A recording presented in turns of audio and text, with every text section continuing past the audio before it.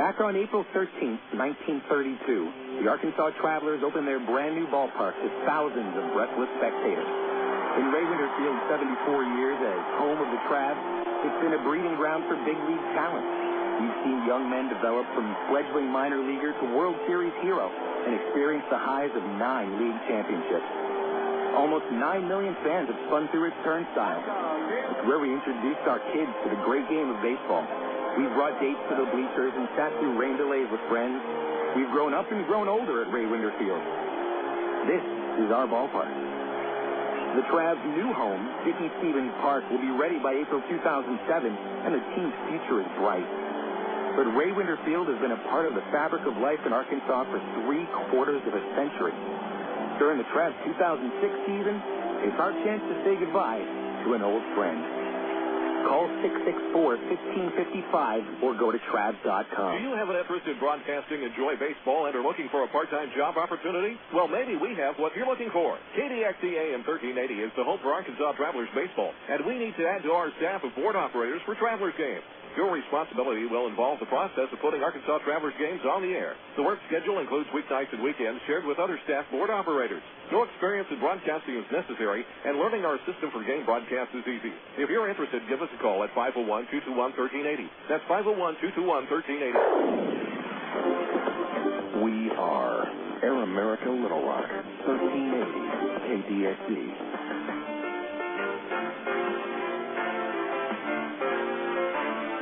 It's time for Arkansas Travelers Baseball. Brought to you by AT&T, Coca-Cola, Allstate Insurance, ICT Technical Institute, Miller Lite, and Arkansas Federal Credit Union. Now, let's head to the ballpark for the ICT Tech pregame show. Here's the voice of the Arkansas Travelers, Phil Elson. Live from Midland, Texas, Arkansas Traveler Baseball is on the air. Well, hello again, everybody. A very pleasant good evening to you. Welcome to Citibank Ballpark in the Permian Basin. Tonight, Minor League Baseball and the Texas League present the Arkansas Travelers and the Midland RockHounds in Game 1 of a 4-game series. I'm Phil Elson with you here in the broadcast booth in Midland. Thanks for tuning in to the ICT Tech pregame show on Air America Little Rock, 1380 KDXE. Travs trying to end a 5-game losing streak today. Travs losing yesterday to the Frisco Rough Riders, a 5-4 final score. Kevin Mahar driving in 3 runs, including a game winner in the 9th inning.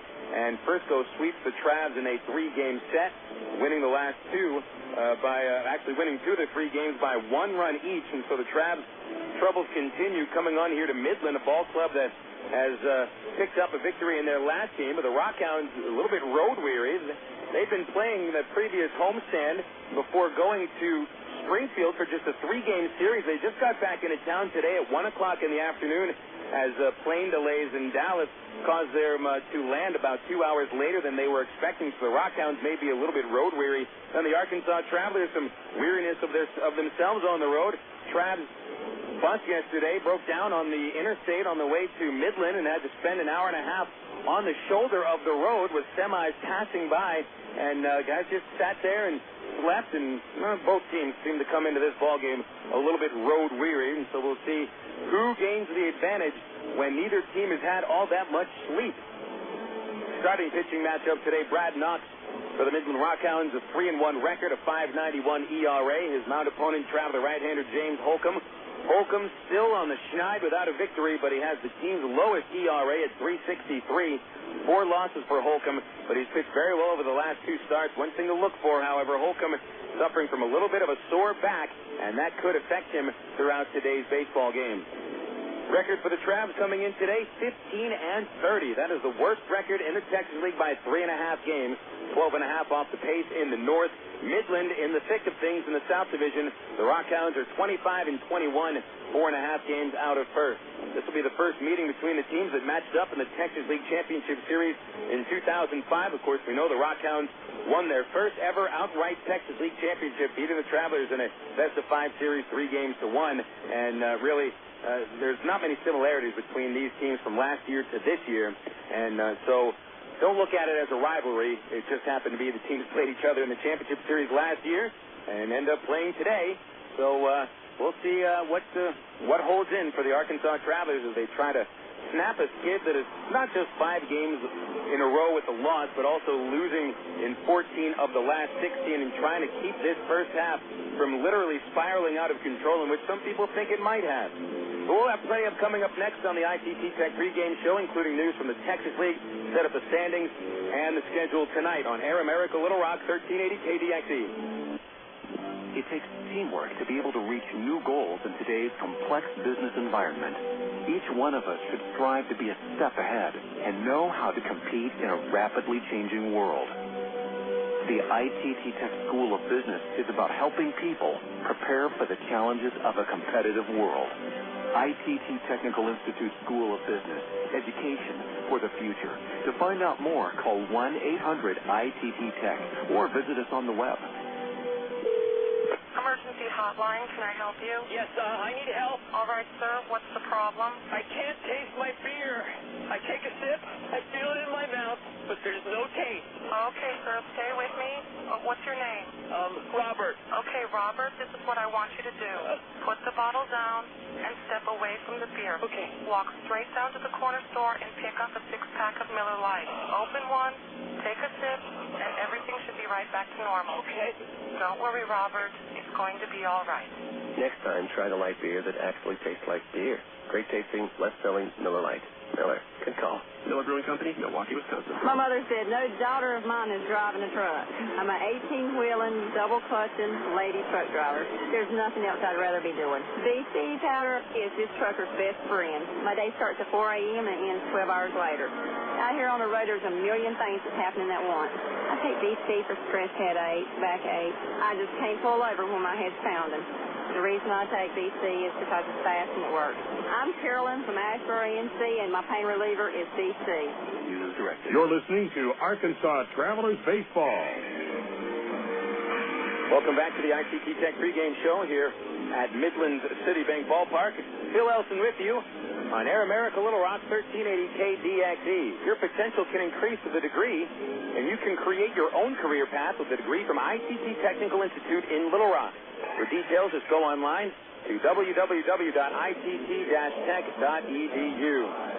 Quick check of the scores yesterday in the Texas League. History made at Tulsa Drillers Stadium as the Drillers tie a franchise high with 6 home runs and a 17-2 shellacking of the San Antonio Missions. Joe Kashansky, who leads the Drillers, hit his 9th. Chris Iannetta, Matt McCree, Troy Tulowitzki, all with their 6th of the year. Judd Thigpen hit his 3rd, and Christian Colonel hit his 1st. Big hit parade for the Drillers. 22 safeties in the game for Tulsa. Ubaldo Jimenez gets the victory. He's 4-2. Ryan Fearben with the loss drops to 1-4. Tulsa won 2 of 3 games in that series. And since the Springfield Cardinals were defeated by Midland 5-3, Tulsa starts today just 2 games in back of Springfield in the North Division. Midland avoided the sweep of the hands of the Cardinals, beating Springfield 5-3 yesterday, with Donnie Bradley picking up his 2nd win and Macbeth saving his 2nd. Juan Richardson hit the only home run of the game. For Springfield, it was his 6th of the year. Cardinals fell to 27-17. Again, 2 games up on Tulsa in the North Division, while Midland stays 4.5 games in back of Corpus Christi. The Hooks won their 3rd straight, shutting out Wichita 4-0. Corpus Christi swept the Wranglers in that series. Juan Gutierrez, 9 strikeouts and 7 shutout innings of work for his 4th win of the year. He was aided by 2 Corpus home runs. Jorge Cortez hit his 3rd. Derek Nicholson hit number 2. And so you look at the standings again, the Cardinals in first place, 2 games in front of Tulsa. Wichita 10 games out on a 4-game losing streak. And then the Travs pulling up the rear, 15-30, 12.5 games out. But Arkansas just 2.5 games in back of 3rd place Wichita. So there's a good chance the Travs don't finish in last place. But as of now, with the 12.5 games to make up, and you only have about 34 games remaining in the first half of the season. You really don't have 24 games remaining in the first half. There's really not much time to make up that big advantage that Springfield has over Arkansas. In the South Division, it's the Hooks, 4.5 in front of Midland. Frisco, even though they swept Arkansas, never picked up a game in the South during that series. The Rough Riders at 23-22, remaining 6 games out. With San Antonio, the only team in the South Division with a losing record. Missions are 17-26. They're 11 games back. Texas League games today. Series starting at Tulsa. 4-game set with the first place Corpus Christi Hooks And the second-place Tulsa Drillers, Emmanuel Ulloa pitching for the Drillers' 3-1 record. Corpus did not announce their starting pitcher. Wichita and San Antonio in a battle of struggling ball clubs, each of them losing 6 of their last 10. They have not announced their starting lineups or their pitchers, and that game will start at 7:05. First place Springfield against third place Frisco in Hammond Field today. Jordan Powell for the Cardinals, a record of 2-1. Frisco not announcing their starting pitcher. Here at Citibank Ballpark tonight, it's the Arkansas Travelers taking on the Midland RockHounds in Game 1 of a 3-game series. We'll have a sit-down chat with an Angel scout by the name of Dale Sutherland. We'll sit with him and figure out what scouting is about after this on Air America Little Rock, 1380 KDXE.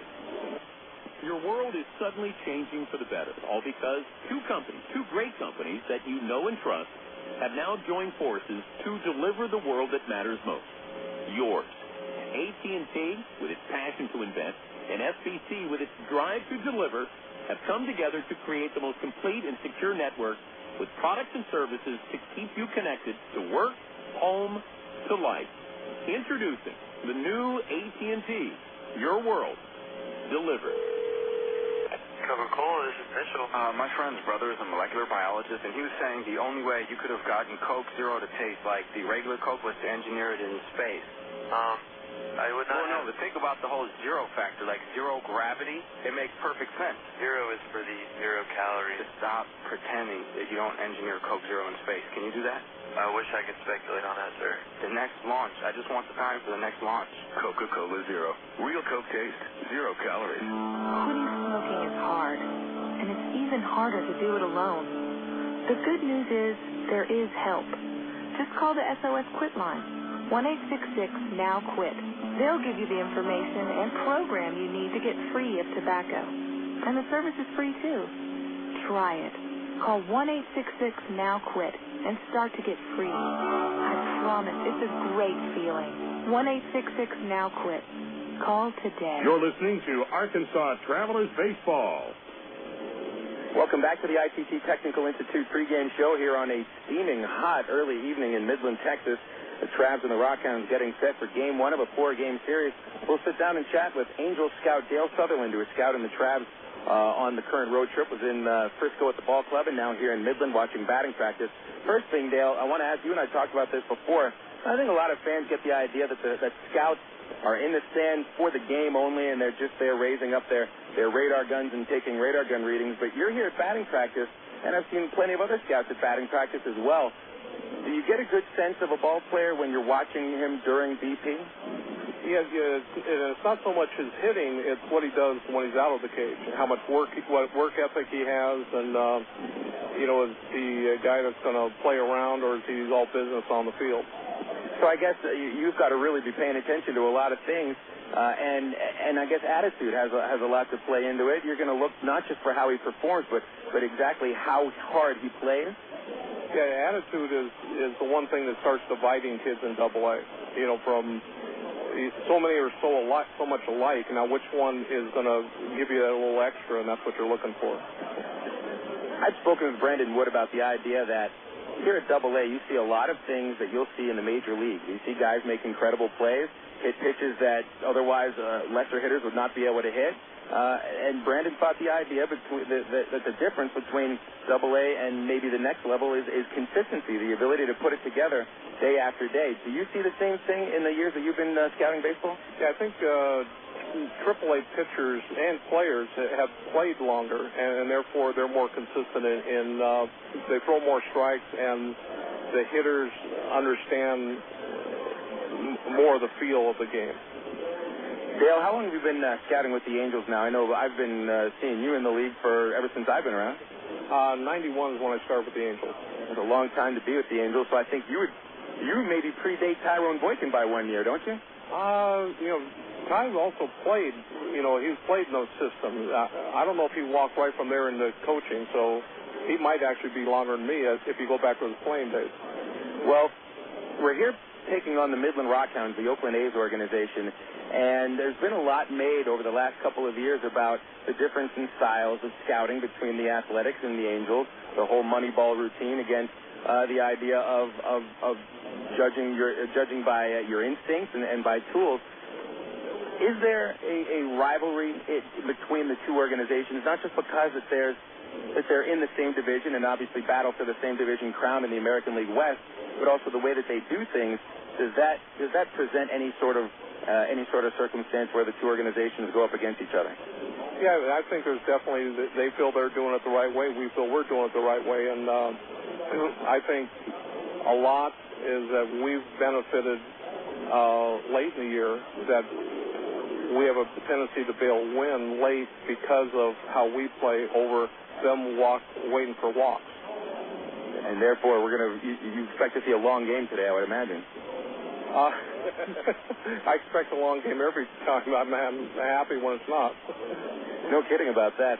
Dale, as we move into the middle part of the season here and the Travs at 15-30, do you report back to the Angels scouting director exactly what you're seeing and who you think is improving and who isn't improving? I won't ask you specifics, but when you're watching the Travs ball club, you're watching your own players specifically. Do you report on them any differently than you would any other team's players? Oh, definitely. You look at them, they're yours compared to the other team, and where a guy helps an organization, even though he might not be a major league prospect. But also, yeah, it's not so much, we send reports in after every game, but we also might, if there's something that I think a guy should be moved up or go down, I would pick up the phone and call Tony.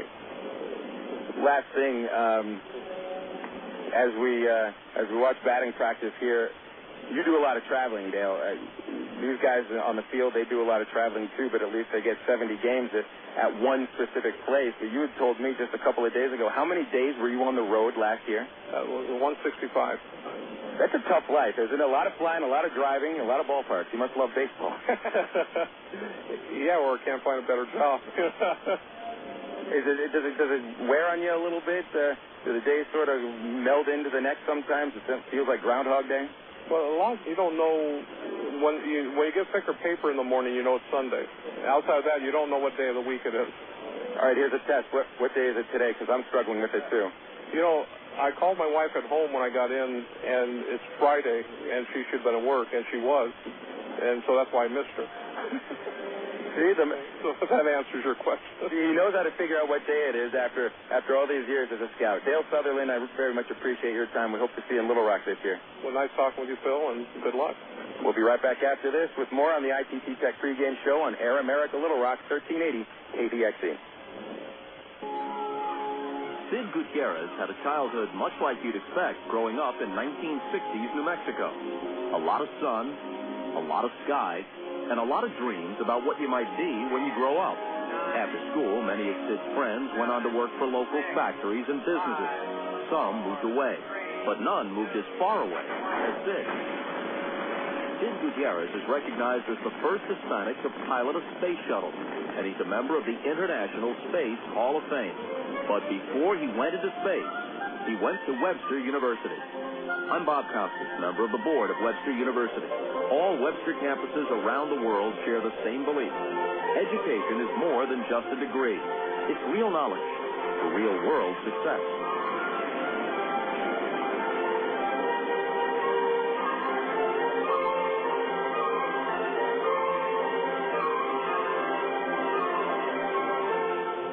An Arkansas Federal Home Equity Loan has a 4-month fixed rate as low as 4.5% annual percentage rate with absolutely no fees. And you can access your loan with Arkansas Federal's new Visa Platinum credit card. Apply online at afcu.org or call 982-1000. A home equity loan with a 4-month fixed rate as low as 4.5% annual percentage rate with absolutely no fees is available today at Arkansas Federal. And you can use your Visa Platinum credit card to access your loan. Apply online at afcu.org or call 982-1000. You're listening to Arkansas Travelers Baseball. 97 degrees and windy, as usual, here in Midland, Texas. It's the ITT Tech pregame show rolling along on AM 1380 KDXE. Air America Little Rock. Bill Elson with you. Take a look at the starting lineup. We'll begin with the Midland RockHounds. Second place in the Texas League South at 25 and 21. They are the defending Texas League champions, managed in his second year by former Major League All-Star Vaughn Hayes. And leading off for the RockHounds today will be shortstop Ronnie Merrill. Batting second is the right fielder Jed Morris. Hitting third, left fielder Travis Buck. Cleaning up for the RockHounds, the returning player, third baseman Vasily Spanos. Matt Allegra in the 5-hole will be in center field. Brant Colamarino batting sixth at first base.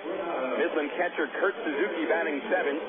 Kevin Melillo bats eighth. He'll be at second base. And the Midland designated hitter Eddie Cornejo rounds out the starting nine. Again, those starting nine: Merrill, Morris, Buck, Spanos, Allegra, Colamarino, Suzuki, Melillo, and Cornejo. The Arkansas Travelers, managed by Tyrone Boykin, posting a record of 15 and 30 with Dwayne Bacon leading off at center field today. Batting second and playing second base, Eric Rodland. In the 3-hole will be shortstop Brandon Wood. Broke out of a slump yesterday with a 3-run homer and 2 other base hits. Greg Porter cleaning up at first base tonight with Matt Brown batting in the 5-hole, playing third base. Catching Bobby Wilson. Wilson in the 6th spot with a designated hitter, Matt Pauley, batting 7th. In the 8-hole is left fielder David Yates. And batting 9th, right fielder Jason Espedo. Starting 9 again for the Travs: Bacon, Rodland, Wood, Porter, Brown, Wilson, Pauley, Yates, and Espedo. Starting pitchers, each a right-hander. Brad Knox for the RockHounds, 6'3", 210 pounds, from Houston, Texas. Drafted in the 14th round in 2002 from Central Arizona Junior College. 8 starts with the RockHounds this year. Knox is 3-1 with a .591 earned run average. For the most part, keeps the ball in the yard. He's allowed just 5 home runs in 42 2/3 innings. He's allowed only 12 walks as well. With 48 base hits in the league, hits .284 against Knox. He has struck out 24 batters this year.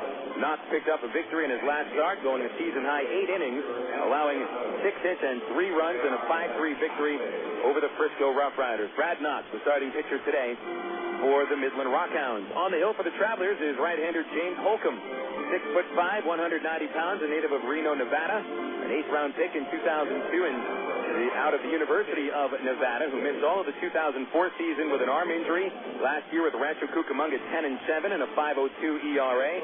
This year he's been the Travs' most dependable starting pitcher, although he has no victories to show for it. Holcomb 0-4 with a 3.63 ERA. He's allowing only a .250 batting average against. Just 10 walks in 52 innings, 50 base hits, 4 home runs allowed, and Holcomb has struck out 34 on the season. Holcomb coming off a fine performance against Springfield Saturday night, limiting the Cardinals to 4 hits and 1 run in 6 innings.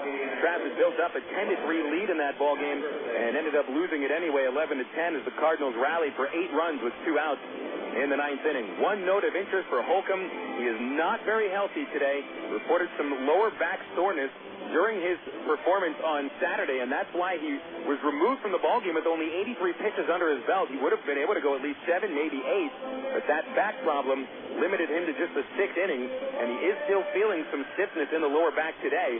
So who knows how long Holcomb is going to be able to pitch. He said that it doesn't bother him when he is throwing the ball or when he follows through. It's when he tries to stand back up from a bent-over position is where the back seems to give him most of the trouble. So hopefully Holcomb is able to battle through that, as the Travelers certainly need a good 6 to 7 inning start today. Waiting for the RockHounds to take their positions. They've got a couple of Little League teams hovering around the first base line while the 2 Midland mascots goof around with the umpire crew. Speaking of your umpire crew, today it is a group of swinging cats. Dean Martin behind the plate, Frank Sinatra calling outs at third base, and Sammy Davis Jr. with his good eye calling the outs at first. Looks like the RockHounds are about set to take the field. A quick reminder about Midland's Citibank Ballpark. This is a ballpark built in 2002, and the grandstand, it sits about 5,500 to 6,000 people in the grandstand. It is a second level where we're located. Sits on some poles right above the last row, and this is the model of Dickey Stevens Park. It's not going to look exactly the same. Won't have the same seating capacity, and another example is the scoreboard here in Midland is in right field. The scoreboard at Dickey Stevens Park is in left field. But when the city of North Little Rock, Stevens Incorporated, and the Travelers were looking at some ballparks across the country, Midland seemed to stand out. Bill Valentine, Patrick Henry Hayes, and the folks from Stevens Incorporated really enjoyed their trip here to Midland, and they are trying to model Dickey Stevens Park, at least of the positive things about Midland Citibank Ballpark, which opened in 2002 as First American Bank Ballpark. The positive here is it's a wide-open concourse. You can see the action no matter where you are standing in this ballpark, and you will never have your view blocked by somebody that is walking in the aisle in front of you, because there are no aisles that separate the stands from the first section to the second section. Just the aisles are the ones that go vertically rather than horizontally. So this is a very comfortable ballpark. Big picnic area in the right field corner. But the measurements here at Citibank Ballpark, not quite what we're going to have at Dickey Stevens Park. It's a big yard. 394 feet into the right center field power alley. This is the deepest power alley in all of the Texas League. 410 feet to dead center. Down the right field line, measures about 330. Same down the left field line. The Travelers bullpen located in the left field corner, while the Midland bullpen in the right field corner. And there's a little bit of a hump in left field, and left center field's only about 365 feet away, and then it's curved out even a little bit more, about 384 feet, to where the end of the Traveler bullpen is located in dead left field. And it's not possible to rob a home run here at Citibank Ballpark, unless you're jumping around the bullpens. The bullpen fences stand about 10 feet tall. The rest of the fence is anywhere from 12 feet tall to 15 feet tall. So you can rob a home run down by the bullpens in center field, right and left. No way possible unless you've got go-go gadget arms. It looks like we're starting late today, as the RockHounds starting pitcher Brad Knox has just now begun to walk down the right field line along with his starting catcher. And so it seems as though the RockHounds got into town late. Their schedule been a little bit late. Midland did not take batting practice. They didn't even take any infield practice. They just loosened up their arms in right field. This is a ball club that got maybe 4 or 5 hours of sleep. They actually stayed in Little Rock yesterday. After completing their afternoon battle at Springfield, they drove down 65 through Conway, stayed in Little Rock for a night. Didn't have a hotel when they first got there. Had to wait a couple of hours before finally finding some rooms. They got up in the morning at 4 o'clock for a trip out of Little Rock on Southwest Airlines to Dallas and then here to Midland, and they had to wait for another hour and a half to 2 hours in the airport in Dallas because of a plane problem. And so this is a ball club in Midland that might be chopping at the bit a little bit. And you look at the Arkansas Travelers, they're chopping at the bit as well just to pick up a win. 5 straight losses and 14 of the last 16 games for the Arkansas Travelers. It's starting to become too much routine for Arkansas. They need to pick up not just one win in this series. It's time to win a series, and taking on a team in Midland that usually plays the Travelers very well. Now the RockHounds take their positions. We'll take that last break on the pregame show and return with the first pitch on Air America Little Rock, 1380 KDXE. Make your plans now to see the best racing under the lights at Texas Motor Speedway, June 8th, 9th, and 10th. You won't want to miss another incredible finish like this one from 2002. Here we come once again. It's going to be the line. The winner's going to be Sam Ornish Jr. by 96 thousandths of a second. The Oak Creek Homes qualifying day for the IRL and the NASCAR Craftsman Truck Series will be Thursday, June 8th. On Friday, June 9th, David Starr, Dennis Setzer, Todd Boda, and the rest of the Craftsman Truck Series will go door to door and heat up the asphalt in the Samstown 400. But the weekend would not be complete without the fearless drivers of the Indy Racing League at speeds over 200 miles per hour in the Bombardier Learjet 500 Saturday night, June 10th. Could it be Dan Weldon, Sam Hornish Jr., Tony Kanaan, or Danica Patrick claiming the Texas victory? Don't miss the action under the lights. Call 817-215-8500 or visit TexasMotorSpeedway.com. Texas Motor Speedway, celebrating 10 years strong. You're listening to Arkansas Travelers Baseball. We're so gallantly streaming, and the rockets red glare, the bombarding air, gave proof through the night that our flag was still there. Oh, say does that star-spangled banner yet wave? For the land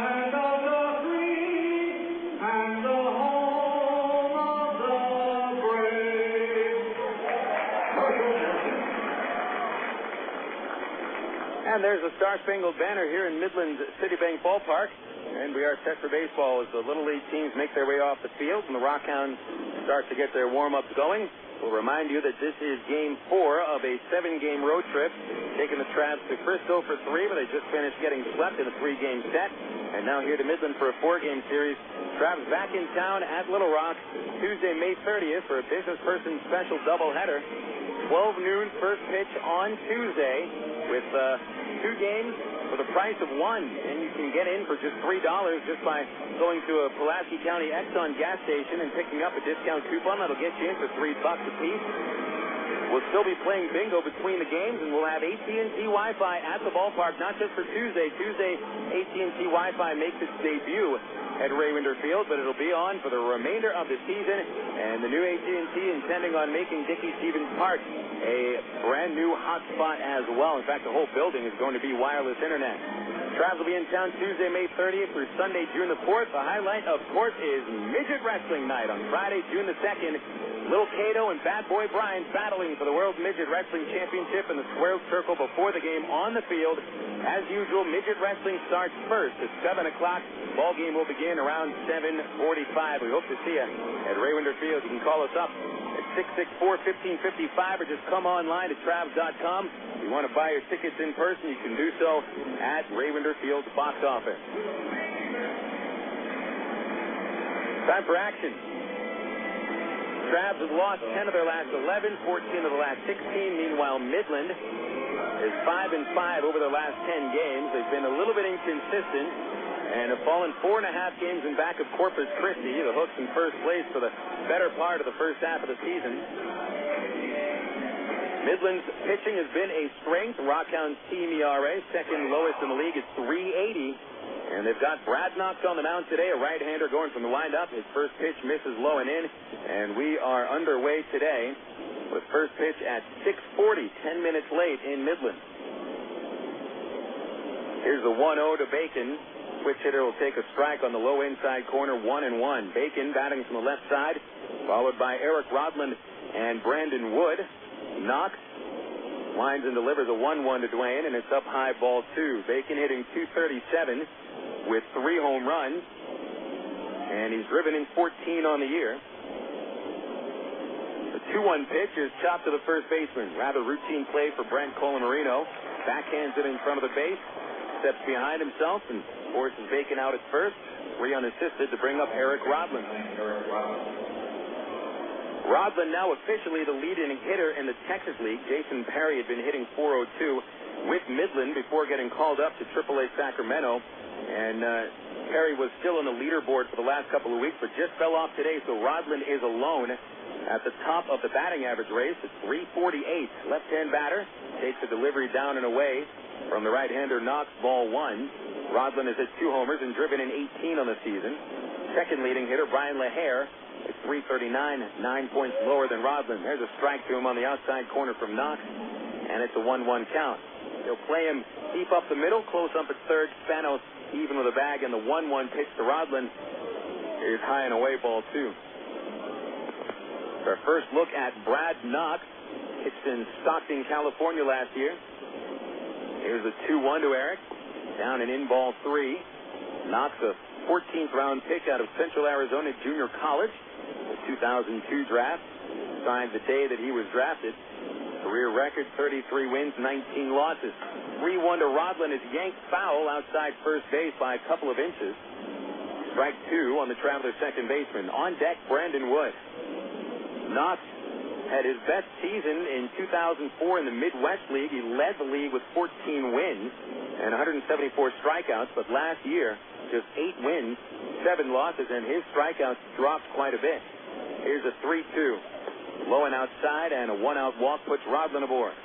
Walk number 13 allowed by Knox this year. He's always had good command, never walking more than 34 batters in a season. But he puts Rodland on base, 20th free pass taken by Eric this year. And now it'll be Brandon Wood standing in. Wood finished his long slump yesterday with a 3-for-4 night, including his league-high 15th double. and his team-leading 9th home run. Here's a pitch to Brandon. Inside, and it is ball one to the right-handed batting shortstop. Woods average is 256 now. He's hit 9 homers, 34 runs batted in. Rodlin creeping away from first base. They play for 2 on the infield. Knox from the stretch. He'll throw to first, sending Rodlin diving back in. Knox, we mentioned in 2004, he was one of the top pitchers in the Midwest League with the second lowest ERA at 2.59. But last year in a hitters league in the California League, the ERA went up over a run and a half. A 1-0 to Wood, big swing and a foul back. And it's a 1-1 count on Wood with Greg Porter on deck. 0-0 just underway here in Game 1 of a 4-game series with the litigants of the Texas League Championship Series from last year. Midland winning it in a 5-game series. Actually played it in 4. Here's the stretch by the right-hander, Knox. And a throw to first base. Rodlin is back in. Knox stands 6'3", weighs 210 pounds. Pitches from the first base side of the rubber.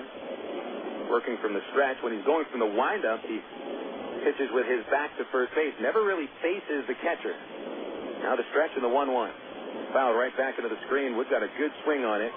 But it was right on the hands, and it's a 1-2 count on Wood. Knox with 3 victories, 1 loss.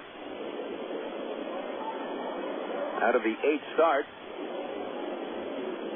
Midland has won 4 of them and lost the other 4, but Knox with just 1 loss himself. Count 1-2 on Wood. Here's the pitch. A slider caught him looking on the outside corner.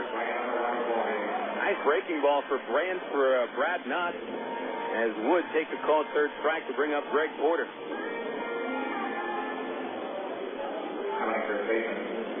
Number 8, Greg Porter.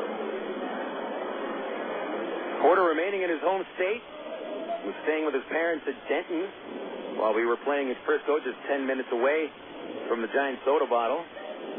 We're quite a ways down the street from Denton now, about 6 hours. Porter, left-hand batter, hitless over the last 2 games. Here's the pitch. Check swing, and a foul ball hit the catcher Suzuki, and it may have got him on his right leg. He seems to be all right, but shaking it off. Strike 1 on Porter. Give you the fielders behind Knox. It's Travis Buck in left, Matt Allegra in center, right fielder Jen Morris. Allegra has a very strong arm. Vasily Spanos at third base. Ronnie Merrill at shortstop. Merrill, 3 years ago, was a shortstop for Tulsa. And Kevin Melillo at second base playing deep. Cola Marino holding Rodlin at first. Catcher is Kurt Suzuki, top-rated defender. Now the stretch and an 0-1, but instead of throw to first base. And diving back in is Rodlin. He is safe. As I mentioned, Porter hitless over the last couple of games. His first consecutive overs since April 27 to 28. The 0-1 hit him. Got him on his foot as Knox went to the slider, but it slid too much. And it hit Porter's right foot, right on the tender part, too. Right on the top of it, not on the inseam. So we'll see how that affects Greg as he runs throughout the rest of the day. RBI opportunity for Matt Brown. It's been a while for Matt since he's knocked a run home. 18 games since his last run batted in, covering 70 at-bats. But a chance for Brownie to give Arkansas the lead in the first inning. Knox, who has a 5.91 ERA, has allowed 5 runs in the first inning this year over his 7 starts. Here's a pitch to Brown. Breaking ball, strike 1 call. Brown yesterday 0 for 3. Took a walk. Had the best opportunity to drive in a run for the Travs. He had a check swing, little ground ball, leaving a couple of men in scoring position in the middle innings. Here's an 0-1 pitch to Brown. Fastball inside. 1 ball, 1 strike. Brown 1 for 9 in the series at Frisco. His average has fallen to 273. At the time of the start of the slump, the average was 100 points higher. 6 homers for Matt, 17 driven in. Off of second, Rodlin, and Porter away at first. Here's the 1-1. Swung on, line drive into center field, but right to Matt Allegra. He goes back and makes the catch as the wind picked it up a little bit and fooled Allegra. He stumbled back, backpedaled, and made the grab, saving perhaps a 2-run triple for Matt Brown. So Brown hit it well, but unfortunately right where the center fielder was standing. So the Travs with no runs in the first, no hits, 2 men stranded. We'll go to the bottom of the first, see how James Holcomb is feeling today as he takes on the Midland RockHounds. It's Air America Little Rock, 1380 KDXE. In 1998, New York City marathon runner German Silva made a huge mistake. 1/2 mile from the finish line, he took a wrong turn. When he heard yells from the crowd and saw the looks on their faces, he realized his mistake. He immediately turned around, but the error cost him a crucial 15 seconds. His only hope for winning now was to sprint to make up for lost distance. Did he have the energy? Could he do it? He later said, "Too much work had gone into this race. I had to fight it out." He was able to make up the lost distance and finish first in his division, but only because he refused to allow a wrong turn to knock him out of his quest for the prize. I'm Mark Evans, pastor of the church at Rock Creek. You know, there are times in life when we make a wrong turn. But when we discover that it was a wrong turn, the wise person changes direction. Cotton candy here. Get your cod. Any peanuts? Nope. Hot dog. Slushy. Nada. Camel corn? No. Can I get something other than cotton candy? Pink of blue, mister. Pink of blue. Variety is a good thing, especially when it comes to orthopedic services. That's why Baptist Health in Ortho, Arkansas provide the most comprehensive orthopedic care the state has to offer. From outpatient procedures to rehabilitation and prevention. To reach a specialist or for more information, call Baptist Health Healthline at 227-8478 and get back to the things you love. Actually, I do have peanuts. Really? Nah, just kidding. You're listening to Arkansas Travelers Baseball. Moving on to the bottom of the first inning here at Citibank Ballpark. Cloudy skies up above us. A little bit of sunlight left. It was hot today, folks. 99 degrees in the Permian Basin. You felt every single ounce of those 99 degrees. Sure, there was a little bit of a wind to cool you off, but it was one of those hot Texas breezes. Not one of the cool breezes you look for when it's 99 outside. James Holcomb warming up. A little couple of grimaces on his face after throwing some of the warm-up pitches. His lower back has not been feeling solid since his performance on Saturday night against Springfield. And a bus ride from Frisco to Midland last night isn't going to help a sore lower back at all, no matter what kind of a bus you're riding in. See what James brings to the table today. Leadoff batter for the RockHounds is shortstop Ronnie Merrill. Merrill, a .262 hitter with 2 home runs and 13 RBIs. Former Tulsa driller from back in 2003. Switch hitter batting from the left side. Here's Holcomb's first delivery. And it is a little inside for ball 1, turning Merrill away. Jed Morris on deck. Then Travis Buck. Merrill in his first year as an A's farmhand came over from the Padres. Here's a 1-0. Holcomb fires a strike on the outside corner with a good fastball, 1-1. Merrill last year, AA Mobile and AAA Portland. Most of the time at AA in the Padres. 246 average. Here's a 1-1. Flat foul out of play left side, strike 2. Merrill with Tulsa in 2003 had an injury-filled campaign. Batted a career-low 181. You can remember him being a shortstop with decent range, though he did commit 19 errors in 62 games. Crouches down over the corner of the plate. Here's the 1-2. Inside with a slider. Even counted 2 balls, 2 strikes. James Holcomb, 0-4.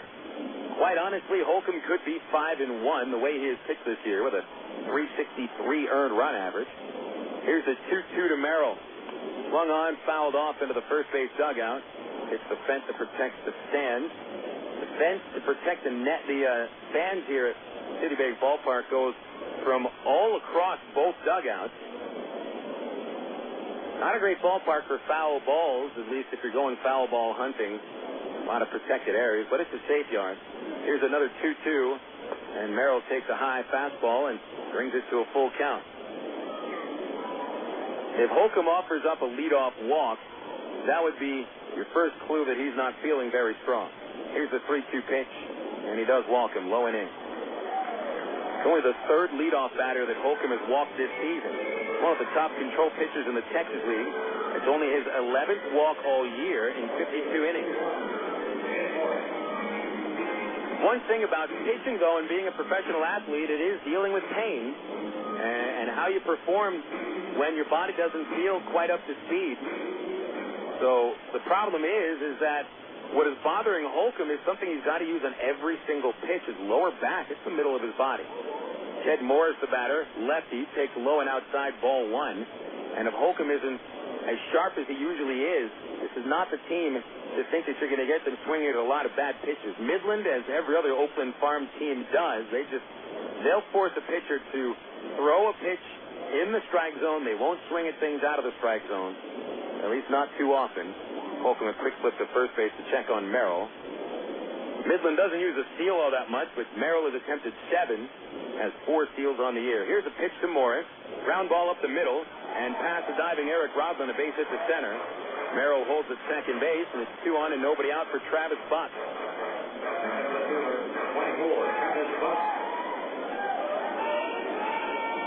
So a leadoff walk followed by a sharp single to center by Morris. That'll bring Buck to the plate. One of the top prospects in the athletics organization. Buck in his 12th game with Midland after spending the first 34 games of his season with single-A Stockton in the California League.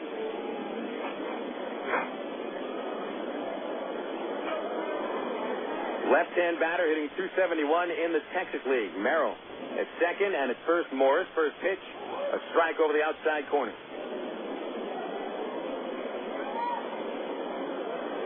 0-1 on Buck, who batted .349 in the California League before the promotion to Double-A. And now an 0-1 pitch, chopped outside first, a foul ball, and Holcomb quickly ahead, 0-2.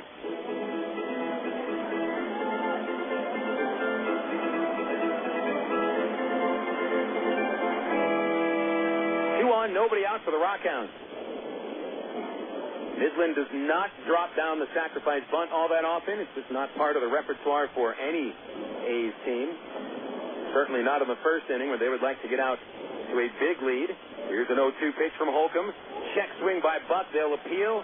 He did not go, said the base umpire Frank Sinatra, who's standing in the middle of the field. And we all know you don't mess with Frank Sinatra. 1-2 to count on Buck. On deck, Vasily Spanos. Buck standing 6'2", weighs 205. Stands deep in the box. Runners take the lead. Wood holding Merrill at second. Here's Holcomb's 1-2. Sharp ground ball, base hit between third and short. Merrill charges around third, and David Gates will throw into third base. 1-0. And there's our first sound of the train horn this year. Buck's RBI single makes it 1-0 Springfield. Still nobody out. First and second for the cleanup batter, Spanos.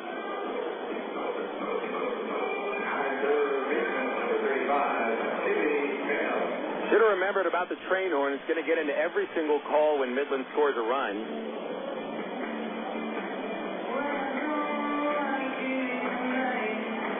So a walk followed by consecutive singles, and Morris and Buck not over swinging. They hit sharp ground balls where infielders are not standing. Now Spanos, leading hitter on the ball club with 7 homers and 30 RBIs. Holcomb needs a double play ball. His first offering hits the outside corner for a called strike. 6th run that Holcomb has allowed in the first inning this year. He's only given up a run each in the second and the third, but quickly falls behind today. Still hasn't recorded an out. Here's an 0-1 to Spanos. Swung on and missed on a curveball. Strike 2. Spanos has cut his hair a little bit. He had a giant mop of a throw in the Texas League Championship Series last year, and that went along with a Jim the Anvil Neidhart beard and mustache. But he's shaved it a little bit. 304 hitter, good batter. The 0-2 is high, ball 1. Spanos also takes one of the most vicious hacks you will ever see. He lays the bat on his right shoulder as he steps into the batter's box, and he never gets cheated on a swing. Even on 2 strikes, he's going to let it fly. Holcomb checking second, and now the 1-2 pitch. Low and away, 2 balls, 2 strikes. Holcomb's been to 2 strikes on 3 of the first 4 men he's faced, but has not been able to put any of them away. Spanos, 7 homers, 15 doubles. Wind may play a part in this ball game. It's blowing in from right field. Here's the 2-2 from James. Pop-up, first base side, foul ground. Heading over to the dugout, Greg Porter, but it's well into the seats. A few rows up there. 2 balls, 2 strikes still on Spanos.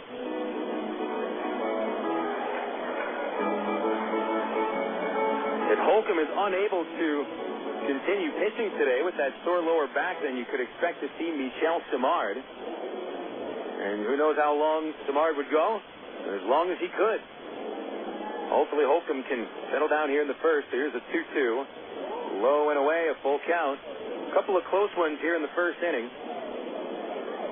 3-2 on Spanos. Holcomb walked Merrill, the leadoff batter, on a 3-2 pitch. And Morris single to center. Buck, RBI single to left for his 8th AA RBI. And now it's 3-2 to Spanos with Matt Allegra on deck.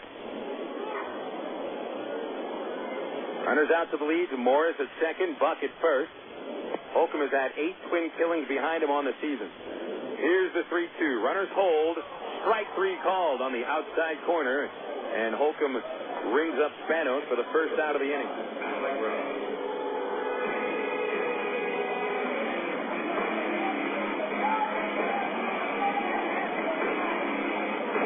Matt Allegra stands in with that scary music playing behind him. I'm sure it's the kind of music that fires up Matt, but I think it's also the kind of music that frightens 2-year-olds. But hey, he gets to pick his own music. That's fine. Allegra hitting .295, tall right-handed power hitter. Curveball from Holcomb over the outside corner called strike 1. Allegra been here at AA for 4 seasons now. Started at 2003, which was his 4th professional season. Was injured most of 2004 and had a horrendous AA campaign last year and was demoted to single A. There's another strike from Holcomb over the outside corner. Allegra backs out of the box, and there's some cat calls from the fans here in Midland. Hey, that's Dean Martin behind the plate. You know who Dean Martin is? You don't heckle him. 0-2 on Allegra. 3 homers, 14 RBIs. Started the season at Stockton in the Cal League and was 1 for 24. Here's an 0-2. A little away, ball 1. Allegra strikes out a lot.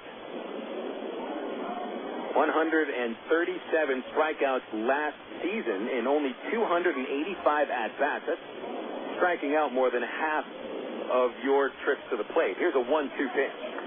Swung on ground ball, hugging the line at third. Bounces away from Matt Brown. It goes down the third base line. Morris scores from second. Buck goes to third base. Allegra into second with an RBI double. It's 2-0 Midland. And the 6-hitter Cola Marino has 2 men in scoring position.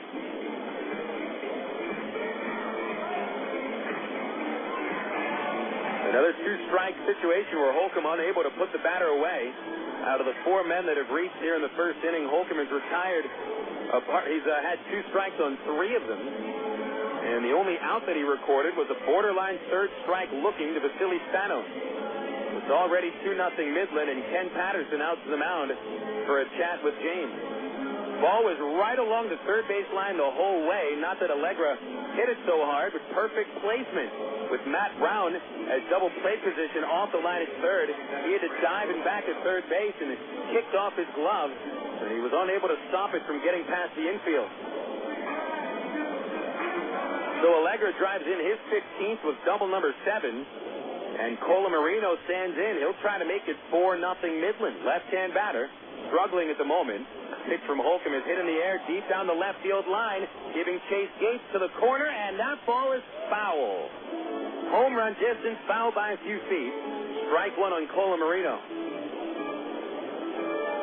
330 feet from home plate to the left field corner. That ball went a good 370 feet at least. And foul by just a little bit. David Gates chased it all the way to the corner and then realized it was going to go foul. So it's 0-1 on Cola Marino, a .230 hitter with 4 homers, 16 driven in. The 0-1 pitch is fouled straight back, strike 2. Cola Marino, I got to admit, it's very unusual to see him back in the Texas League after what he did last year. Over his first month and a half at Midland, he drove in 45 runs in a .321 in 46 games. And a year ago tomorrow, he had driven in 6 runs against the Travs with a grand slam and a 2-run double.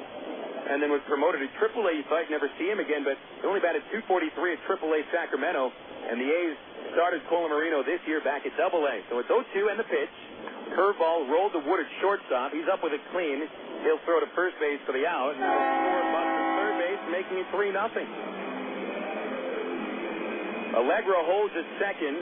Colomarino credited with his 17th horn blown, and it's 3-0 Midland to bring up Kurt Suzuki.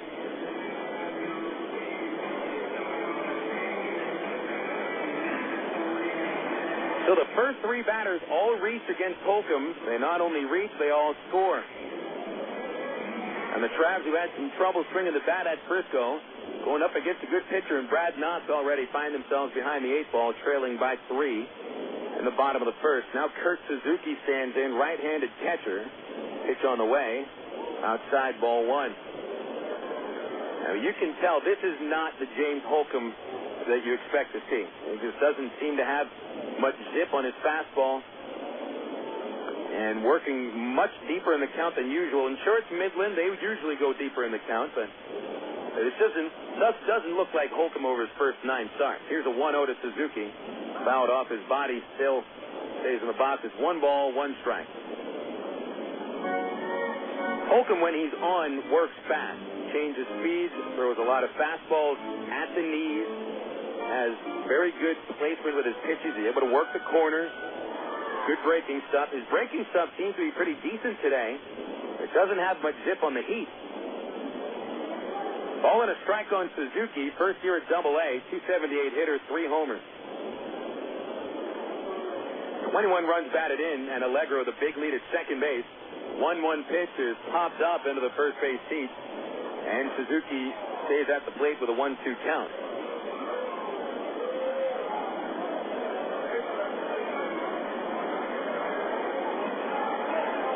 Suzuki broke a slump yesterday with 3 hits, including 3 runs batted in. Only hitting .200 over the month of May. Allegra, after the RBI double, still at second. 2 outs. Holcomb's 1-2. Fouled straight back. Suzuki chased a high fastball. Got a little piece of it. Suzuki from Maui. Maui does have a rich baseball history, which includes a spring training home for the New York Giants. It actually was the San Francisco Giants in the 60s. Pitch outside, 2 balls, 2 strikes on Suzuki.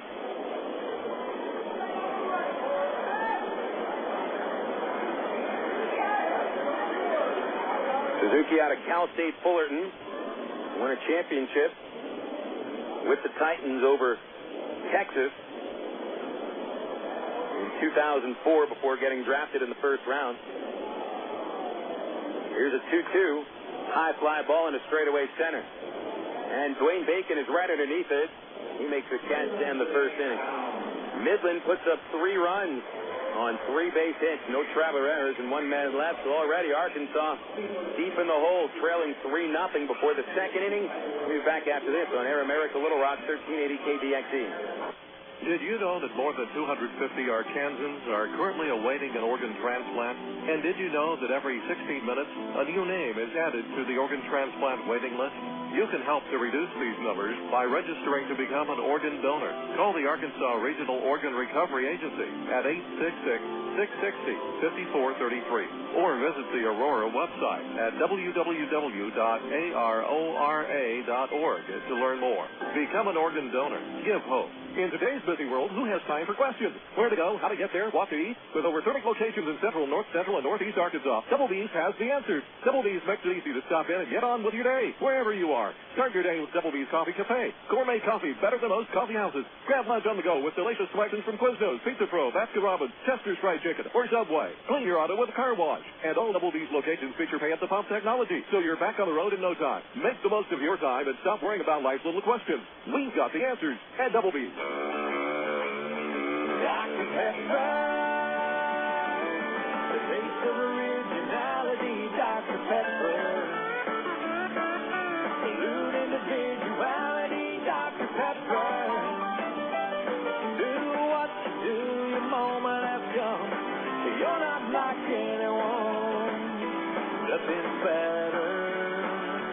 Dr. Pepper. You're listening to Arkansas Travelers Baseball.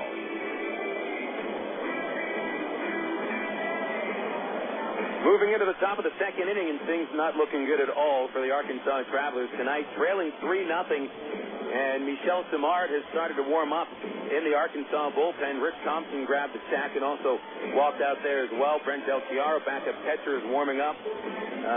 Simard, and it looks like Simard will be coming on for the second inning. As I mentioned, folks, James Holcomb just does not look like James Holcomb in the first inning. That sore lower back forced him to throw more pitches than he usually does in an inning. He threw 32 pitches in the first inning, walking the first man he faced, allowing 3 hits and 3 runs. And apparently today not the day for Holcomb. And now I guess the next question would be, does Holcomb have to go on the disabled list? Will he be able to make his next start? He'll have a few days. He should be starting in the doubleheader on Tuesday against Frisco, but hopefully over the next 6 days or so his back can quiet down a little bit. So the Travs will have to outslug the RockHounds today. Bobby Wilson standing at the plate to lead off number 2. And the first pitch, a strike from Brad Knox. Big breaking ball. We've seen a lot of big sliders from Knox here in the early going. Wilson, 1 for 7 in the series at Frisco. Cuts and misses on another slider, strike 2. Wilson sat out yesterday after ending a hit streak at 6 in a row with an 0 for 4 on Tuesday. Still Wilson hitting .306, one of the top averages for any Texas League catcher. 0-2, fouled over the press box. Still no balls, 2 strikes. Wilson followed by Matt Pauley and David Gates. Travs had a couple of men reach base in the first as Knox walked the batter and hit another. Here's the windup. Pitch to Wilson in the dirt, ball 1.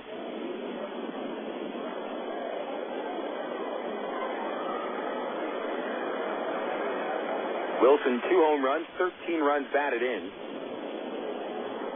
During that 6-game hit streak, Wilson would have had a few more hits.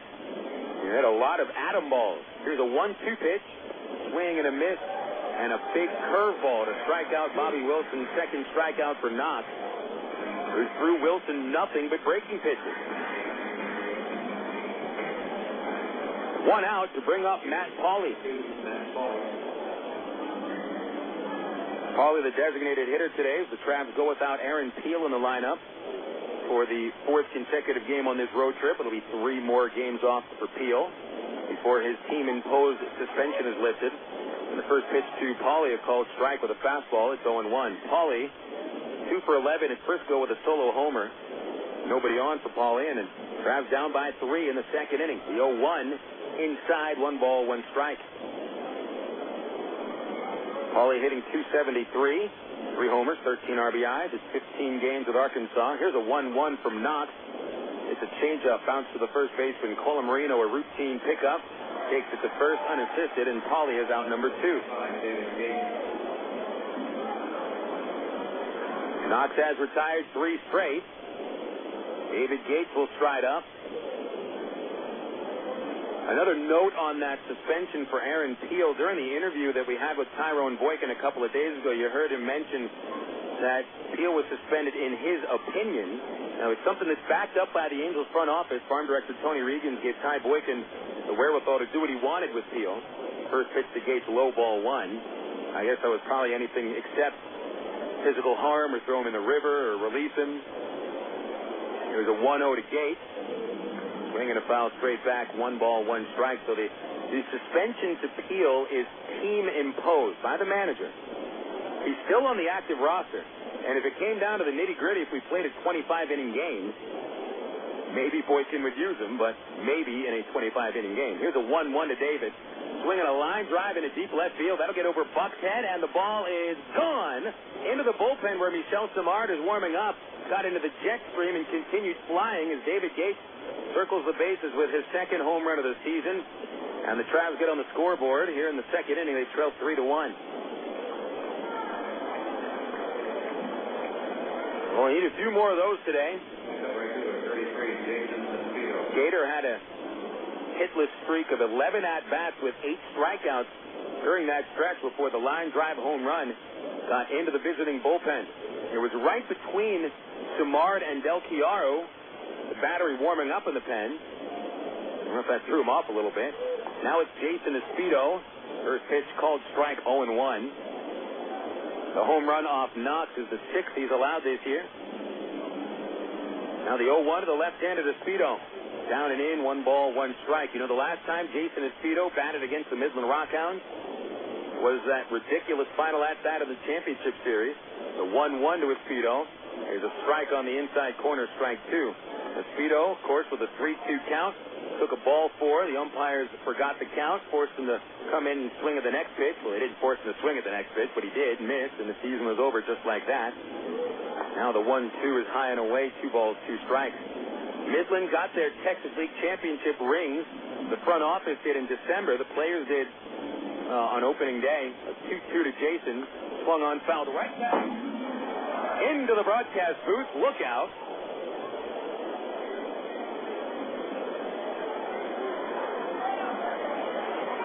That hit the post right between me and Buzz.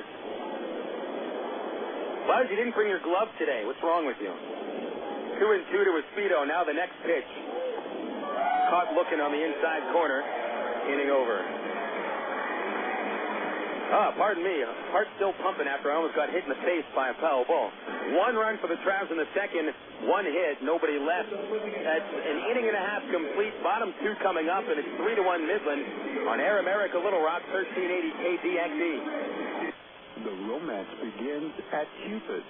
Choose from Central Arkansas's largest selection of apparel and lingerie in every size, style, and color. And don't forget the wide selection of menswear, toys, massage oil, and lotion. It's Cupid's Lingerie and more. 2585 Donady Street in the Townsend Plaza, Conway, 65th and Scott Hamilton, and 9700 North Rodney Perelman, Little Rock, plus 3360 Central Avenue in Hot Springs. Just look for the purple neon hearts, and you'll know you're in the right place.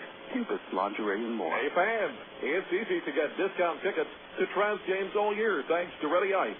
Arkansas's #1 ice company, Ready Ice presents Ready Ice Wednesdays at Wayne Winder Field. Just pick up a discount coupon for any Wednesday Travs home game anywhere Ready Ice is sold, like most Shell and Exxon gas stations. Bring the coupons to the Travs box office for $3 general admission tickets to any Wednesday home game. That's Ready Ice Wednesdays at Wayne Winder Field all season long.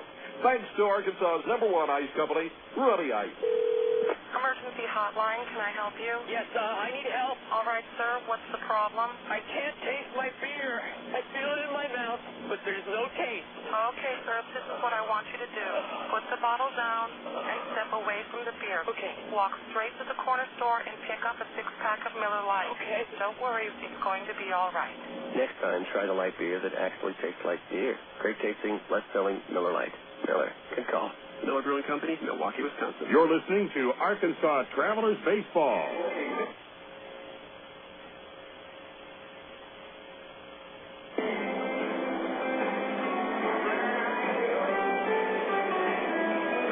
Pitching change made as the Arkansas Travelers dip into the bullpen of the second inning.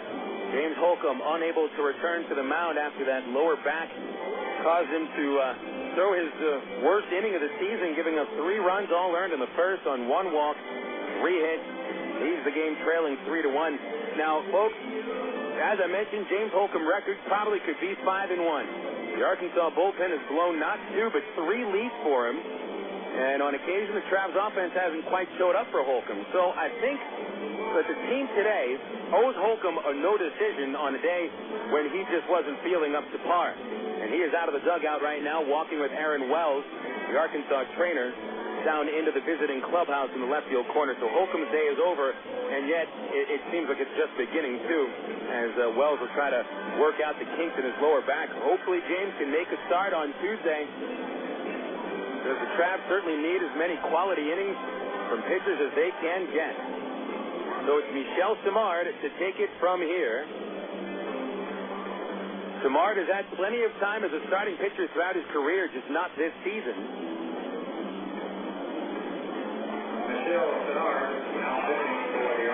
Simard coming out of the bullpen for appearance number 12 with Arkansas. 3 2/3 innings in his last outing, and none of Simard's last 3 appearances have gone less than 3 innings. So he should be able to get the Travs at least into the 6th. Hopefully he can go longer than that. Simard saw 3 2/3 scoreless on Sunday against Springfield, so coming off his best outing at Double-A. First batter to face Kevin Melillo fouls the ball away, strike one. So it's Simard for the moment. Simard out of Quebec. Michel Simard, 6'4", 200 pounds, and he's 24 years old. Melillo, a left-hand batter, hitting .270, and the 0-1 on the way. High, 1 ball, 1 strike to Melillo. Eddie Cornejo on deck, and then Ronnie Merrill. 3-1, the Midland RockHounds leading in the bottom of the second. Target on the inside corner for Wilson. Simard's pitch is too high, and it's 2 balls, 1 strike. Melillo torched the Travs in the playoffs last year. There's a 2-1, swinging a high fly deep down the left field line, home run distance. If it's fair, it's a homer, but it goes foul. And instead, it's a 2-2 count.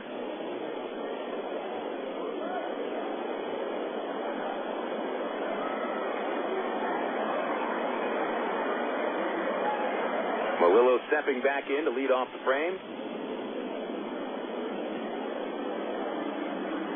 Simard hands over the head. The 2-2, inside corner, strike 3 with a fastball. So Melillo strikes out. Eddie Cornejo coming up next.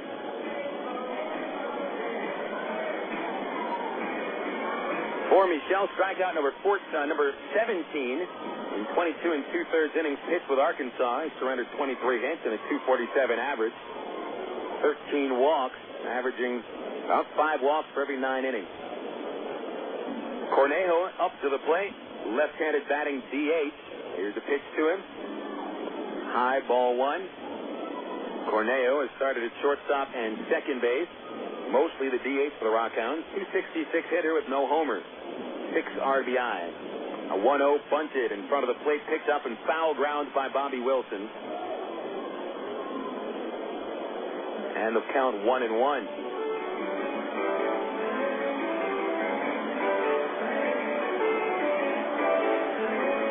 3-1 Midland in front of the second.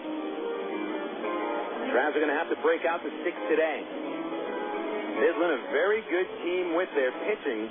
Well, they lost their closer, Alex Santos, to a promotion to AAA. They'd had Jason Windsor here at AA Midland for the first month of the season, and he's since gone to AAA. There's a 1-1. Cornejo slaps it foul, strike 2. So Midland, a bit of a team in flux these days. Losing one of their top starters, losing their closer. They still haven't seen them miss much of a beat in the starting rotation. Every one of their starting pitchers, with the exception of Knock, has an ERA under 4. Here's a 1-2 to Cornejo.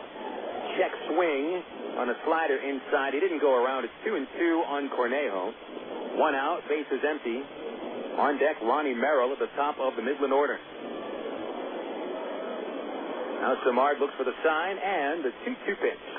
Fly ball to left field, hit well. Gates going back, warning track, has a beat, and he makes the catch.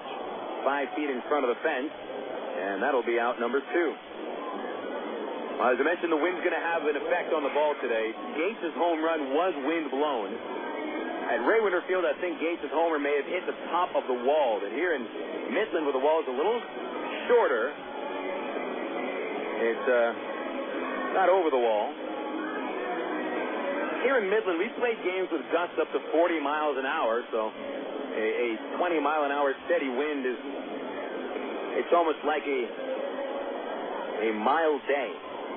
Here's Merrill, who walked in the first and scored the first run of the game. Pitch is high from Simard, ball 1. James Holcomb giving up the 3 runs in the first. Simard, in his first inning of work, has set down 2 in a row. 1-0, Merrill yanks a line drive base hit between Porter and Rodland. Right fielder Espedo comes up clean with it. So Merrill has collected his first hit of the ball game, the RockHounds' 4th, and the first one off of Michel Simard.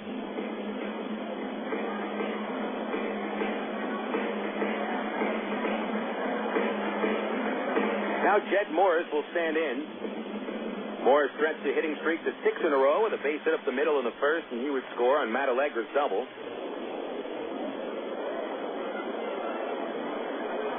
Jed Morris, 5'11", 199 pounds. There's the runner going. Pitches high. Bobby Wilson fires to second. Good throw. In time for out number 3. Merrill slides into the tag of Brandon Wood, and a close play at second. That'll end the second inning. No runs for the RockHounds, 1 hit, nobody left. 2 innings complete heading into the third. It's 3-1, Midland over Arkansas. This is Traveler Baseball on Air America Little Rock, 1380 KDXE. Make your plans now to see the best racing under the lights at Texas Motor Speedway, June 8th, 9th, and 10th. You won't want to miss another incredible finish like this one from 2002. Here we come once again. It's going to miss the line. The winner's going to be Sam Ornick Jr. by 96 thousandths of a second. The Oak Creek Homes qualifying day for the IRL and the NASCAR Craftsman Truck Series will be Thursday, June 8th. Friday, June 9th, David Starr, Dennis Setzer, Todd Boda, and the rest of the Craftsman Truck Series will go door to door and heat up the asphalt in the Samstown 400. But the weekend would not be complete without the fearless drivers of the Indy Racing League at speeds over 200 miles per hour in the Bombardier Learjet 500 Saturday night, June 10th. Could it be Dan Weldon, Sam Hornish Jr., Tony Kanaan, or Danica Patrick claiming the Texas victory? Don't miss the action under the lights. Call 817-215-8500 or visit TexasMotorspeedway.com. Texas Motor Speedway, celebrating 10 years strong. Do you have an interest in broadcasting, enjoy baseball, and are looking for a part-time job opportunity? Well, maybe we have what you're looking for. KDXE AM 1380 is the home for Arkansas Travelers baseball, and we need to add to our staff of board operators for Travelers games. Your responsibility will involve the process of putting Arkansas Travelers games on the air. The work schedule includes weeknights and weekends shared with other staff board operators. No experience in broadcasting is necessary, and learning our system for game broadcasts is easy. If you're interested, give us a call at 501-221-1380. That's 501-221-1380. We are Air America Little Rock, 1380 KDXE, North Little Rock. 3-1 score, Midland leading Arkansas in the first game of a 4-game series. I'm Phil Elson. Join us tomorrow at 6:30 first pitch, airtime 6:10. Game 2 of the series tomorrow night. Dwayne Bacon to lead off the third. He grounded out back in inning number 1. Shows bunt, bunted foul, and a strike to start his at-bat. Brad Knox gave up a solo homer to David Gates in the second inning, leading the only Traveler run so far. It's the only hit off of Brad Knox. Bacon, a switch hitter, 2 for 12 over the road trip. The more Bacon gets on base, the more the Travs will score. Now the 0-1. Breaking ball, strike 2. Oh, boy. Brad Knox has the breaking stuff working today.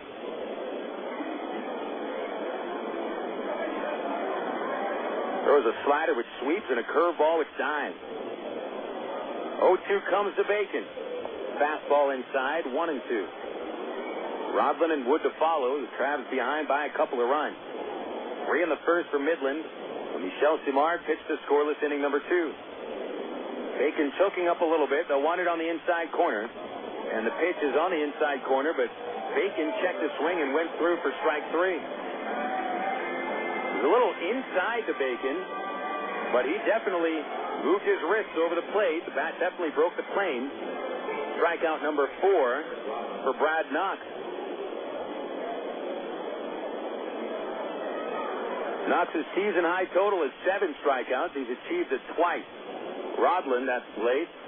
First pitch, low ball 1. Rodlin walked in the first. Second free pass of the road trip for Eric, and his 20th on the year. Here's Knox with a 1-0 pitch.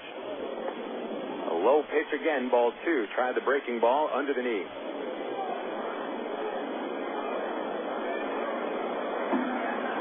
Knox with a kick and a 2-0.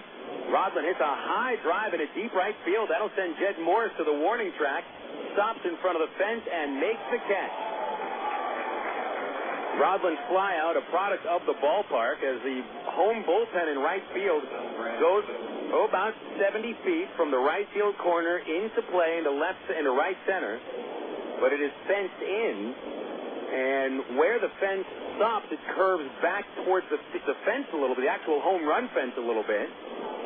And there's a difference of about 10 feet from where the bullpen fence ends and the home run fence begins. And Rodlin hits that ball just to the right of the bullpen. Here's Brandon Wood. First pitch swinging, pops it up over to the first base seat. Cole Marino drifting over to the first row, runs out of room. It is 3 rows deep.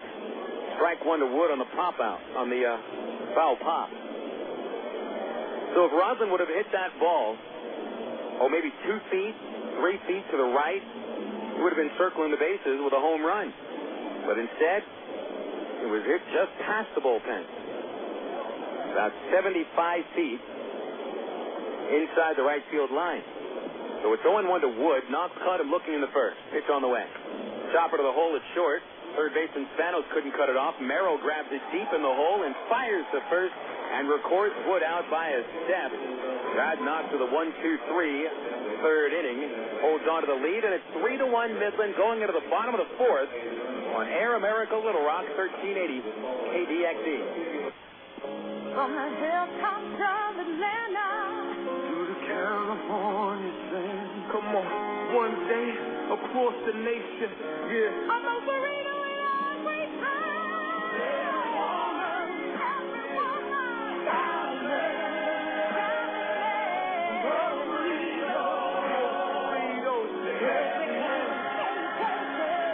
Most Burritos, 4834 North Hills Boulevard in North Little Rock by Kroger's at North Hills and McCain. Go your own way with National Car Rental. Take a one-time trip and discover Arkansas. National's great weekend special is just what you need for a trip to the Ozarks. Or get your friends together and rent a minivan to historic Eureka Springs. National offers a wide choice of sizes and styles, from luxury cars to vans and sport utility vehicles. Unlimited mileage rates are available. National Car Rental has 2 convenient locations, Little Rock Airport and North Little Rock at 3919 Black Avenue. See National Car Rental's ad in the yellow pages. Go your own way with National Car Rental. 1, 2, 3. We're at this supermarket checking out shopping lists. Oh, here's mine. Let's see. Milk, cheese, yogurt, ding, ding, ding. Oh, do I win? Well, actually, you probably lose. What? Lose inches. Oh? These studies show that people following a proper reduced-calorie diet that included 3 servings of milk, cheese, or yogurt every day had better weight loss results and trimmed more from their waistline than if they just cut calories alone.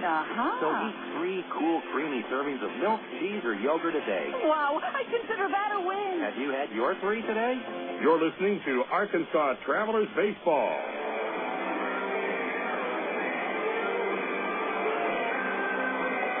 Bottom of the third, Midland leading 3-1 over the Arkansas Travelers.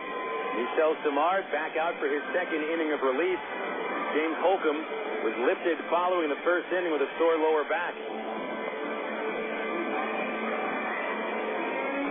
Travelers at 15-30. Midland with a winning record at 25-21.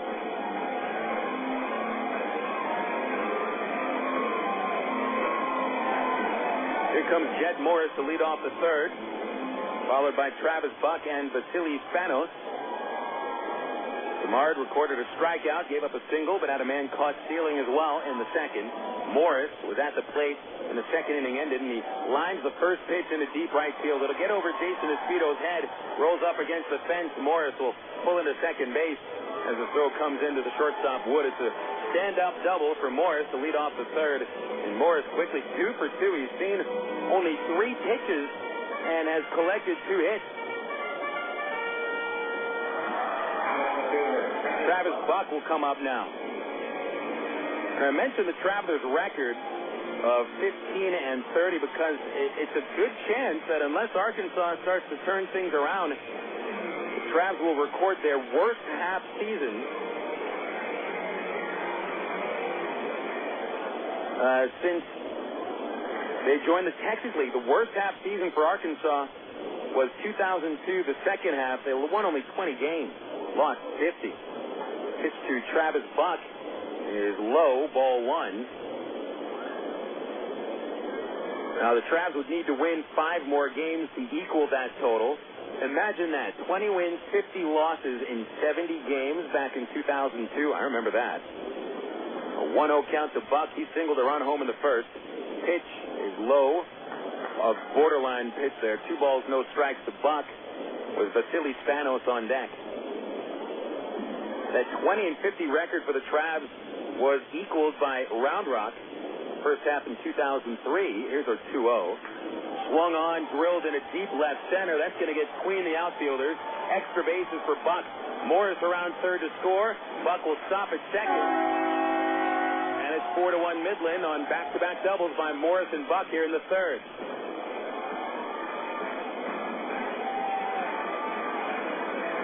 So So Buck and Morris are 2 for 2. Morris has scored a pair of runs. Buck has driven 2 in.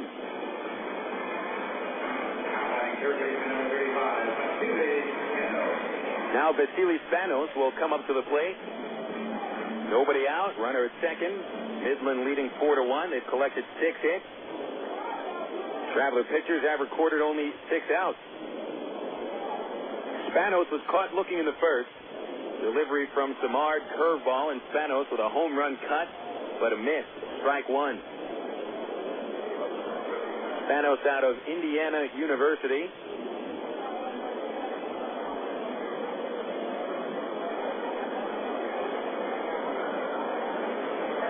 Right-hand batter, swings, lines it to left field. Gates coming on, fields it on a bounce. Buck holding at third base on the 3rd consecutive hit of the inning. First and third for the Midland RockHounds, still no out. Matt Allegra coming up next.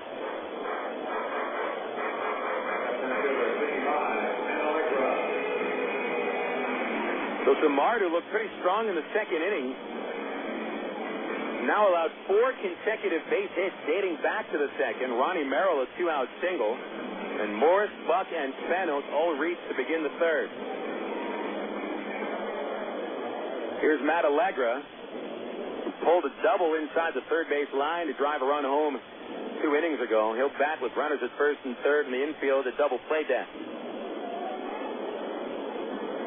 Samard comes set, kicks and deals. And it's low and outside for ball 1 to Allegra.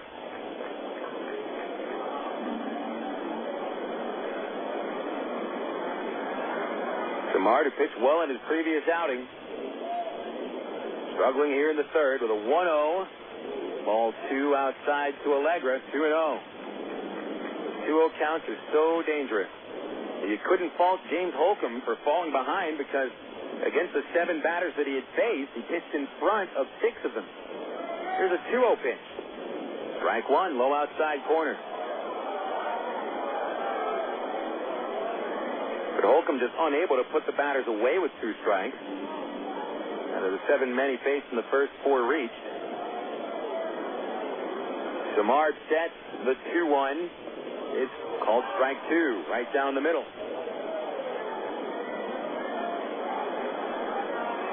Allegra taking that A's philosophy to the hilt.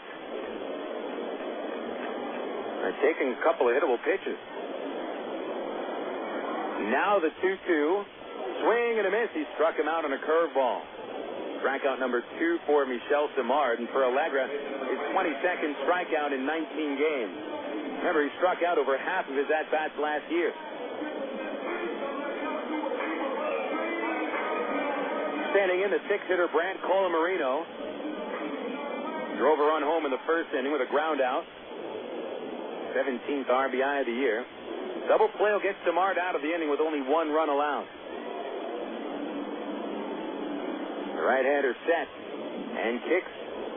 Colamarino chopper to first. Porter steps on first for an out, throws to second. Wood puts the tag down on Spanos, and the double play will end the 3rd inning.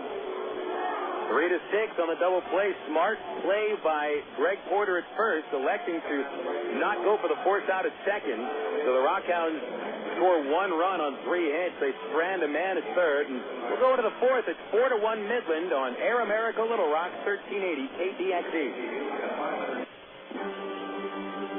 You signaled your turn. You merged without cutting anyone off. You stopped because the light was red.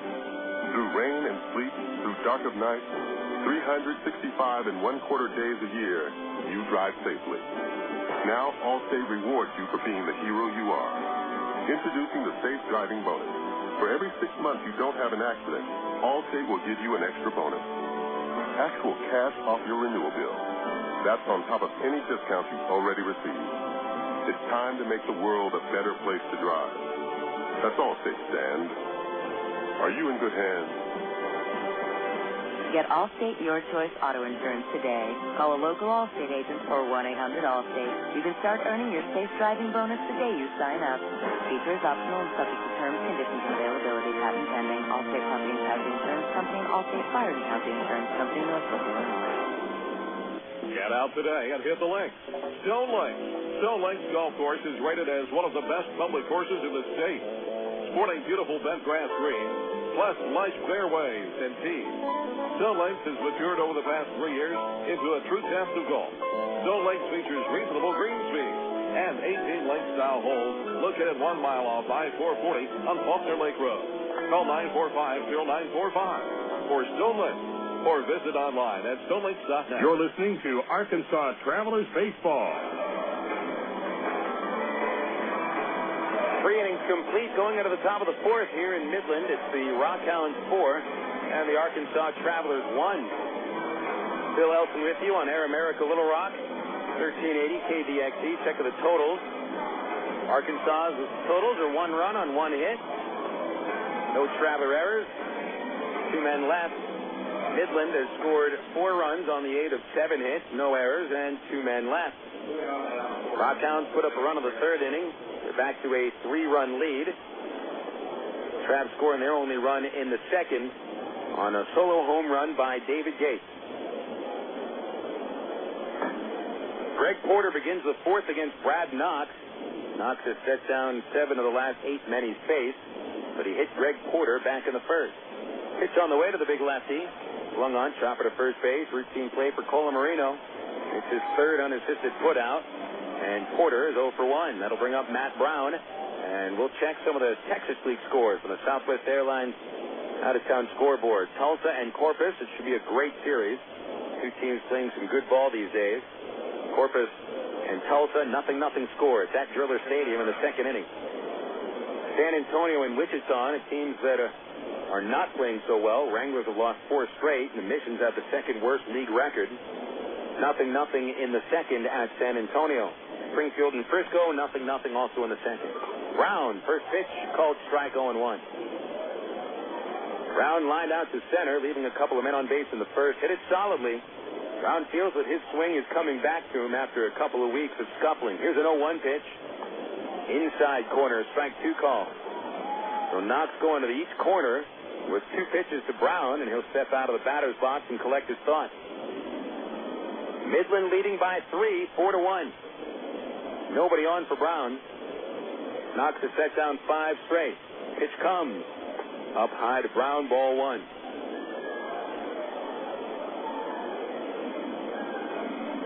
Knox starting to get into a little bit of a rhythm, but he has been aided. There's been a couple of atom balls and 1 deep drive to right. That was caught in the warning track. The 1-2 pitch is a sweeping breaking ball outside. It's 2-2 to Brown.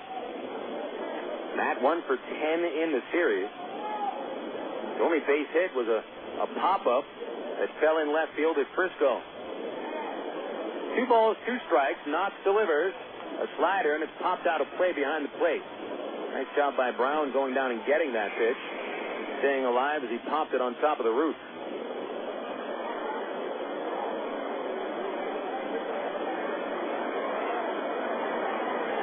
Brown followed by Wilson. The only Traveler hit thus far is a 2nd inning homer by David Gates. Here we are in the 4th. 1 out, no one on for Brown. Knox a long look at the sign. Now the pitch. Swinging a line drive, base hit inside the right field line. Around first goes Brown. Into the right field corner, Morris. He'll pick it up now and fire to second, but Brown pulls in with a stand-up double. Nice piece of hitting by Matt Brown. Short swing, swung a little bit late, but he waited for a fastball and drilled it down the right field line. Double number 11 for Brown. And a runner in scoring position for Bobby Wilson. Wilson struck out in the 2nd inning. Knox got him on a curveball. 1 of 4 strikeouts for the right-hander. Knox leaning in. Checks Brown. Pitches to Wilson, and it's fouled back.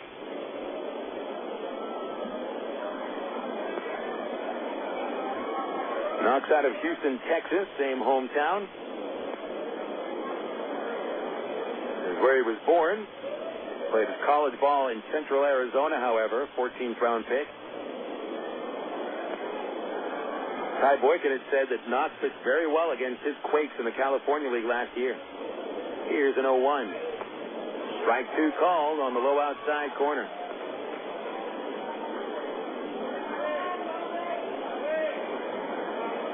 Travs behind by 3 here in the fourth. Fell behind by 3 in the first inning. Wilson trying to knock home Brown. Big lead. Knocks a long look at Brownie. And timeout is called by Wilson. He steps out of the box. Knox did nothing except stand there from the stretch and stare right into the eyes of Matt Brown. Now he's coming back to the stretch position. Gives Brown a look and now delivers. The 0-2 swung on, line drive, right center, base hit. Wilson drives in Matt Brown with a single, and that'll cut the lead to 2 for the Midland RockHounds. RBI number 14 for Bobby Wilson. And the Travs answer immediately here in the fourth. Now the tying run comes to the plate in the form of Matt Pauley.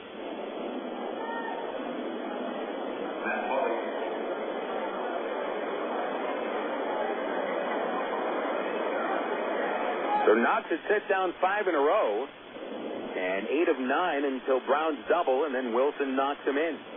Pauley grounded out in the second. Pitch here in the dirt, got out of the way, and it's blocked by Suzuki. Wilson will hold it first, 1-0.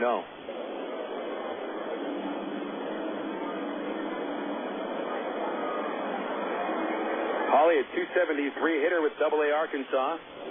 He had hit 253 at Single-A Rancho Cucamonga. The 1-0. Fastball under the knees, 2 balls, no strikes on Pauley.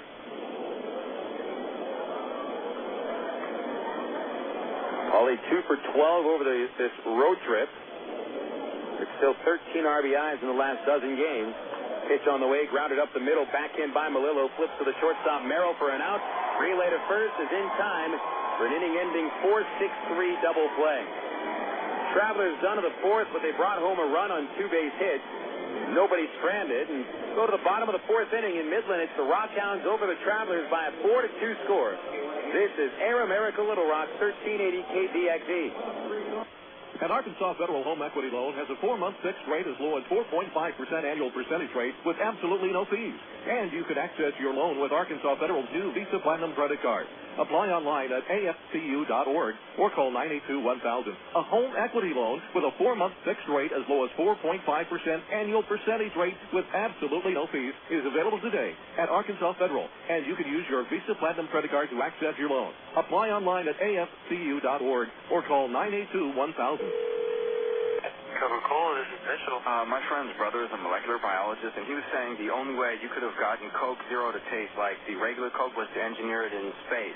I would not. Well, no, but think about the whole zero factor, like zero gravity. It makes perfect sense. Zero is for the 0 calories. Just stop pretending that you don't engineer Coke Zero in space. Can you do that? I wish I could speculate on that, sir. The next launch. I just want the time for the next launch. Coca-Cola Zero. Real Coke taste. 0 calories. For 30 seasons, Jim Elder was the radio voice of the Arkansas Travelers. Fans knew him as the human encyclopedia of sports knowledge from baseball to horse racing to football. Jim knew it all, but Jim Elder was about much more than sports. He also loved to help kids, and that's why his friends and family started the Jim Elder Good Sports Fund. The fund helps organizations that teach kids about life through sports, like Park, RBI Baseball at Lamar Porter Field, the First Tee, Arkansas Sheriff's Youth Ranch, and kids clinics with the Arkansas Travelers.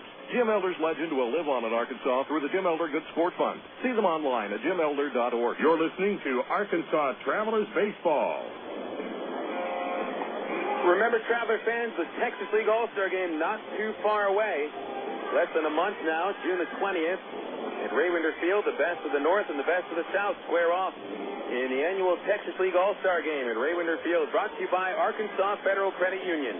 Tickets available by calling 664-1555 or go to the Raywinder Field box office to pick up your assigned seat. Tickets are $8 for box seats. General admission prices go $6 for adults. Kids 14 and under get in for GA tickets for only $3. Arkansas Federal Credit Union, the official credit union of the Arkansas Travelers. You can apply online at afcu.org or call them up at 982-1000. Don't forget also about the Texas League All-Star Fan Fest on Monday, June the 19th from 5 o'clock to 8 o'clock at the Little Rock River Market in the East Pavilion, is where we'll have all kinds of memorabilia set up, autograph booths for the All-Stars as well. You won't want to miss it. The Texas League All-Star Fan Fest, downtown Little Rock River Market on Monday, June 19th. Kurt Suzuki leading off the fourth inning. Michel Simard fires a strike. It's 0-1. Simard in his third inning of work gave up a run on 3 hits in the third inning. Here's an 0-1 to Suzuki. Bender outside 1-1. 4-2 our score. Midland leading. The Hounds have led ever since the first inning as they rallied for 3. James Holcomb, the starting pitcher, left following the first with a sore lower back. We have not seen him come out of the clubhouse. Pitch to Suzuki in the dirt.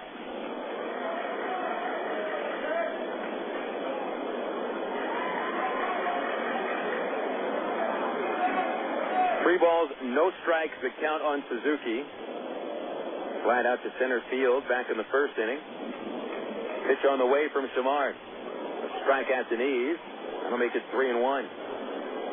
Mentioned Suzuki was a member of the Cal State Fullerton College World Series championship team in 2004. He knocked in the game-winning run in the championship game.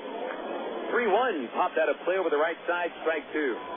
And here we are in Texas, and just looking over to the luxury suite 2 booths over. There's a couple of people wearing Texas ball caps. Of course, out here, Texas Tech may be the favorite team. Lubbock's not too far away from Midland. 3-2 to Suzuki. Swinging a high fly to right, shallow. Espedo going over the foul line, long run, dives. Fair ball, couldn't catch it. Suzuki on his way to second, and Espedo seems to be hurt. No, he's okay. It was that the ball got stuck underneath the padded wall along the foul territory in the right field corner, so that wind seemed to play some games with Espedo on a routine fly ball in a shallow right field. Espedo just couldn't catch up with it as the wind blew it in front of him, and though he gave his best effort as he could, still could not catch it. That ball must have kicked up a little bit of chalk because Espedo dove with his glove through the foul line, and it looked like the ball hit right in front of the glove on the chalk. So a double for Suzuki. Kevin Melillo stands in, bunts it towards first in the air. Greg Porter makes a running catch, leaps in the air and flips to first, but his throw is a little late. Suzuki got back just in the nick of time, and that'll be out number 1. That is very rare to see a Midland ball player attempt a sacrifice bunt, especially when they're leading by 2 and have a runner at second and nobody out.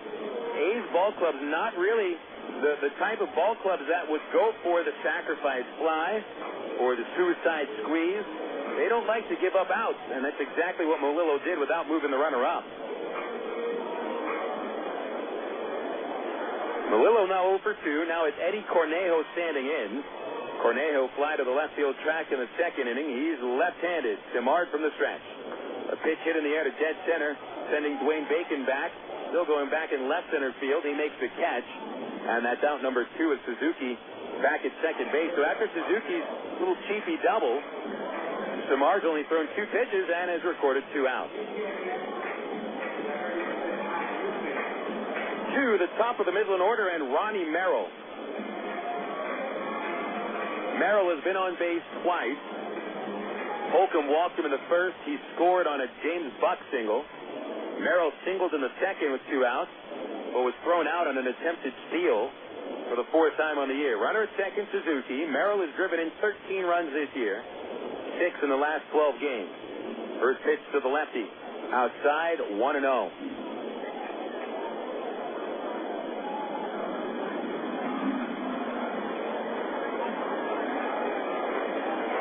Samard gave up a run in the 3rd inning. He's allowed 5 hits in 2 2/3. The 1-0 backdoor slider, strike 1. Ball and a strike to the shortstop of the RockHounds, Ronnie Merrill. Infield is deep. Brown off the third base line. The 1-1 from Samard is popped out of play. Left side, foul. Strike 2.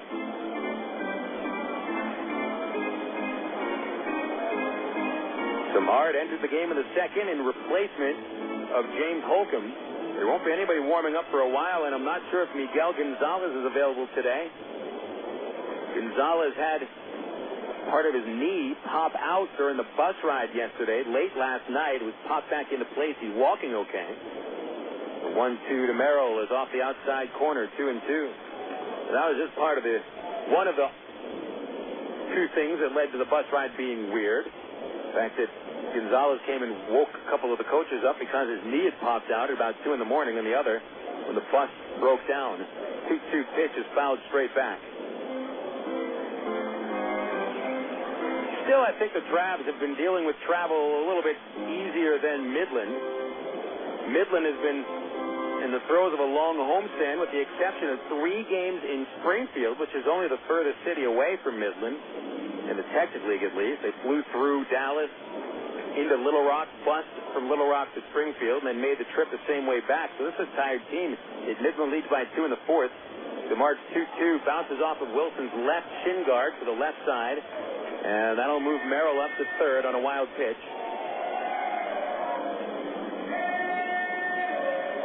So the count is full on Merrill with Jed Morris 2 for 2 in the on-deck circle.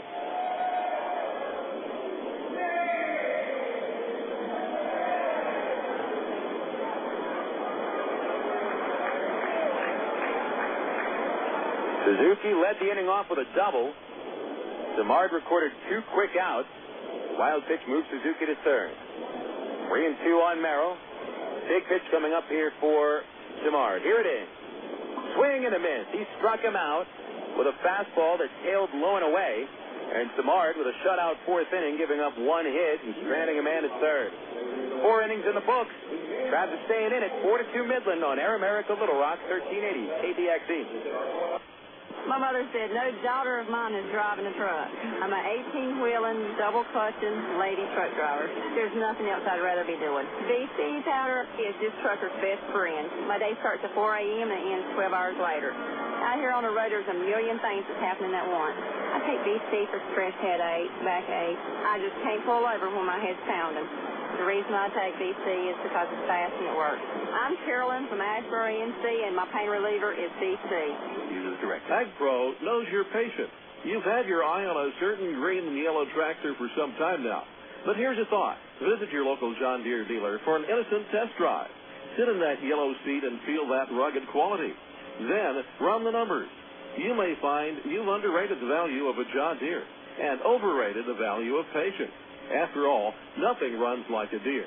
Test drive the John Deere of your choice today at AgPro Central Arkansas, 10504 Maumelle Boulevard, North Little Rock. Of all the days of the week, it seems that Mondays are everybody's least favorite day. Well, the Travs and the Arkansas Democrat-Gazette have a reason for baseball fans to look forward to Mondays. That's because Mondays are Democrat-Gazette family night here at the ballpark. You just pick up a copy of Monday's Democrat-Gazette, and you'll find a discount family ticket right there in the sports section.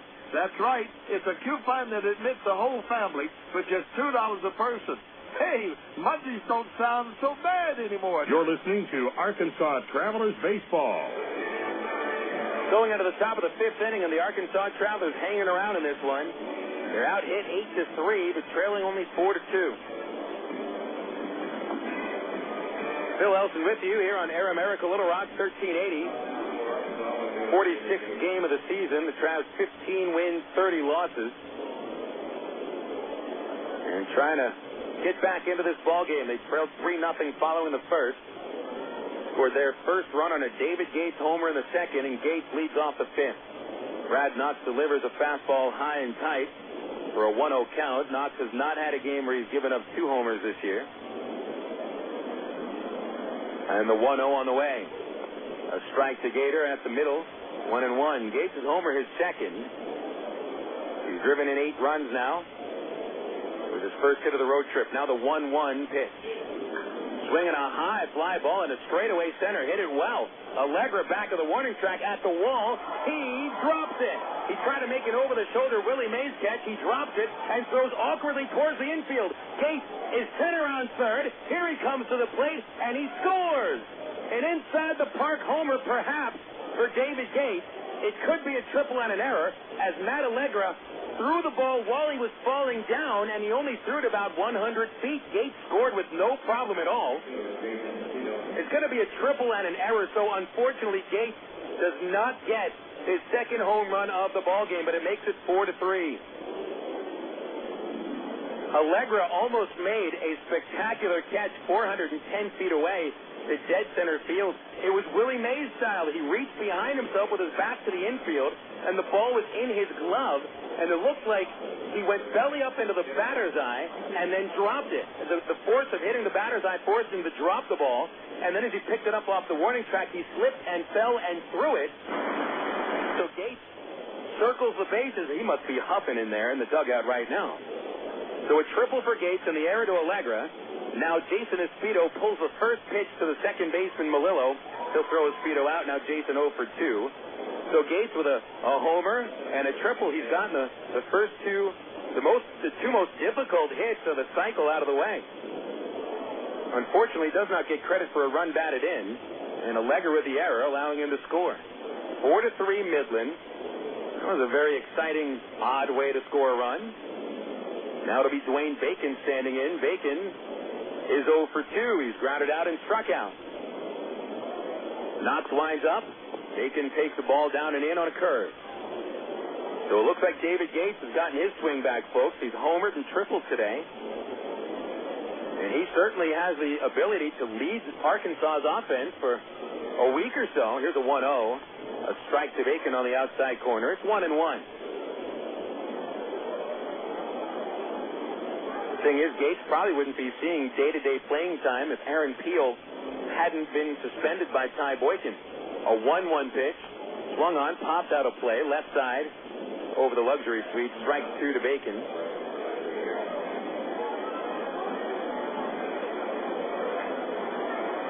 The error on Allegra, by the way, his third of the year. Usually his errors come on overthrows, because he has a very strong arm. Now a 1-2 to Bacon. Line drive foul the other way. Out of play. Still 1-2.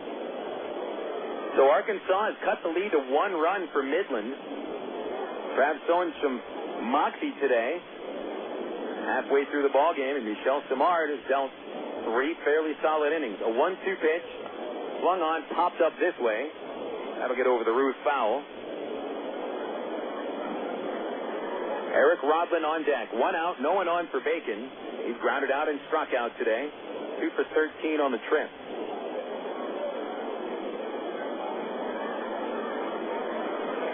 Knox hands over the head. Bacon swings and misses at a curveball. Strikeout number 5 for Brad Knox. His first strikeout since he got Bacon swinging in the third. 2 outs and Eric Rodlin coming up.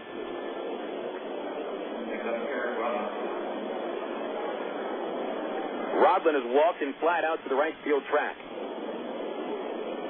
Gates close to the second inside the park home run since the Travs joined the Angels. Pitch on the way to Rodlin. Backdoor breaking ball, strike 1. Kenny James hit the other one against Midland in the 21-0 shellacking of the RockHounds in August 2003. 0-1 to Eric inside, 1-1. And amazingly, in that game, Kenny James hit the ball off the top of the right field wall, and the right fielder for Midland in that game was Matt Allegra. The 1-1 to Rodlin is low, ball 2, 2-1. Now, if you remember that play like it was yesterday, Allegra hit the fence hard. The ball rolled away from him. He didn't get up for a few seconds, and that allowed James to circle the bases. Pitch to Rodlin outside, and it's 3-1. How do you like that? Almost 2 inside the park home runs since the Travs became an Angels affiliate. Both of them have to deal with Matt Allegra in the outfield. A 3-1 pitch to Rodlin. Strike 2 on a curveball. That's a generous strike call. Full count on Eric. On deck, Brandon Wood.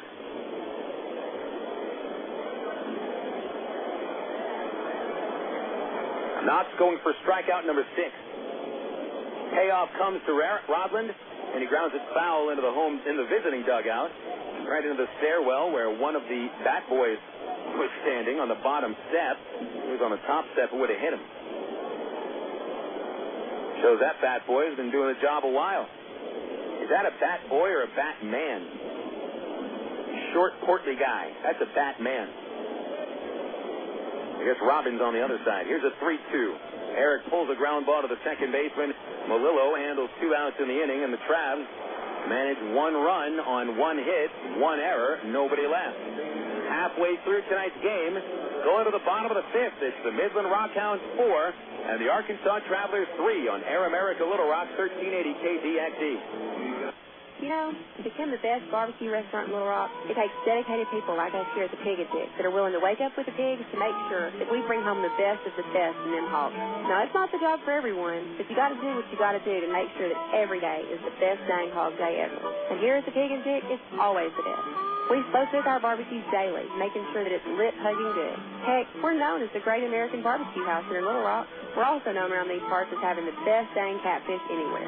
So no matter what you're in the mood for, ribs, catfish, chicken, here at Pig and Chick, you'll always get the best meal in town. So come join us for lunch, dinner, or even let us cater your next event. Here at Pig and Chick, we take catering seriously, and we're going to make sure that your event is a huge success.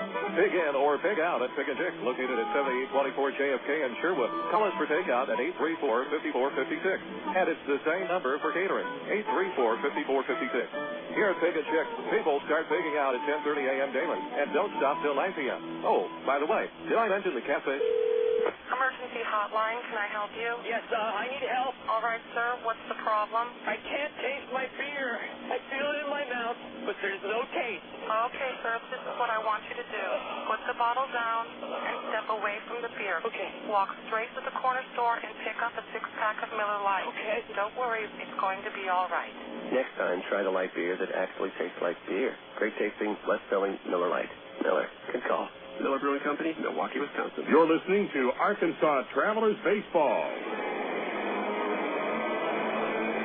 Moving into the bottom of the fifth inning, and here is Michel Simard continuing to come back out to the pitcher's mound. In his 3 innings, he has scattered 5 base hits, allowing 1 run. Simard has also struck out 3 batters. Meanwhile, the Travs have cut Midland's advantage to only 1 run as David Gates tripled and scored on an ensuing error by the center fielder Matt Allegra. It is an earned run charged to Brad Knox.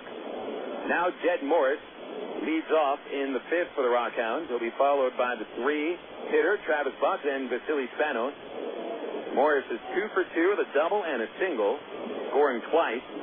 Simard delivers a low curveball, 1-0. We'll check Major League scores this inning on a short schedule, a 1-0. Inside to Morris, and it's 2-0. Going right through the meat of the order here, the RockHounds have collected 8 hits. 2, 3, and 4 batters have collected 5 of them. Morris waiting, and here's a 2-0 pitch. A ball low and outside, 3-0. Action in the Traveler bullpen. Tim Bittner getting his left arm ready. The 3-0 to Morris. Strike 1 right down the middle. Morris singled against Holcomb in the first, scored on a Buck single. Double to lead off the third, scored on a Buck double. Pitch is drilled high, deep right center. Espedo charging back in front of the warning track, and Dwayne Bacon calls him off, steps in front of him, and Bacon makes the catch for the out. Morris would have had a home run if that 20-mile-an-hour wind wasn't coming in from right center. So Morris has the feel of it today. But Simard gets the out anyway. 1 out, bringing up Travis Buck. Buck an RBI single in the first to give the RockHounds their first run. RBI double in the third to make it 4-2. Now it's 4-3 Midland. And Buck standing in against Simard in what is probably his last inning of work. Pitch on the way. Inside a little high, 1-0. Checking those final scores. Only 2 in the National League today, with Washington beating Houston 8-5. Pitch comes fouled back by Buck, 1-1. So the Nationals sweep that series from Houston, taking 3 in a row. Tony Armas Jr. won his 5th straight. Jose Vidro homered for the 4th time, and Andy Pettit took the loss. Chad Cordero saved his 7th. Simard's 1-1 to Buck, very high, 2-1. Over at Shea Stadium, the Philadelphia Phillies avoided the sweep, 5-3 over the Mets. Phillies put up 3 in the first inning. Brett Myers the winner, Pedro Feliciano the loser. Tom Gordon saved his 14th. 2 balls and a strike. Simard to Buck, swinging a high fly into straightaway center, shallow. Bacon 2 steps in, coming in a couple more steps. He grabs it, and that's 2 away. 5 consecutive batters retired by Michel Simard. 2 homers by the Phillies, Bobby Abreu and Ryan Howard. Jose Reyes homered for the Mets. Mets the day before traded pitchers with the Arizona Diamondbacks as El Duque is going back to Gotham City. El Duque, of course, better known for his postseason heroics with the New York Yankees and also last year with the Chicago White Sox, but he's back in New York as a member of the Mets, traded for Jorge Julio. Vasily Spanos takes a slider outside, ball one. Spanos struck out on the first, singled in the third. Here's a pitch from Michel. Fastball at the knees, 1-1. Two finals in the American League. Baltimore shut out Seattle 2-0. Rodrigo Lopez, second win against 7 losses. Ray saving his 12th. Gil Mesh falls to 4-3. Wind up in a 1-1 to Spanos as pops up first base side, foul ground. Porter will run out of room as it is into the stands by a few rows. 1-2 on Spanos. The last final comes out of Kansas City, where the Royals scored 6 runs in the first inning. They even had an 8-5 lead going into the 8th, but the Tigers scored 3 in the 8th and 5 in the 9th, and Detroit ends up with a blowout victory, 13-8 at Kauffman Stadium. 2 homers for the Tigers. Marcus Thames, Craig Monroe, and Punch Rodriguez also went deep. Here's the 1-2 outside the Spanos. 2 balls, 2 strikes. 4 homers for the Royals. Angel Baroa, Tony Graffinino, Doug Minkiewicz, and Esteban Herman. Herman, a former Midland RockHound. Now the 2-2 on the way. Spanos pops it out of play. 2 games in progress in the American League. The Oakland A's and the Texas Rangers in a battle for first. Texas in first place by 1 game over Oakland. At the moment, the A's lead 3-0 in the 4th inning. And the Boston Red Sox leading Tampa Bay 2-0 in the bottom of the 6th inning. Angels today are off. Here's the pitch to Spanos outside, and it's 2-2. Tomorrow, the Angels host the Baltimore Orioles, and Kevin Gregg will be on the hill for the Halos at 2-2 and a 4.30 ERA. Here's a 3-2 pitch from Simard. Spanos fouled it back. Note on a former Traveler, Brendan Donnelly has an injury which will keep him to the disabled list, 15-day DL. They haven't announced it yet, but the Angels anticipating that Donnelly will go on the DL soon. And so Jason Bulger will be called up from AAA Salt Lake. A 3-2 pitch again. Spanos looks at strike 3 over the outside corner. He disagrees.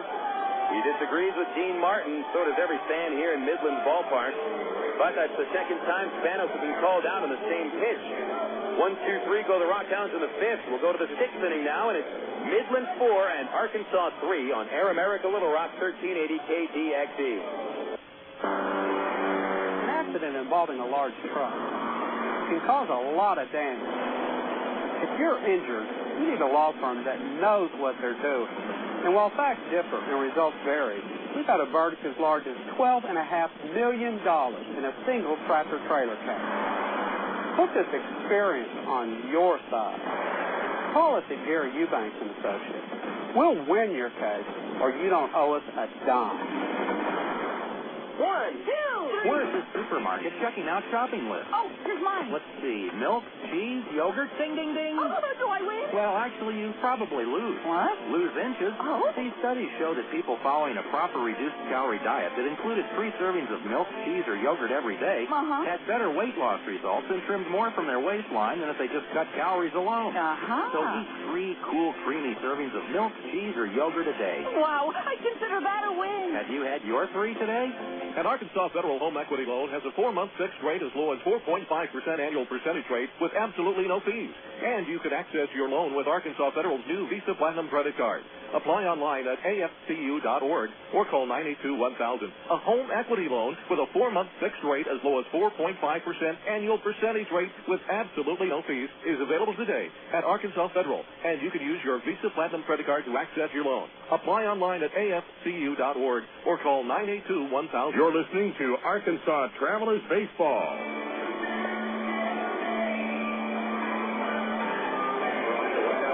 5 innings in the books as we go into the 6th inning. It's a tight ball game today. The Travelers trailing by 1 run, 4-3. 8 runs for the RockHounds, 4 for the Travs.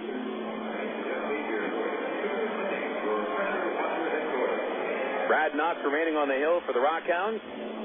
Knox has scattered the 4 hits over 5 innings, striking out 5. He'll be facing Brandon Wood, Greg Porter, and Matt Brown. RockHounds had a 3-0 lead in the first. Travs have scored 3 of the last 4 runs in the game. Wood hasn't had a part in it. Brandon 0 for 2. Caught looking in the first inning and chopped to short of the third. Knox from the windup, and he delivers to the Arkansas shortstop. A high fastball. Wood, 3 for 4 yesterday with a home run. Seemingly found his stroke again. The 1-0 is a big curve over the plate. 1 ball, 1 strike. Knox certainly hasn't forgotten about that curveball, which has been effective today.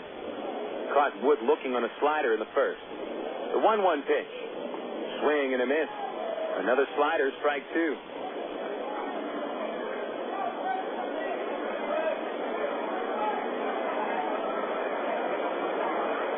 Knox eyeing the sign, looking for his 6th K. The pitch is a curveball, looking, strike 3. Wood disagreeing, but he'll just back away and say nothing to the plate umpire. It's really not worth it.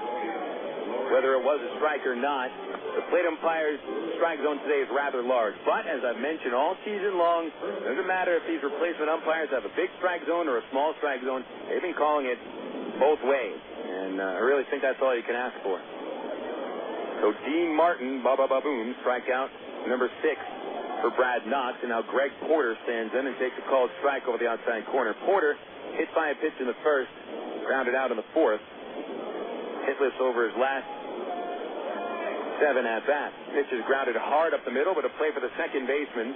Melillo gloves it and throws Porter out.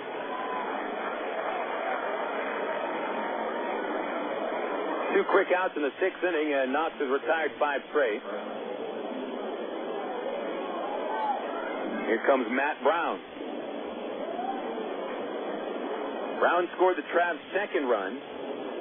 A 1-out double in the 4th inning down the right field line. Bobby Wilson followed with a single to center. 4-3 Midland, no one on for Brown. 2 outs and a pitch on the way from Knox. A fastball down the middle of the plate, strike 1.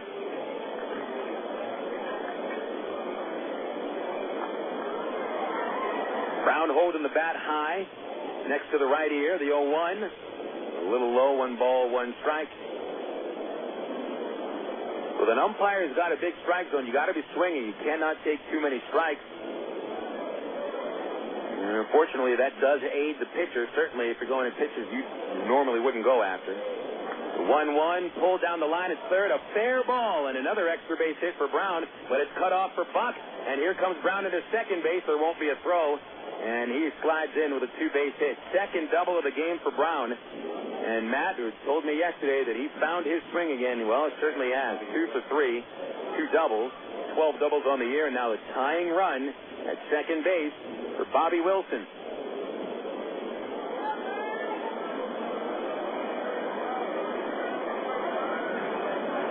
Wilson could tie it up.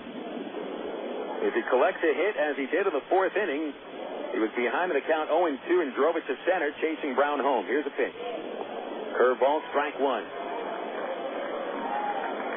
Wilson has driven in 14 runs, 7 this month.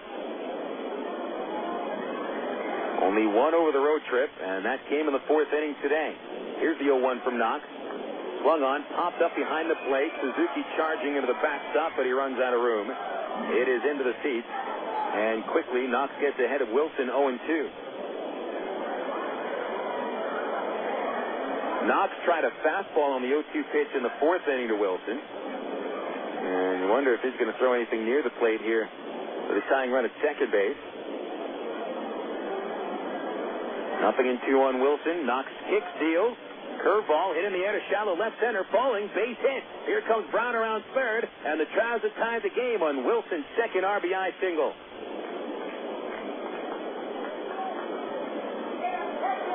For the 2nd time in 3 innings, Matt Brown doubles, and Bobby Wilson singles him home. So the Travs have fought all the way back to a 4-4 score. Wilson with 2 RBIs, 2 hits. Matt Brown, 2 hits, 2 runs scored. David Gates also has homered, tripled, and scored twice. Gates now on deck. Matt Pauley steps in. Pauley is 0 for 2. A double play his last at-bat. Pitch. A strike on the outside corner. 0-1.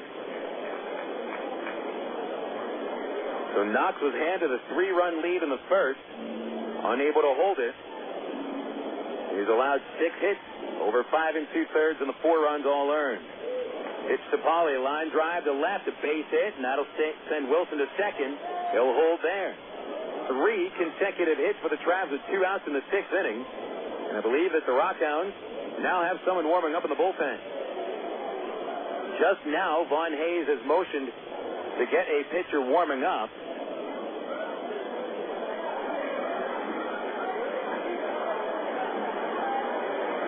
Jim Kaufman, the Midland pitching coach, has sent his catcher, Suzuki, to the hill. With Gates coming up to the plate, Gates has homered and tripled. He has scored twice. Last at bat, his dead center field fly ball sent Matt Allegra to the warning track. He couldn't catch it. Gates went to third base and came home on Allegra's wild throw in. Now Kaufman emerges from the dugout, makes his way out to the pitcher's mound. And you do see a pitcher warming up in the Midland bullpen, though it's tough to tell who it is.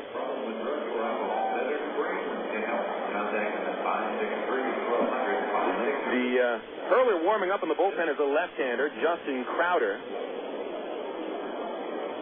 And it certainly looks like the RockHounds don't have much confidence left in Knox here in the 6th inning. He's thrown about 85 pitches, and he retired 5 men in a row with 2 outs here in the 6th, but then Brown doubles. Wilson knocks him in with a single to tie the game. And then Pauley with his first base hit of the ball game, pushing Wilson, who represents the go-ahead run, to second base. So Gates will get a chance to face Knox. Kaufman walks off into the first base dugout. Gates is feeling good. He was hitless in 11 straight at-bats until the 2nd inning home run. Holds the bat pretty high now. Pitch on the way. Swing and a tip off the catcher. Knocks Suzuki back. He's okay. 0-1 the count on the Travs left fielder Gates.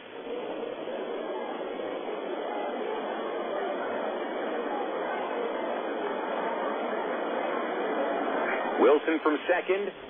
No one holding him. Pauley at first. Marino a few steps in back. Knox comes set and delivers an 0-1. Gates takes ball 1, a curveball down low. 1-1 count on the 8-hitter Gates. Jason Espedo on deck, but Gates has been the guy today along with Brown and Wilson. Here's the 1-1. Swing and a miss on the big bender. Strike 2.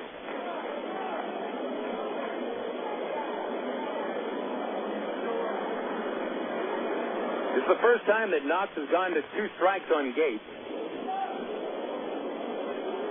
Here's the stretch, and the 1-2 to Gator. Outside, almost threw it away. 2 balls, 2 strikes. 4-4 tie. Midland had 2 separate 3-run leads, 3-0 in the first, 4-1 in the third. Travs had tied it with a run in each of the last 3 innings. Stretch by Knox down the 2-2 to Gates. Swinging a high drive, deep left field to the corner, but foul. Boy, Gates certainly has the feel of his swing today. Just a little too far in front for what would have been his 3rd home run of the game if he straightened it out a little bit. So it's still 2-2, and Suzuki walked out to the mound to try to settle Knox down. And it is obvious Knox will not be remaining in the game much longer. Either he gets the out on Gates, and then the RockHounds go to the bullpen in the 7th, or Gates reaches, and Espedo, who's on deck, will face a left-handed thrower, Crowder, who's warming up. Knox into the stretch. Checks Wilson. The pitch to Gates. Look out. Had to duck away from a fastball. Got his head away from that one. It's a full count. That one thrown at the left ear of David Gates, and certainly I don't think Knox threw that pitch with any intention to hit Gates. He's gone full. Runners get a head start. Payoff pitch. Ball 4 on a curve low. They're loaded up for Jason Espedo. So Knox, as the last 4 batters he faces reach, And that's only his second walk of the ball game. Here's Espedo standing in. Vaughn Hayes emerges from the dugout, and that's going to be it for Knox. Knox looked very strong over the first 3 innings, but over the previous 3, he's been anything but. And the Travs knocked him out of the ball game in the 6th inning. So the RockHounds go to the bullpen where Justin Crowder has been warming up only for a few minutes. He may not have had the time he needs to get ready for a pressure cooker situation. 6th inning, bases loaded, 2 outs. Knox goes 5 2/3. We'll have a pitching change break. The call to the bullpen brought to you by the new AT&T. Talk, surf, watch, go, and save. You can do it all and get it all with services from the new AT&T. Your world delivered. Tell you about Crowder and the rest of the 6th inning. It's a tie game, 4-4. Back after this 1-minute break on Air America Little Rock, 1380 KDXE. Kirk Woolsey, we happen to know that you are the world's worst backseat driver, which means, Kirk, that you like to be in control. But check out ATT.com. You can see all our best deals, like 12 months of true high-speed internet for just $12.99 a month when you order online. If you switch from your old cable company, you can get 3 months free. And with AT&T Account Manager, you can see your account activity, add services, and pay your bills online, all in one place. So that's Kirk's world. For everybody who's not Kirk, if ATT.com can deliver online control to him, it can do the same for you. Switch to the new AT&T at ATT.com, and you'll be in the driver's seat, as long as you're not riding with Kirk. SBC is now the new AT&T. The new AT&T, your world, delivered. Taxes, other charges, and federal universal service cost recovery see extra. High-speed internet or credit applied after 3 months paid service and excludes FUSF cost recovery and other fees. For details of additional charges, restrictions, and requirements, call 1-866-416-6471 toll-free or visit att.com/offer details. Not available in all areas.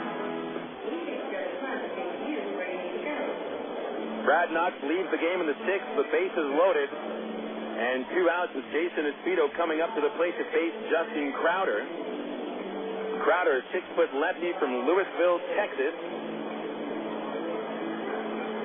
And it's our first look at Crowder this year. Appearing in his 16th game, he's pitched fairly well with a 1-0 record, 2 saves, and a .350 earned run average.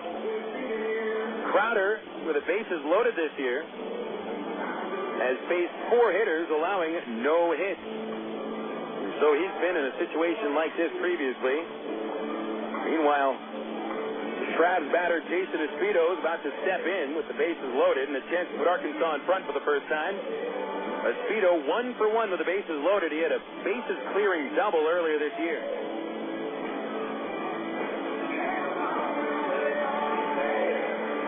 Espedo slowly stands in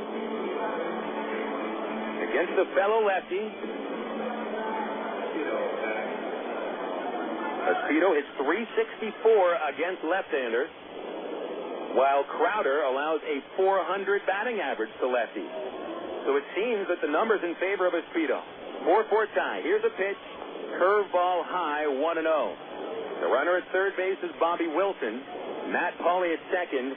And David Gates at first base after Knox's walk forced the starting pitcher out of the game. Crowder leaning in.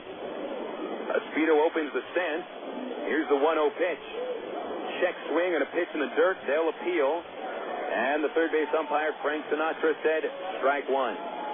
It looks like Espedo went around from up here. Espedo today has been called out on strikes and grounded out to second. Over the road trip, 1 for 10. No runs batted in. Jason backs out of the box. Quickly collected his thoughts, stands in. They're straight away in the outfield, deep in the infield. Crowder, ball behind the back, gets the sign. Here's the 1-1 pitch. Fastball, strike 2 called over the inside corner, where the pitches have been called a little bit off the plate both ways. So it's 1-2 on Espedo.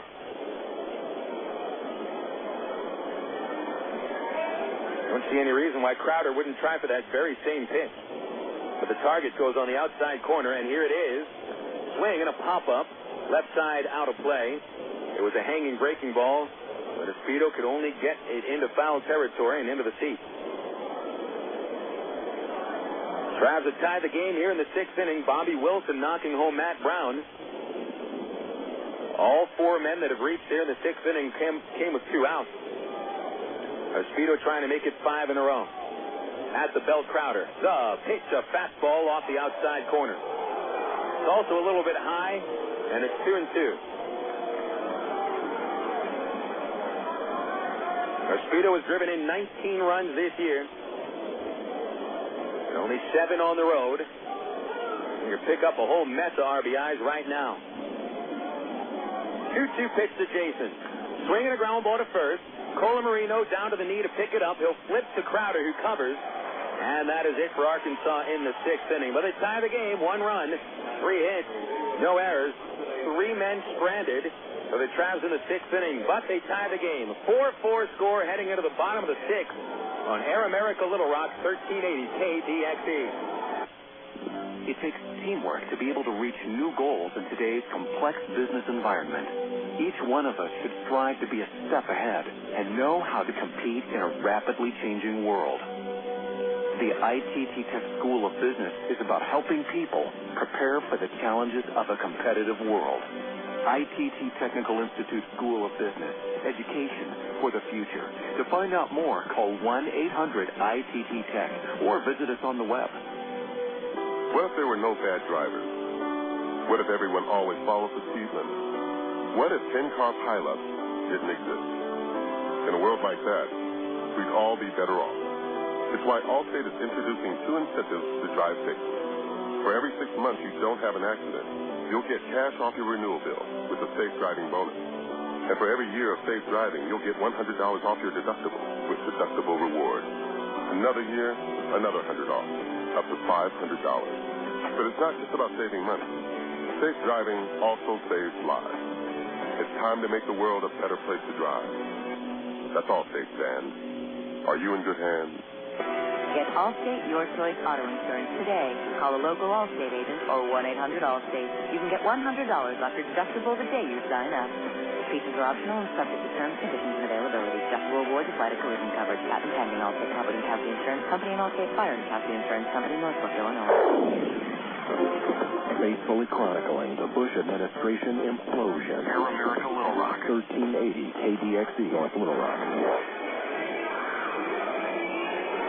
We go to the bottom of the 6th inning with a tie game now, 4-4. During the inning break, Travelers hitting coach Keith Johnson got into an argument with the first base umpire, Sammy Davis Jr., and Johnson was ejected by the first base umpire, and I'm not even exactly sure what it was they were arguing about. It looked like on the final out of the inning, Speedo was out at first base. Maybe I missed something up here in the broadcast booth, but Keith Johnson blew his sack at the first base umpire and had to be restrained by Tyrone Boykin, who sprinted over to the third base coach's box and tried to restrain his good friend and hitting coach. So Johnson makes that long walk into the left field clubhouse where he'll sit for the remainder of the game, joining James Holcomb, who left after the first inning with a sore lower back. Michel Simard is lifted after 4 strong innings, and Tim Bittner comes on out of the bullpen. This will be a very big appearance for Tim Bittner, who has struggled like no other over his last few outings.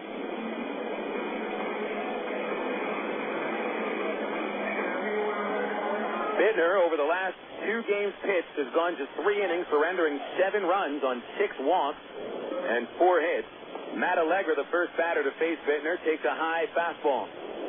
Last time Tim pitched was the infamous Saturday game against Springfield. He handled a 7-run lead in the 9th inning by walking the bases loaded.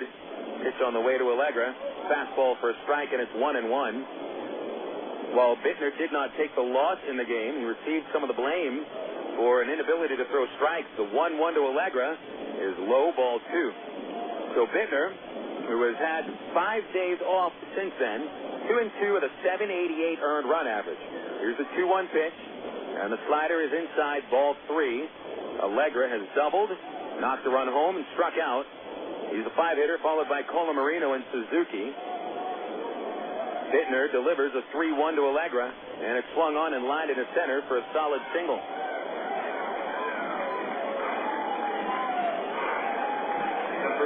So base hit number 9 for the Midland RockHounds. Simard had allowed 5 in his 4 innings, only 1 run and 4 strikeouts. Holcomb gave up 3 hits and 3 runs in the first.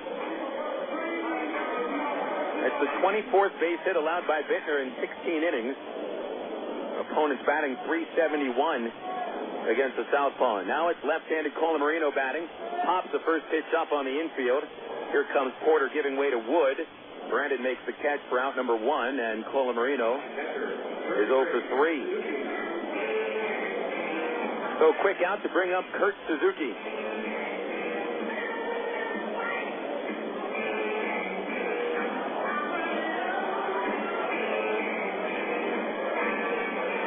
So I wonder who's going to be coaching first base for the Travs the rest of the way. Would be ironic to see Aaron Peel go coach first base.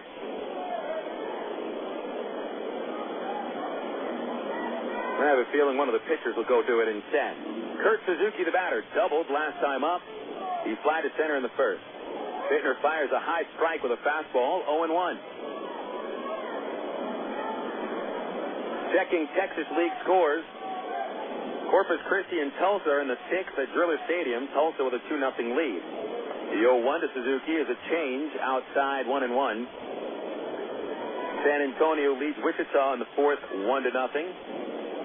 Briscoe and Springfield have traded a run. They're in the 4th tied 1 apiece. Here in Midland, 4-4 score, bottom 6. Hits to Suzuki in the dirt and dug out by Wilson, 2-1. RockHounds scored 3 runs in the first inning. First 3 batters reached base. Travis Buck an RBI single, Matt Allegra RBI double, and Brent Colamarino knocked a run home with a ground out. Travelers got their first run in a second inning homer by David Gates. Here's a 2-1 to Suzuki. High fastball, and it's a 3-1 count from Bittner to Suzuki. RockHounds scored their last run in the 3rd inning. Jed Morris a leadoff double. Travis Buck doubled him home. That was off Samard, but then Michel didn't allow a run the rest of his outing. The 3-1 pitch, high, ball 4, and a 1-out walk from Bittner to Suzuki, pushing Allegra to second base.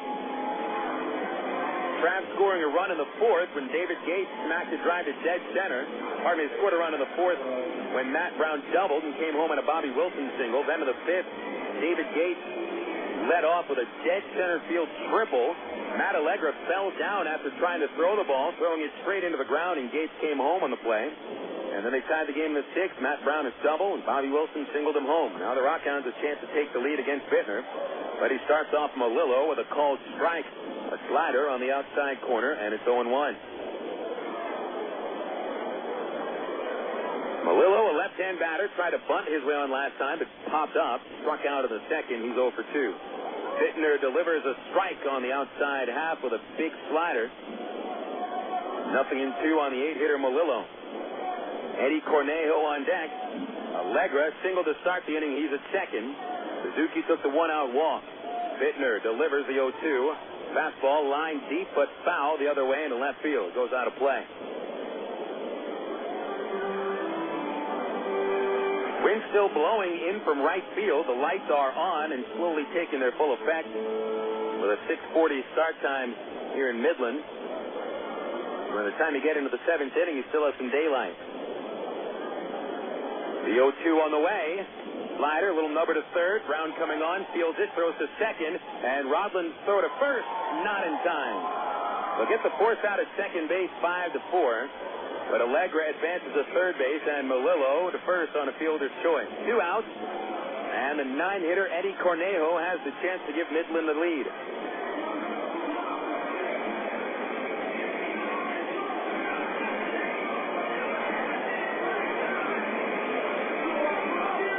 Not much of a chance for Brown to turn the double play.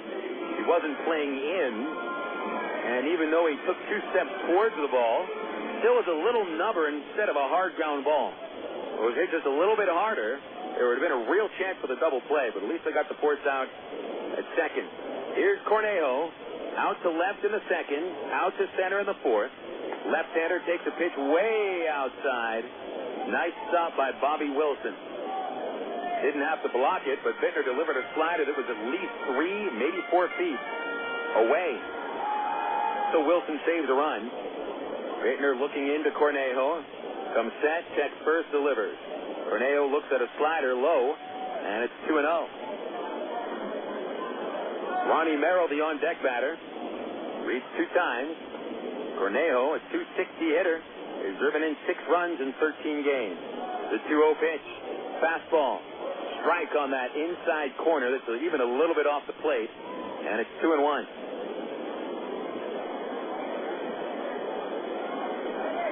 Bittner comes set. And the 2-1 pitch to Cornejo. Ground ball to second. Rodlin picks it up. He'll throw to first base, retiring Cornejo. And a scoreless sixth inning thrown by Tim Bittner. Gave up a hit, gave up a walk, but he strands two. And no runs come across the plate. So we played six. And we go to the seventh inning, a tie game. Travelers 4, RockHounds 4 on Air America Little Rock, 1380 KDXE. Make your plans now to see the best racing under the lights at Texas Motor Speedway, June 8th, 9th, and 10th. You won't want to miss another incredible finish like this one from 2002. Here we come once again. It's going to be the line. The winner's going to be Sam Hornick Jr. by 96 thousandths of a second. The Oak Creek Homes qualifying day for the IRL and the NASCAR Craftsman Truck Series will be Thursday, June 8th. On Friday, June 9th, David Starr, Dennis Setzer, Todd Boda, and the rest of the Craftsman Truck Series will go door to door and heat up the asphalt in the Samstown 400. But the weekend would not be complete without the fearless drivers of the Indy Racing League. It speeds over 200 miles per hour in the Bombardier Learjet 500 Saturday night, June 10th. Could it be Dan Weldon, Sam Hornick Jr., Tony Kanaan, or Danica Patrick claiming the Texas victory? Don't miss the action under the lights. Call 817-215-8500 or visit TexasMotorspeedway.com. Texas Motor Speedway, celebrating 10 years strong. Do you have an interest in broadcasting Enjoy Baseball and are looking for a part-time job opportunity? Well, maybe we have what you're looking for. KDXE AM 1380 is the home for Arkansas Travelers Baseball, and we need to add to our staff of board operators for Travelers games. Your responsibility will involve the process of putting Arkansas Travelers games on the air. The work schedule includes weeknights and weekends shared with other staff board operators. No experience in broadcasting is necessary, and learning our system for game broadcasts is easy. If you're interested, give us a call at 501-221-1380. That's 501-221-1380. You're listening to Arkansas Travelers Baseball. Traveler Baseball moves into the seventh inning here in Midland. I'm Phil Elson on Air America Little Rock, 1380. Travs and RockHounds tied 4-4. Here are the totals, beginning with the visiting totals of the Arkansas Travelers. 4 runs, 7 hits, no errors, stranding 5. And for Midland, 4 runs on 9 hits, 1 error. RockHounds today have stranded 5 men as well. Travs left the bases loaded in the 6th inning after scoring the tying run. The new first base coach is Devin Day, replacing Keith Johnson, who was ejected, arguing the final call of the 6th inning. Pitch on the way to the leadoff batter, Dwayne Bacon. Outside, ball 1. Justin Crowder remaining in the game after retiring his Speedo to strand the 3 men. So Bacon bats on the right side. He went 0 for 3 against the righty Knotts. Crowder's 1-0 is low, and it's 2-0. Knotts gave up 4 runs all earned on 7 hits and 2 walks. 1 hit batter over 5 2/3 innings, struck out 5. He'll get a no decision. The 2-0, Bacon takes a strike on the inside corner. Even more importantly, though, James Holcomb gets a no decision as well on a day where his back forced him out of the game after the first inning. Holcomb deserved a no decision after the way he's pitched this year. The 2-1 to Bacon, high strike call, 2-2. Plate umpire Dean Martin is calling those high strikes and pitches off the right corner of the plate. That's outside corner to the righties, inside corner to the lefties. But he's giving it both ways. But it is a big strike zone today. There's no doubt about it. He's going to have to deal with it. Complaining to the umpire isn't going to do anything. He's not changing his idea of the strike zone. The 2-2 pitch. High, ball 3. Bacon gave a little bit of a complaint, and the Midland players have been doing the same thing. But it's just not having their intended effect. Here's a payoff from Crowder to Bacon. Fastball low, he walked him. A leadoff walk, putting the go-ahead run aboard for the Travelers, and now Eric Rodlin will stride up.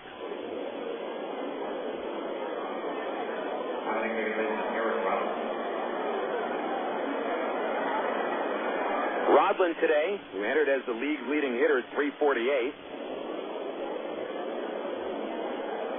Walked in the first, fly to the right field track in the third. Final out of the 5th inning with a ground out to second. But nobody out here. A lot of possibilities with Bacon at first. Crowder sets and throws over to first base. Wayne Bacon is back. I think we should expect to see a few more throws over. Bacon, the league leader with 16 steals, and has been caught just 3 times.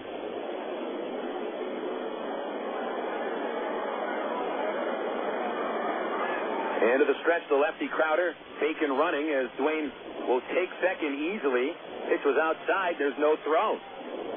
Rodland squared around and took it outside, and I think Suzuki never even saw Bacon running. What happens with a left-hand batter squaring around, it blocks the catcher's view of the runner who takes the lead, so that may have been the easiest steal for Dwayne Bacon this season, his 17th of the year. Now a possibility that Rodland tries to bunt into third. Eric, a pretty good batsman. Stretch by Crowder, the pitch. Rodland squares, pushes it to third base. It rolls down the line and bounces foul, where Vasily Spanos will not scoop it, but push it further foul, kind of flipping it out of play. 1 ball, 1 strike on Rodland. That ball was hugging the third base line, about 80 feet.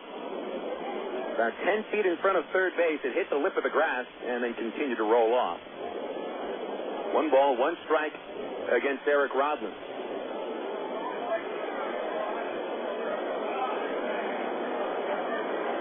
Rodland has put down only 1 sacrifice this year, but it's been mostly because he's been as the 9-hitter all season, but he was the number 2 man more recently. Pickoff played second, and it hit Bacon's helmet. He's all right. He doesn't go down, but Bacon took that throw in the head. Just fell right in front of him, and shortstop Merrill picked it up and nonchalantly flipped it to Crowder, but Bacon got hit in the noggin, but yet he doesn't show any ill effect. And that's why they wear batting helmets. They're also running helmets. Here's a 1-1 to Rodland. A check swing foul ball into the net at third base. And it's 1-2. So Rodland didn't mean to hit that.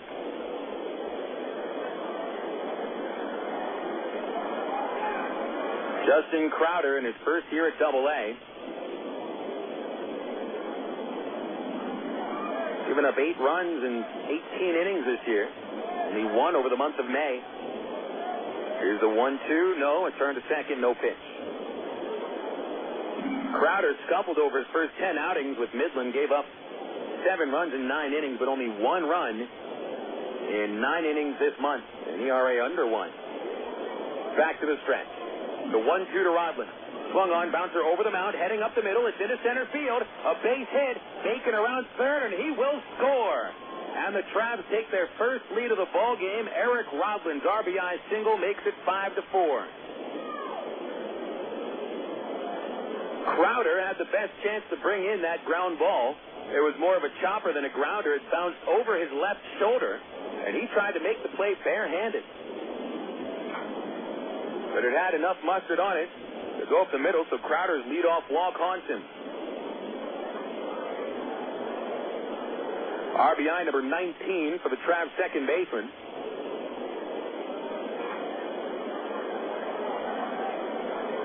Travs take their first lead of the game in the 7th inning. Now Brandon Wood stands in. Still no outs. Wood 0 for 3. He's been called out on strikes twice. Pitch on the way. A fastball over the outside corner. Strike 1 to Wood.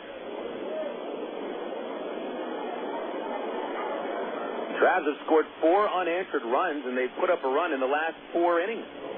The last time the Travs went without a run, they were set down in order in the 3rd. And that was an inning dealing with Bacon, Rodland, and Wood. Bacon reached. He's already scored. Rodland singled him home, but Wood swings and misses at an 0-1 changeup. And Brandon quickly down to the count 0-2.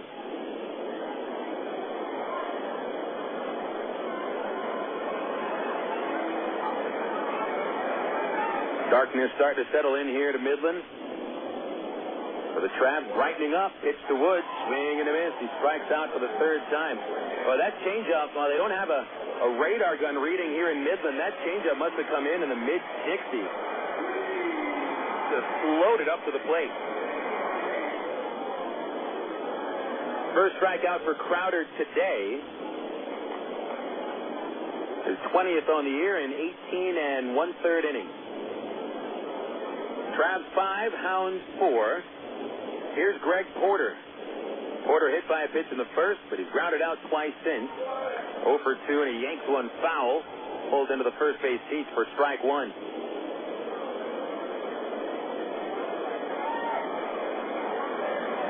Porter hitless the last two games. And remember, we said at the start of the broadcast he hadn't had consecutive offers since April 27th and 28th. Right after that, April 28th, he hit a home run, went 3 for 6 at Corpus Christi, starting at tear. 0-1 pitch. Porter swings high fly left field, close to the foul line. Travis Buck going into foul territory. It is out of play, and the strike on Porter makes it 0-2. Porter, in fact, raised his average during that stretch, in which he had hits in 16 of 19 games from 179. He's hitting 300 at the start of today. It's going 0 for 2. It'll go about 296, 295. Porter just trying to move Rodlin up at least, and perhaps give Matt Brown a chance. Brown to hit. Crowder throws to first base instead. Rodlin is back in there. No one warming up in either bullpen. At the moment, Tim Bittner, pitcher of record for the Travs, and Crowder for Midland. Crowder ready to the belt. Now the 0-2 is fouled off by Porter over the left side, and he remains at the plate with an 0-2 count.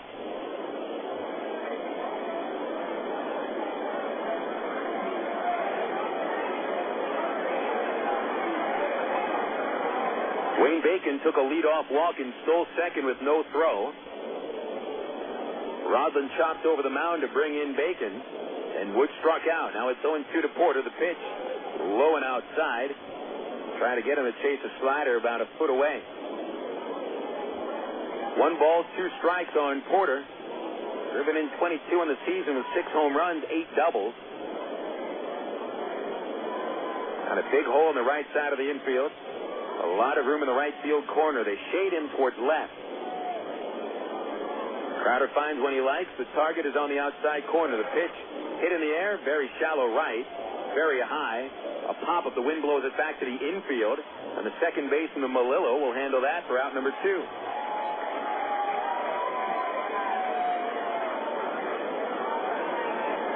One of those home runs in an elevator shaft as Porter is 0 for 3. Now Matt Brown will come up.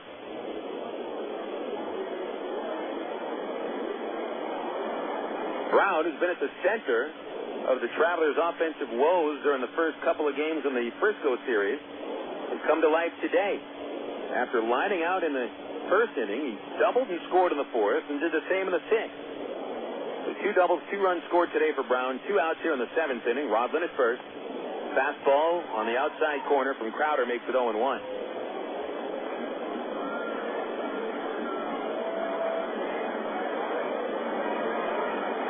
Rodlin taking a careful lead at first base. He doesn't want to get Crowder an idea that he could pick him off. Only about 3.5 steps from the bag. The 0-1 to Brownie. Low and outside, 1-1.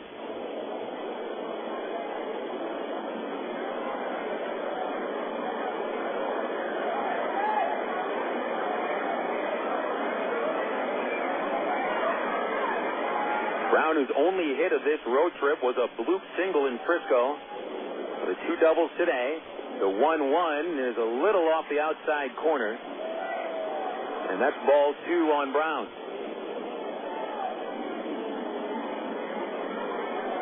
Crowder giving up a run here in the 7th inning after going the last 5 1/3 without giving up a run in 3 previous outings.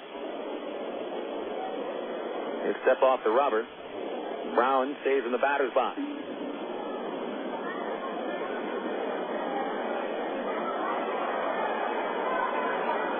Crowder with the glove tucked into his midsection gets the sign. Here's the throw to first again. Back in is Rodlin on his feet. Rodlin has only attempted 1 steal.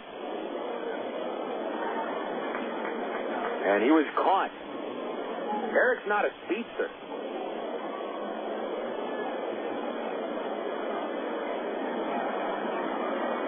Back to the stretch, Crowder. Now the 2-1 to Brown. Way outside, ball 3. Crowder had walked only 4 batters of the 73 he had faced over his first 15 outings. The leadoff walk to Bacon here in the 7th inning proved to be a big difference. And now Crowder is behind Brown 3-1. Here's the pitch. Swing and a miss. A change-up for strike 2. And the scoreboard operator thinks the inning is over. That's the music they play for the 3rd out. Nope, it's a 3-2 count instead. Save your music for another time. Full count, giving Rodlin an extra head start at first, but they'll hold him on anyway. Here's the pitch. A little nubber out towards second. Charging is Melillo. Gloves it. Flips it. Safe is Brown at first. Melillo double clutched his flip. That's what cost him the out. And it'll be first and second for the Travelers for Bobby Wilson. It wasn't that Melillo didn't hustle. He had a long way to come in for that little squibber. Just barely got past the mound on the right side.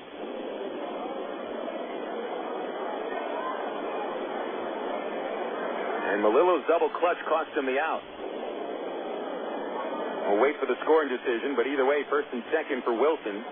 Wilson has delivered RBI singles in his previous 2 at-bats.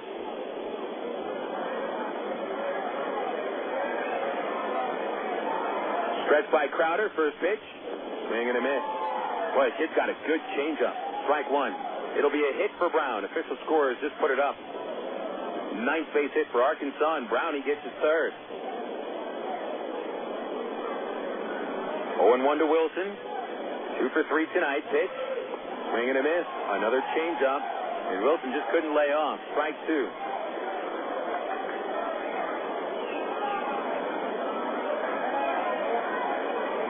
Rodlin at second. Brown at first. 2 away. 1 run home. But 0-2 on Wilson. He's a good 2-strike hitter. Here's the pitch. Outside. Both of Bobby's RBI singles have come on 2 strikes today. Both of those were against the right-hander Brad Knox. Now he's going up against Crowder here in the 7th. 5-4, the Travs in front. Wilson trying to put him up by 2. The 1-2 pitch to Bobby. Swinging a liner to second base. Melillo plays it on a bounce. And he'll throw to first to retire Wilson, ending the 7th inning. But the Arkansas Travelers take their first lead of the game. They were trailing 3-0 in the first, but in the 7th, 1 run, 3 hits, 2 stranded. 5-4 Travelers, bottom 7 on the way on Air America Little Rock 1380. He's been a sports anchor on TV. He's reported on games of the Kansas City Chiefs. He hosts NFL postgame shows week after week. But he still hasn't quit his day job. Gordon Docking is the Chief Executive Officer of St. Mary's Hospital in suburban Kansas City. He's distinguished himself nationally as an innovator in healthcare, impacting the design of the hospitals of tomorrow. But before he was CEO, he was a master's degree student at Webster University. Today, he's an achiever in many walks of life. I'm Bob Costas, member of the board of Webster University. All Webster campuses around the world share the same belief. Education is more than just a degree. It's real knowledge for real-world success.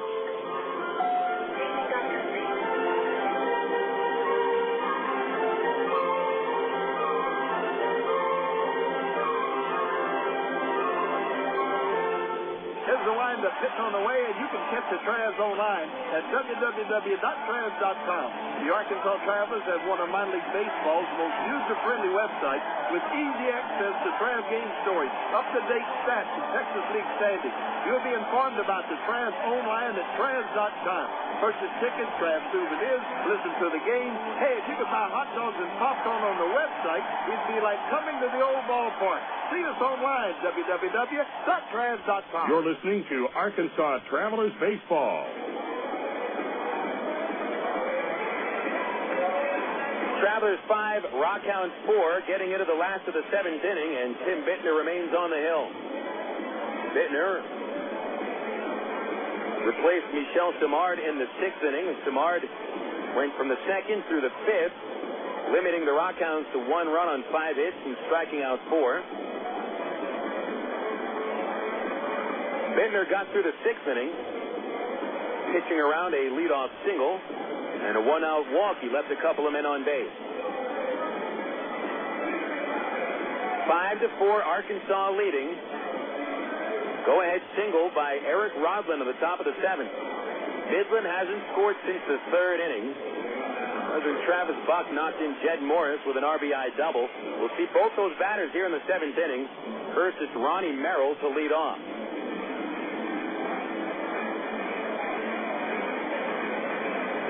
Merrill, a switch hitter, bats from the right side against Bittner.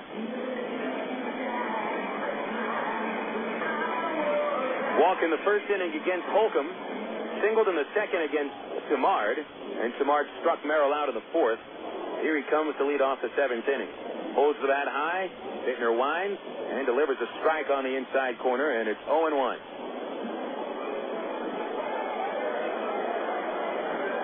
Bittner quickly back to action with an 0-1 pitch. Ball 1, a changeup low. Out of the RockHounds, 9 base hits. Most of them coming from the first 5 slots in the order. In fact, 8 of them have. Here's a 1-1. Down and in, 2 balls, 1 strike. The only hit for the bottom 4 hitters, Kurt Suzuki's leadoff double in the 4th. Otherwise, Morris and Buck each 2 hits. Matt Allegra has a pair of hits. Pitch popped up right side, foul ground, head into the outfield, and it slices out of play. And Bittner has evened it at 2-2 with Merrill. Trav looking to end a 5-game losing streak. They've actually had 2 5-game losing streaks with a victory sandwiched in between. That was the game-winning grand slam by Porter on Saturday night. Without that grand slam, the Travs would be on an 11-game losing streak. The 2-2 is fouled back into the press box. Still 2-2.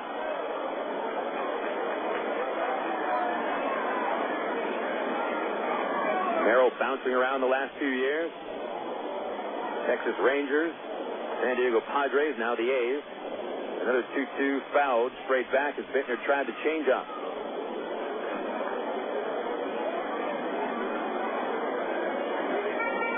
Merrill originally drafted by Detroit.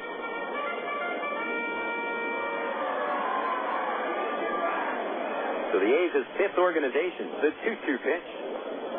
Strike 3 called. High fastball for the caught looking. And remember, Dean Martin's been calling those high strikes all game. That should be no surprise. After 6 innings of seeing pitches that maybe are a little high, maybe off the outside corner, get called strikes, it can't be a surprise to these hitters that they're going to get called strikes. The one thing Dean Martin is today, if nothing else, is consistent both ways. Here's Jed Morris. Morris 2 for 3, a lefty. Bittner's pitch, a big slider for strike 1. Morris, a single and a run in the 1st, a double and a run in the 3rd. Simard induced a flyout in the 5th. Bittner steps back and delivers an 0-1 pitch, and it's hit in the air towards second base. One hops Rodland, but he'll throw to first base for the out. Soft liner right in front of Rodland, and he made the decision to not charge it and hang back, and it looked a little easier for him. 2 outs. Tim Bittner has set down 4 in a row.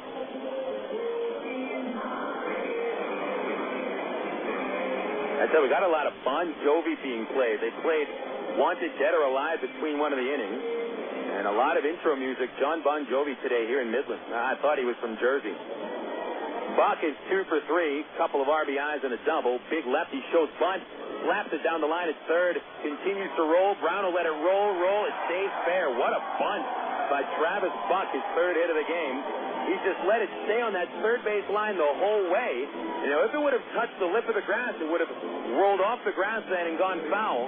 But it just stayed on the line. There's only about 4 or 5 inches of margin between the foul line and the grass, and it stayed in between the whole way. Brown did the right move trying to let it go foul, but it stayed fair. And even once it got towards the base, it even made a little hook, a little button hook towards the infield. So that was a sweet bunt by Buck. Tying run is aboard for the Hounds, and now Vasily Spanos stands in.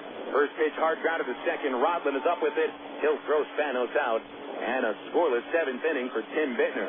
RockHounds strand Buck at first base. That's the only hit they get. 7 innings in the books. Will go to the 8th.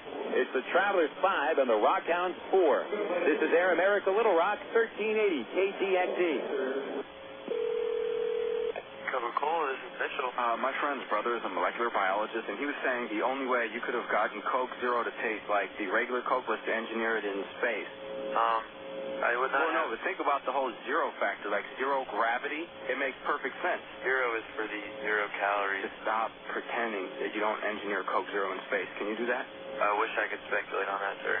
The next launch. I just want the time for the next launch. Coca-Cola Zero. Real Coke taste, 0 calories. Ameripride Services is the linen and apparel company to get your team into a professional uniform program. Ameripride features a wide range of high-quality custom programs for the manufacturing industry, hospitality and food service, medical or dental uniforms, and professional and executive wear. Call 664-5575 to schedule a presentation with an Ameripride consultant. Also specializing in the finest quality table linen, rental mat, and restroom services. Call 664-5575 for Ameripride, the official garment supplier of the Arkansas Travelers. For 30 seasons, Jim Elder was the radio voice of the Arkansas Travelers. Fans knew him as the human encyclopedia of sports knowledge from baseball to horse racing to football. Jim knew it all, but Jim Elder was about much more than sports. He also loved to help kids, and that's why his friends and family started the Jim Elder Good Sport Fund. The fund helps organizations that teach kids about life through sports, like Park, RBI Baseball at Lamar Porter Field, the First Tee, Arkansas Sheriff's Youth Ranch, and kids clinics with the Arkansas Travelers. Jim Elder's legend will live on in Arkansas through the Jim Elder Good Sport Fund.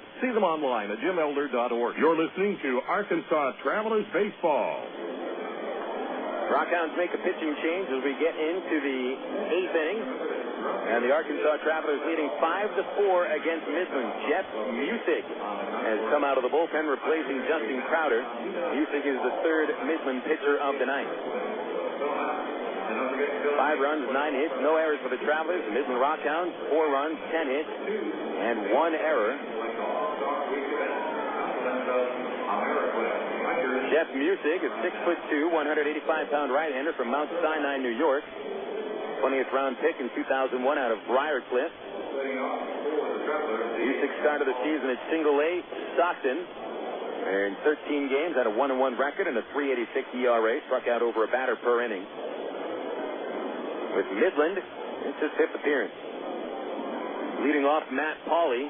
First pitch is a little off the plate outside, ball 1. Crowder gave up the go-ahead run to the Travs in the 7th inning. Eric Rodlin, a single to drive home Dwayne Bacon. Here's the big righty, pitch to Pauley, and he missed again up high, 2-0. In 4 outings with Midland, Musick has no wins, 1 loss. 2 runs allowed, 1 earned, and 6 in the 3rd. Pauley 1 for 3. It's a high fly ball into straightaway center, but the shortstop Merrill backs up. Wind blows it to left center, and Merrill makes the catch for out number 1. Crowder went an inning and a third, surrendering a run earned on a walk and 2 hits. He struck out 1 batter.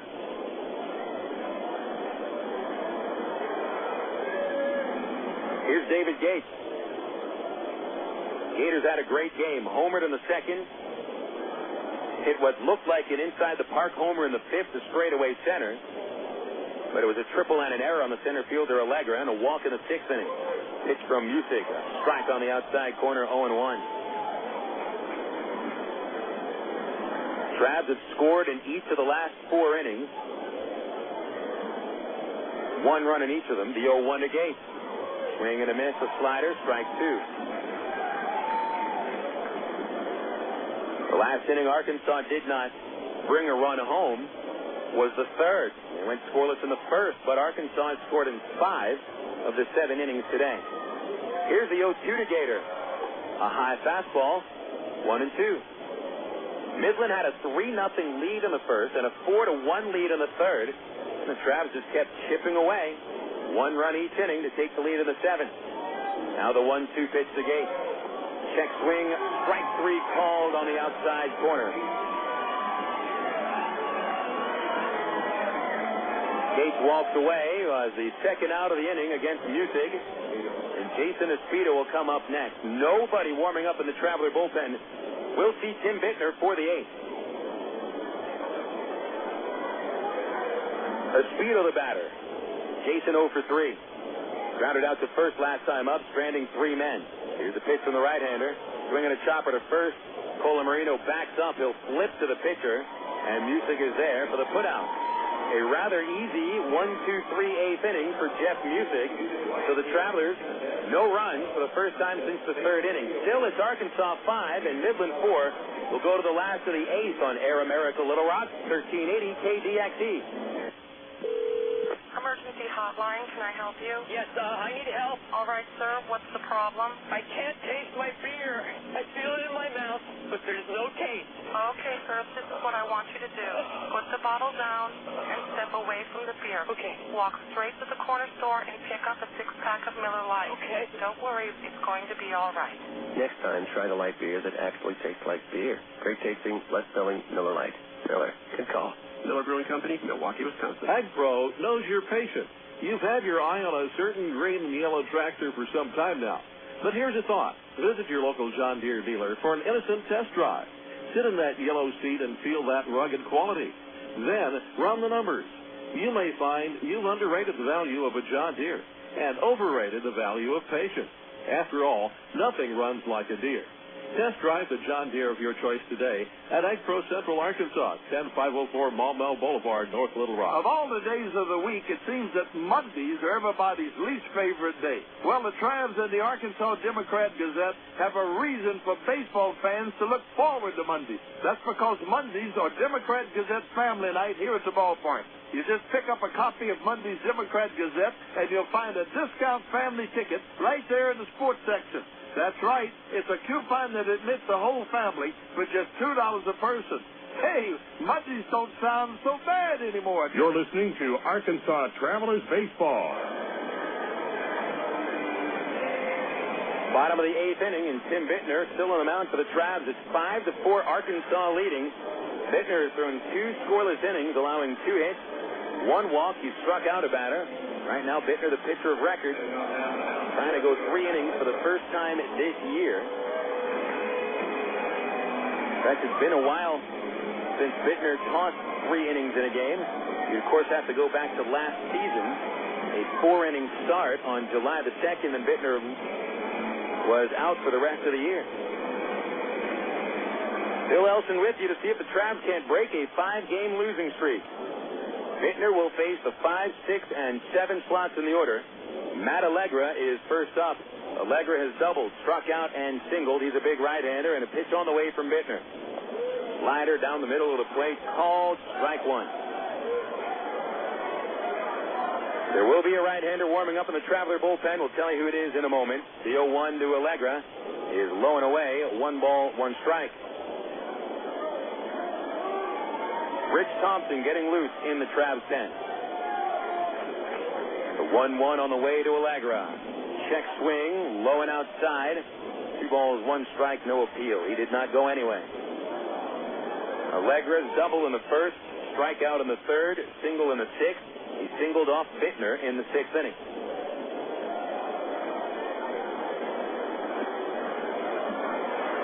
It's a 2-1 count to start the 8th.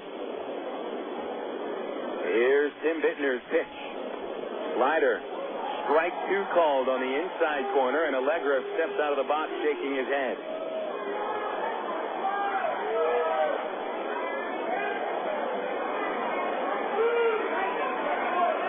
Bittner with a leg kick. The 2-2 pitch. Swing and a miss. He struck him out with a changeup. Strikeout number 2 for Tim Bittner. 1 away in the 8th inning to bring up Brant Colamarino. The 7th strikeout for Traveler pitchers today. James Holcomb got 1 in his 1 inning. DeMars struck out 4 in 4 innings. And now Bittner with 2 strikeouts in 2 1/3. Colamarino standing in. He is 0 for 3. Left-handed batter popped up last time. Pitch on the way, low, ball 1. Colamarino in the throes of a 3 for 44 slide. It did drive a run home in the first with a ground out. The 1-0 pitch swung on, popped out of play over third, and it's 1 ball, 1 strike on the foul ball. Colamarino, who was a whirlwind of RBIs against the Travs in the 1 game he played against them last year, scuffling in his second go-around at Double-A after playing 74 AAA games at Sacramento last year.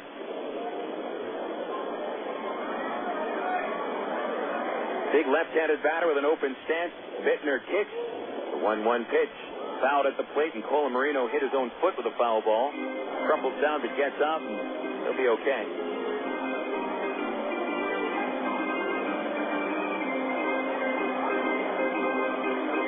What the A's like about Colamarino is his ability to hit. He's an average fielder, a slow runner. Not hitting much right now. Bittner ahead 1-2. He comes home. High fastball. Evens at 2-2.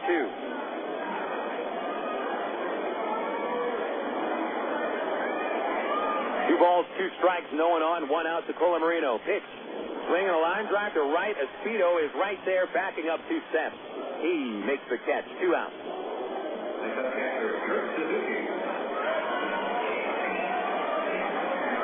So Bittner having one of his finer outings of the season. Colamarino fired his batting helmet into the dugout in sign of sure frustration.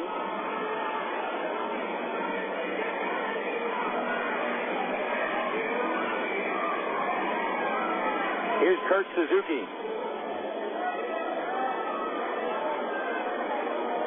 Suzuki, the Midland catcher, has fly to center, doubled, walked.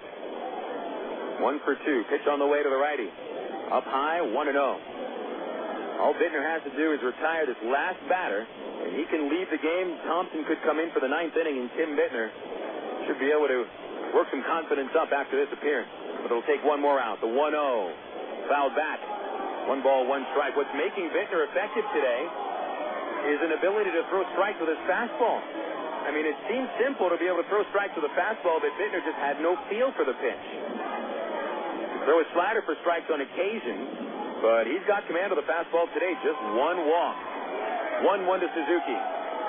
Slider a little low and away. 2 balls, 1 strike. And you take into account how Bittner pitched over the last couple of outings. 6 walks in 2 innings. He's rebounded. Here's the 2-1 pitch. Swing and a high fly to center. Bacon is there, drifting towards right a little bit. He makes the catch.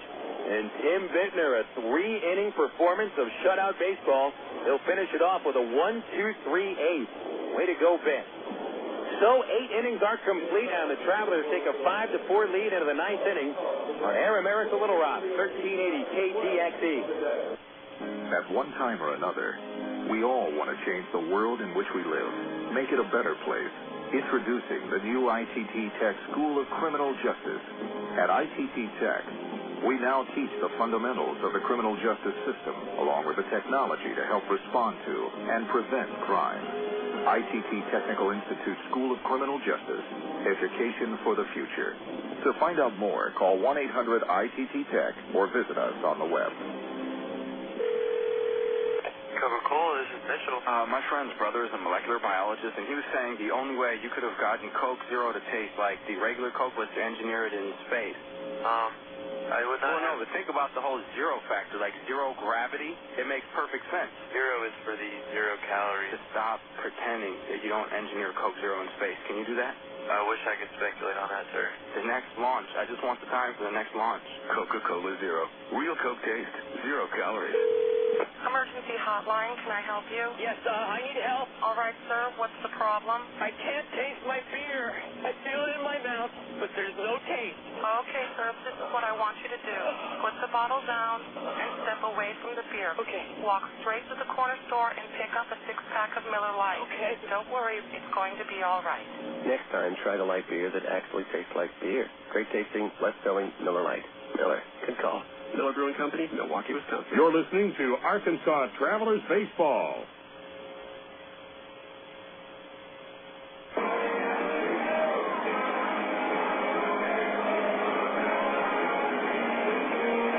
Last chance for the Travs to add to a 1-run lead. It's 5-4 Arkansas. Going into the top of the 9th. The Travs last scored in the 7th inning on Eric Rodlin's RBI single, bringing home Dwayne Bacon. And then the Travs went down in order against Jeff Music in the 8th. He'll be facing the top of the order. Leading it off, Dwayne Bacon, then Eric Rodlin and Brandon Wood. A reminder, Traveler fans were back in town May 30th through June the 4th. 7-game homestand against Frisco, and this same RockHound Ball Club. Jim Eldergood Sport Fund Kids Clinic. On Sunday, June 4th, the first 200 kids will receive a Travs baseball for free. Travs players and coaches on the field. Clinic begins at 12:45, ball game at 2. That's Sunday, June 4th, the Jim Eldergood Sport Fund Clinic at Ray Winder Field. Dwayne Bacon will try to bunt the first pitch of the inning, but bunted foul for strike one. Jeff Musig retired Matt Pauley on a pop-up in the 8th. David Gates was caught looking at a third strike. Jason Espedo rolled out to first. Music's the third pitcher of the night for the RockHounds. Brad Knox, the starter, got a no decision, giving up 4 runs in 5 2/3. But he blew a couple of 3-run leads. Pitch to Bacon up high, 1-1. Dwayne is 0 for 3, but he scored the go-ahead run by leading off the 7th with a base on balls against Crowder. Then he stole second without even a throw and scored on the Rodland hit. Here's the right-hander's 1-1, and Bacon puts a charge into it. High fly, deep right center, going back a legger, but still has room. And he makes the catch. The wind blew that back a little bit further in. Wind here at Citibank Ballpark, always a factor. But here in Citibank Park, the wind blows in from right field. At the old ballpark, Christensen Stadium, the wind blew out. And they said that on the outfield wall was 400 feet to dead center. It was actually more like 380. On the talk about a bandbox, you couldn't have even fit a big band in that box. Pitch to Eric Rodland inside ball 1. Rodland 1 for 3 with an RBI in the 7th. And that was that RBI, and he drove in the go-ahead run. Christensen Stadium now used for Midland College. The 1-0 to Rodland. High and outside, 2-0. They'd played a high school game here at Citibank Ballpark earlier today. So it's the local college that gets the shaft. The 2-0 to Rodland is outside. It's 3-0. We went to see Christensen Stadium last year. Not a good ballpark. And in fact, the Travs played the last 4 games in that dilapidated park. 3-0 to Rodland. Strike at the knees. A little generous. 3-1. There wasn't the same amount of emotion and sentiment surrounding Christensen Stadium, which was built in the early 70s, as there will be and is for Ray Winder Field. Rodland stays alive with a 3-1 pitch fouled off. Full count on Eric.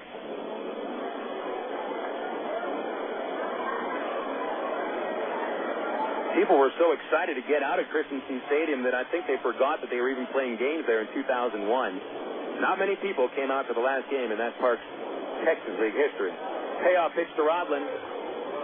Strike 3 on the outside corner. Rodland had a 3-0 count and takes a first pitch strike, which was borderline, the third strike borderline as well. But as I've said, it's been that way all game. 2 outs in the 9th inning, and Brandon Wood coming up. Music has retired all 5 with 2 men caught looking. When we get to the 9th inning and Thompson has begun throwing in the pen again, we start with the 8-hitter Melillo, then the 9-hitter Cornejo. Ronnie Merrill will bat third. Here's Wood. Brandon 0 for 4, striking out 3 times. Music with a fastball outside 1-0. So Wood 0 for 4. Only time he's put the ball in play, a ground out to short in the 3rd inning. Here's the 1-0 pitch. Very high and outside, 2-0.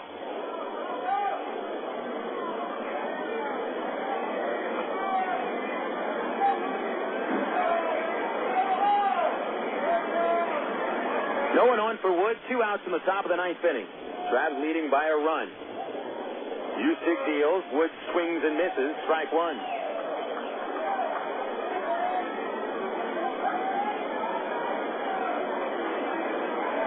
Brandy with that tall stance. Feet close together. Leaning back and forth. Here's the 2-1 offering. Up high. 3-1.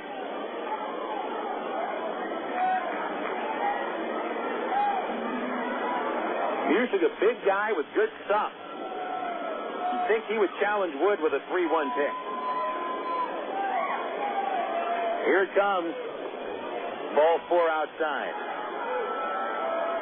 So Wood reaches base with a 2-out walk to bring up Greg Porter.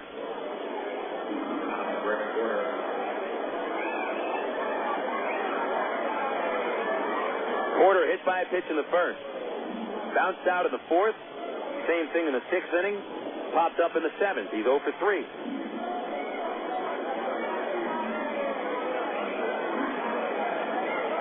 Travs can somehow find a way to bring Wood home, it'd be a huge insurance run. Here's Music throw to first base instead of a pitch. And Wood got back in. Brandon, good base stealer. He attempted 6, caught just once. Porter left-handed. Music from the other side. A lot of room up the middle. From the stretch, Music will throw to first again, and Wood is back. Not even taking a big lead. Only about 3 steps off.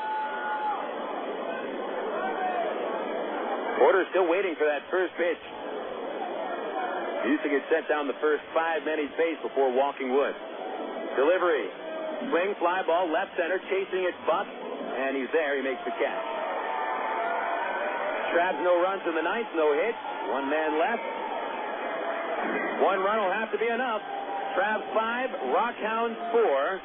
Last in the ninth coming up, and Rich Thompson emerges from the bullpen. See how Rich feels after this on Air America Little Rock, 1380 KDXE. Since 1901, the Arkansas Travelers have been making memories in the natural state, like John Young launching a home run over the Mills Freeway to win the '77 Texas League title. People still talk about the explosive performances of Captain Dynamite or the Travs leadoff batter for the 1976 season, 3'4" Roscoe P. Stidman, and the unbelievable home run heroics of recent Travs Tommy Murphy and Mike Napoli. And it's a grand slam! Tommy Murphy wins the game with a walk-off grand slam! Now you, your friends, and family are invited to create some memories of your own as the Travs charge to the 74th and final season at Ray Winder Field. Double play ends it. The Travs are the East Division champions. Come share the excitement as the Arkansas Travelers celebrate their history with another winning season. For tickets, call 664-1555 or visit Travs.com. Henry Morales has hit another ball onto the freeway. Get out of here. The Arkansas Travelers, still the greatest game on dirt. Liberal progressive radio. It's kind of like a dream come true. Air America Little Rock, 1380 KDX North Little Rock.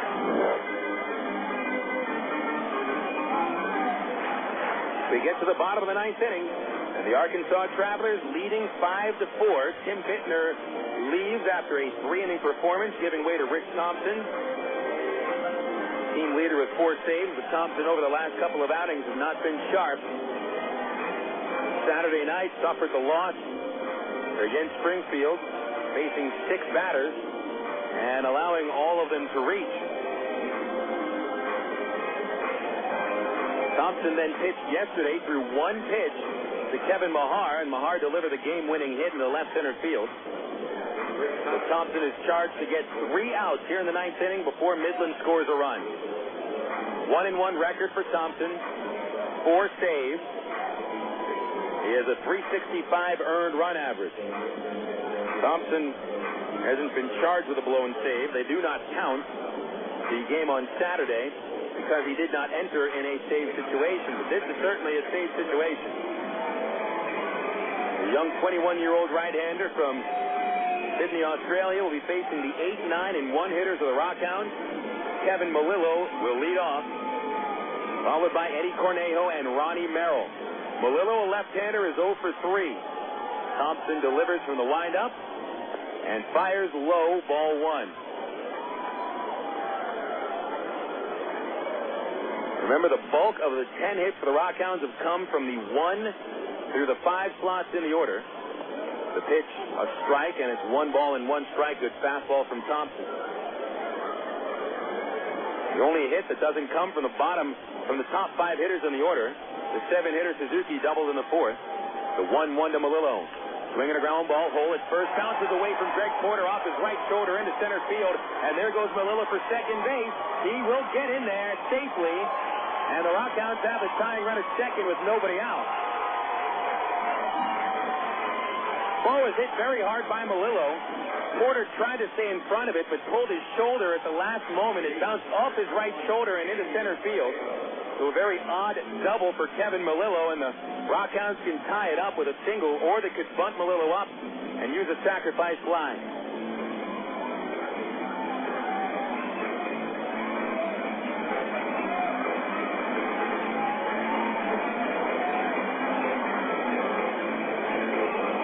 Melillo with his first base hit of the game, and now Cornejo stands in. Cornejo 0 for 3. He squares around, looks to bunt, didn't offer. It was low and outside. Ball 1.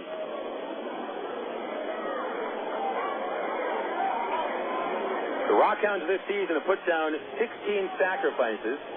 Cornejo has put down 2 of them. Brown is in at third. Not yet at the cut of the grass. Here's the stretch and the pitch. He bunts it. Third base line. It'll get him over.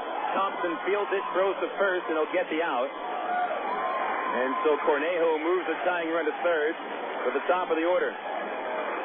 1-4 on the out at first base. The infield will have to play up.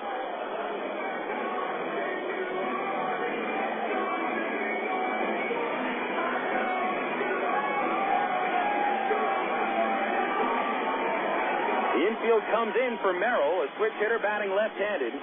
Merrill walked in the first, singled in the second, struck out in his previous 2 at-bats. He's driven in 13 runs this year. Runner at third, Melillo, decent speed. Thompson delivers, swing and a foul back, strike 1. This is where Thompson needs a strikeout. He's whipped 19 in 25 innings. Allowed 13 walks, 10 runs, and 17 hits. Got ahead with a strike on Merrill. Jed Morris on deck. Thompson ready. And the 0-1 pitch. A little inside. That pitch was called a strike earlier. 1 ball, 1 strike on Merrill.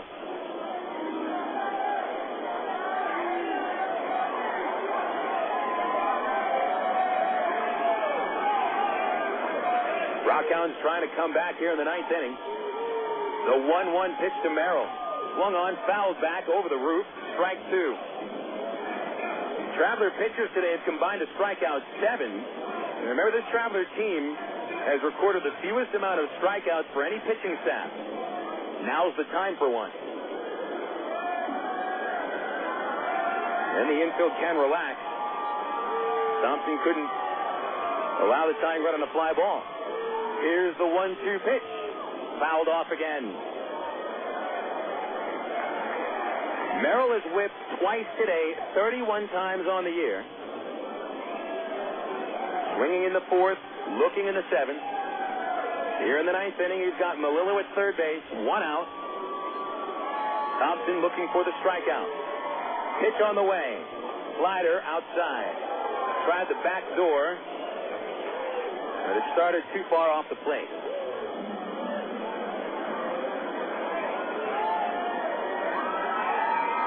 We're even at 2-2. Into the stretch, the right-hander.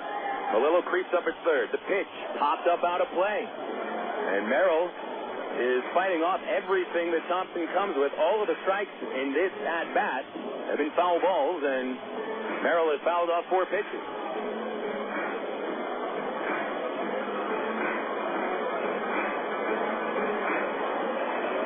Merrill steps back in. Wilson with the signs for Thompson.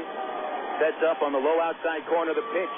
Slider hit in the air to left field. Hit well. This will be enough to score the run. Gates getting underneath it. He makes the catch. Tagging from third is Melillo. Here comes the throw. Up the first base line. And Midland ties it in the 9th.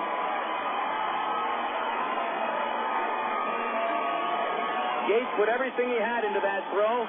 Even a perfect throw would not have retired Melillo. So Merrill's sacrifice fly makes it a 5-5 score.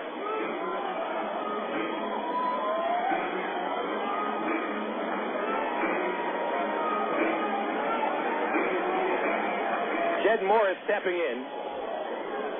Morris 2 for 4, couple of runs scored. Left-hander takes outside from Thompson, ball 1. So that is the first blown save for Thompson, and the Travelers have now blown 9 of 17 save chances. 1-0 on the way.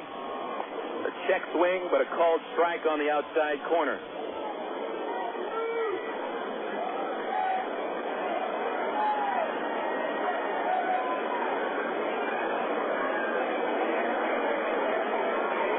Five score on the Merrill sacrifice.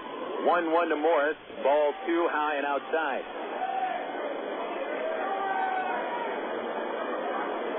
Traveler bullpen has been outstanding today. Michel Simard, 4 innings, 1 run, 3 shutout frames from Tim Bittner.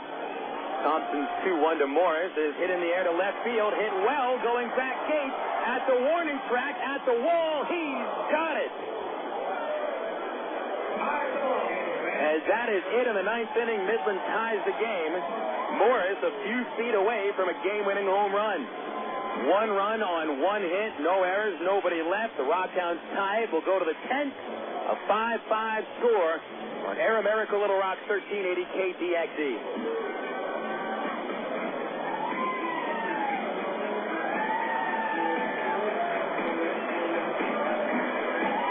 Had a childhood much like you'd expect growing up in 1960s New Mexico. A lot of sun, a lot of sky, and a lot of dreams about what you might be when you grow up. After school, many of Sid's friends went on to work for local factories and businesses. Some moved away, but none moved as far away as Sid. Sid Gutierrez is recognized as the first Hispanic to pilot a space shuttle, and he's a member of the International Space Hall of Fame. But before he went into space, he went to Webster University. I'm Bob Costas, member of the board of Webster University. All Webster campuses around the world share the same belief. Education is more than just a degree. It's real knowledge for real-world success.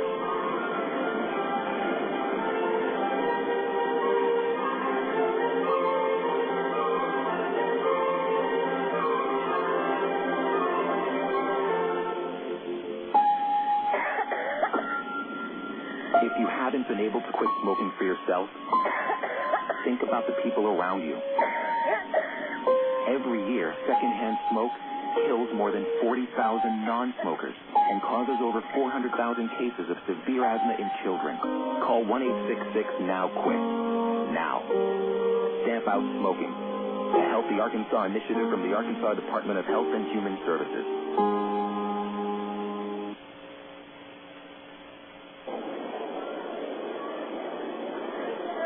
Extra innings on day 1 of this 4-game series in Midland, 5-5 in the 10th. Matt Brown will start the 10th inning and take a strike from Jeff Musig, who in 2 innings has allowed only 1 base runner on a walk, and he's overpowered the Travs. Arkansas last scored in the 7th. Brown is 3 for 4 and a pitch to the right-hander, low and outside. Extra inning game number 6 for the Travs. Midland is playing just their second. Arkansas 2 and 3 when going extras. Midland lost their only extra inning game. 1-1 to Brown. Here's the pitch. Fastball fouled straight back, put a nice swing on it. Strike 2. 1 ball, 2 strikes on Brown with Bobby Wilson and Matt Pauley coming up next. So Midland had gone 6 consecutive innings, 5 innings without scoring. And they manufacture a run on the 9th using a bunt and a sacrifice fly. 1-2 pitch to Brown. Off the plate outside, ball 2.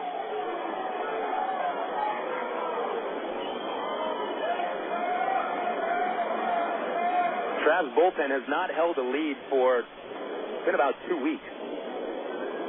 Here's a 2-2 pitch to Brown. Swinging a ground ball to third. Backhand by Spanos. Gets up, fires across, and Brown is out.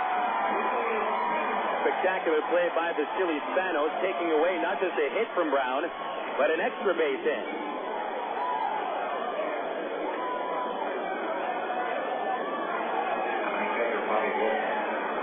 Brown continues to hit the ball well, but he heads back into the dugout. Best defensive play by the RockHounds tonight. Now it's Bobby Wilson coming up. Wilson 2 for 4 with 2 RBIs. Pitch on the way from Music. Shows bunt, but a strike on the outside corner, and he takes it 0-1.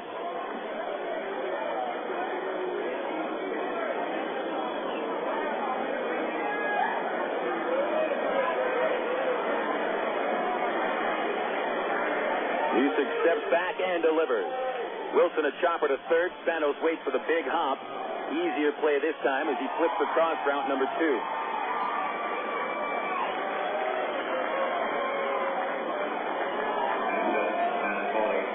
Matt Pauley coming up next. When the RockHounds bat of the 10th inning, they go through the meat of the order. Travis Buck, Vasily Spanos, and Matt Allegra. And Rich Thompson will be on for another inning.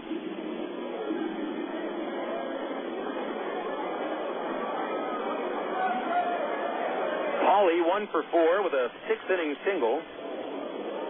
And a pitch from Music. Inside corner, strike one.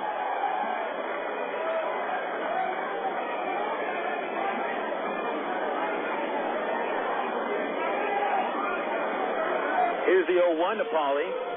Swing and a miss, strike two. I think Pauly felt forced to swing because he had thought that first pitch was inside. Dean Martin thought otherwise. So Pauly swung at a pitch that would have handcuffed him if he hit it. There's no chance to hit that pitch. 0-2 on the Travelers' 7-hitter. Music delivers. Swing and a miss on the slider. Strike three. 1-2-3 go to the Travs in the 10th. We'll go to the bottom half now. 5-5. Midland coming up with a chance to win on Air America Little Rock 1380. National Baseball Hall of Fame member Hank Greenberg worked as the general manager of the Cleveland Indians after his playing days were over with the Detroit Tigers. One off-season, contracts were sent out to all the players on the team for their signatures. Several weeks later, Greenberg received an unsigned contract from one player. He sent a telegram to the player. It said, "In your haste to accept the terms, you forgot to sign the contract." A telegram from the player arrived the next day. It read, "In your haste to give me a raise, you put in the wrong figures." I'm Mark Evans, pastor of the Church of Rock Creek. We remember today, in all your relationships, your perspective changes the way you look at life. The Church at Rock Creek has 4 weekend services. Worship times are Sunday mornings at 8 a.m., 9:30 a.m., and 11 a.m., and Monday night at 7 p.m. For more information, call 225-8684 or look on the web at www.churchatrockcreek.org. You are witnessing some intense pain here, folks. Throbbing muscles, swollen joints. This is pure torture. We're talking total body suffering. Not even the internal organs are... Bob, the game hasn't started yet. Game? I'm talking about me. Don't let orthopedic discomfort interrupt your life. Learn to manage it with Baptist Health in Ortho, Arkansas, the state's leaders in orthopedic medicine. To reach a specialist or for more information, call Baptist Health Helpline at 227-8478 and get back in the game. Oh, I can feel that hit up here.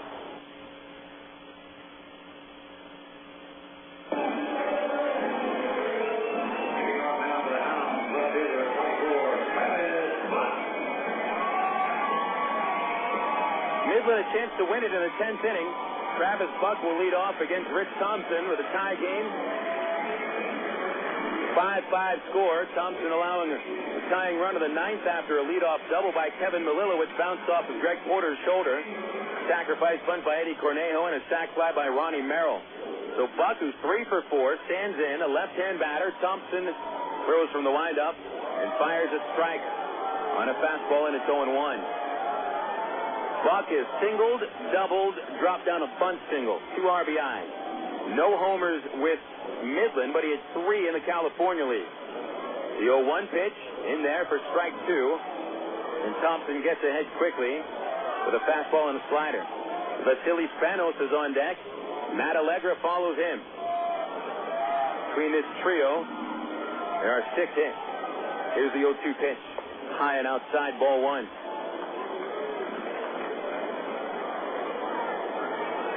Travelers have gone the last 3 innings without scoring. Biggest scoreless drought of the night. Here's the 1-2 pitch. Check swing on a slider in the dirt. He did not go around, and it's 2-2. Midland had gone 5 innings until scoring in the 9th. If you believe in momentum, perhaps the RockHounds have it. 2-2 on the way. Here it is. Fastball just missed somewhere. Plate umpire not letting us know where it was, but I can't imagine where that one missed. It was above the knees on the outside half of the plate, and Dean Martin has become very inconsistent over the last few innings. He was great in the first 6, 7 innings, not the last 3. 3-2 pitch. Ball 4, low and inside.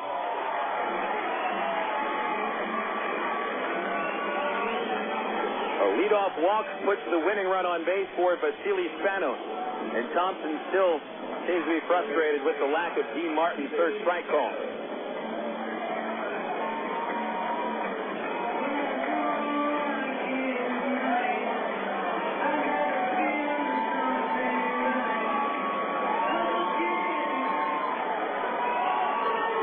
batter is Vasily Spanos, 1 for 4.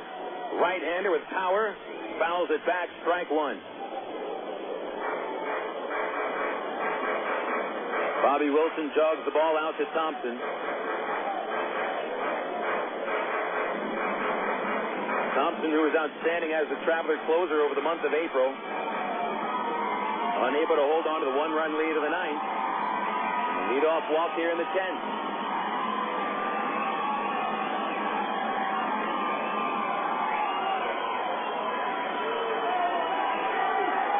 Thompson will stretch.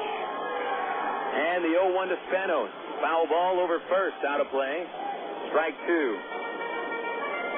Spanos has struck out twice today, looking both times.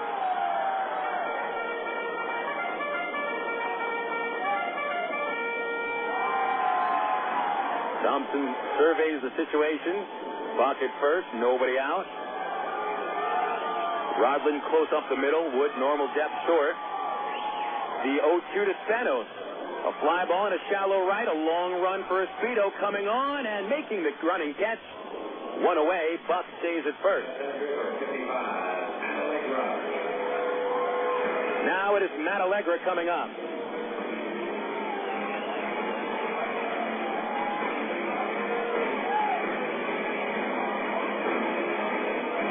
Allegra has a pair of hits, a first-inning run-scoring double, and a sixth-inning leadoff single, but he hasn't scored a run yet. Other 2 at-bats, he struck out, 2 for 4.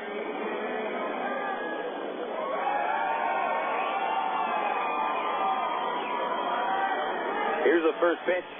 Swing and a miss, strike 1. Allegra tried to end the game with a home run cut.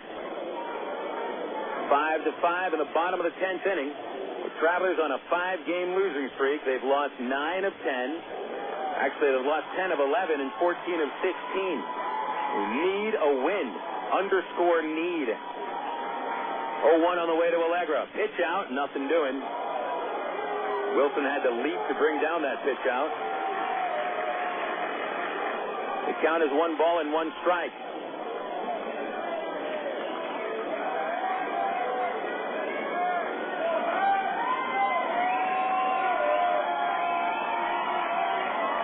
Buck taking an average lead. The 1-1 pitch is swung on and fouled into the third base dugout. Strike 2.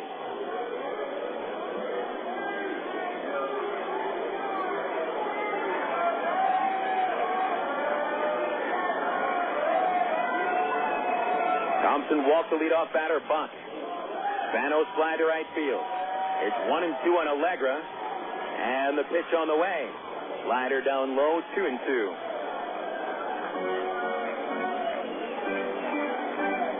At a final score out of Tulsa, where the Drillers end Corpus Christi's 3-game winning streak.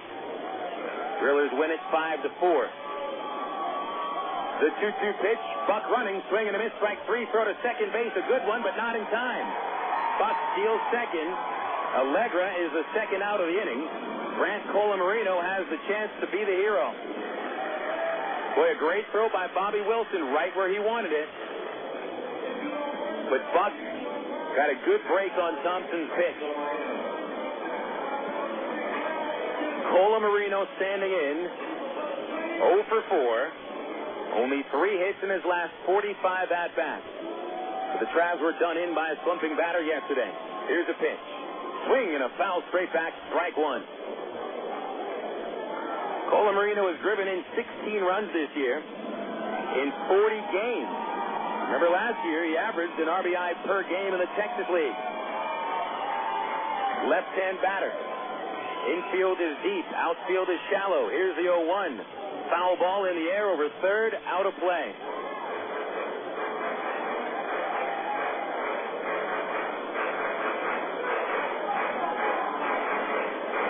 Nothing in 2 on Colamarino in the 9th. In the 10th, 2 outs.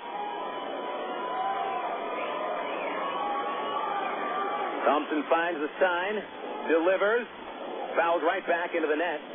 A fastball, letter high.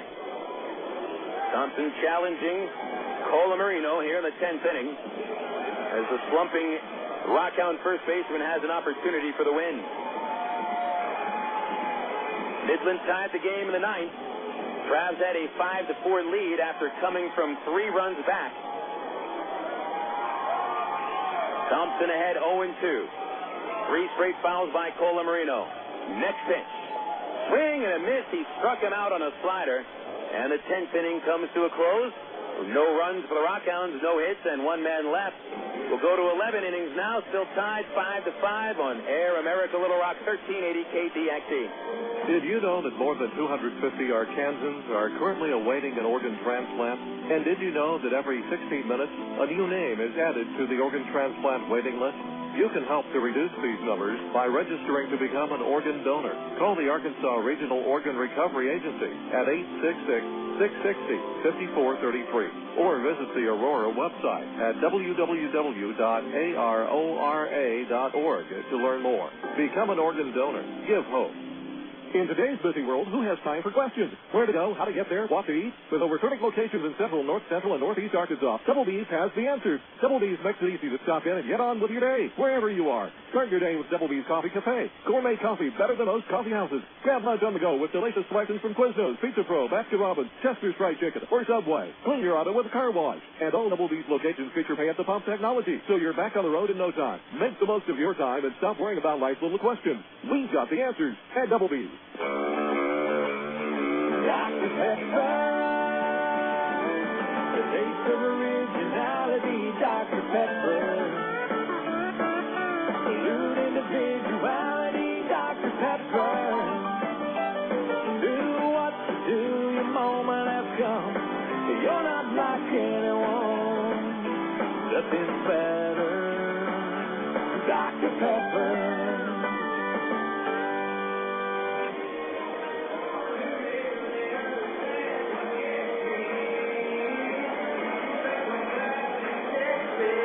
Innings in the books, and we go to the 11th.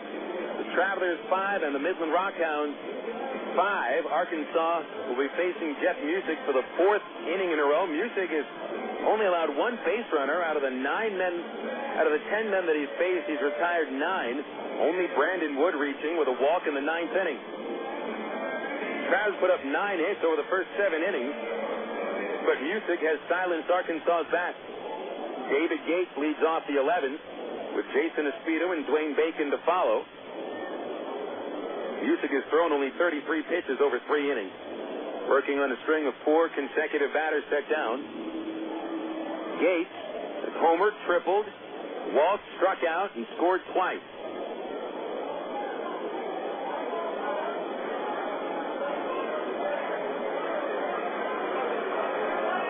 Gates stands in, Music winds, and Gator will take a high fastball. As I mentioned, they don't have a radar gun reading here in Midland, but I imagine Music's fastball in the low to mid-90s. Coming in pretty hard. Here's the 1-0 pitch. Gates a swing and a miss. 1 ball, 1 strike. Music hasn't gone further than 2 innings in the game with Midland this year. Single A Stockton, he also hadn't gone more than 2 innings. 1-1 to Gator is outside. Slider, ball 2, 2-1.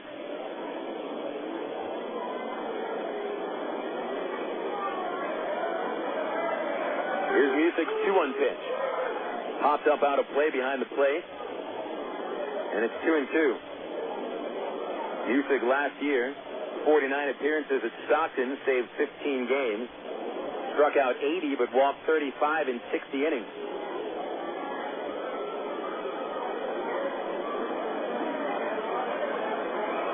2 balls, 2 strikes. Here's the pitch to Gates. Swing and a miss on a pitch in the dirt. It is dug out by Suzuki. Steps outside the foul line and throws for the out. Colamarino there. And Gates strikes out for the 2nd time in a row. Strikeout number 4 for Music. Jason Espedo about to come up, but he will not be facing Music. Vaughn Hayes, who's got a left-hander warming up in the bullpen, is going to bring in the lefty. Because he's got Espedo coming up now, then Bacon a switch hitter, and Eric Rodlin after that. Call to the bullpen brought to you by the new AT&T. Turn a double play with AT&T Yahoo high-speed internet. make calls and access the net at the same time using just one line.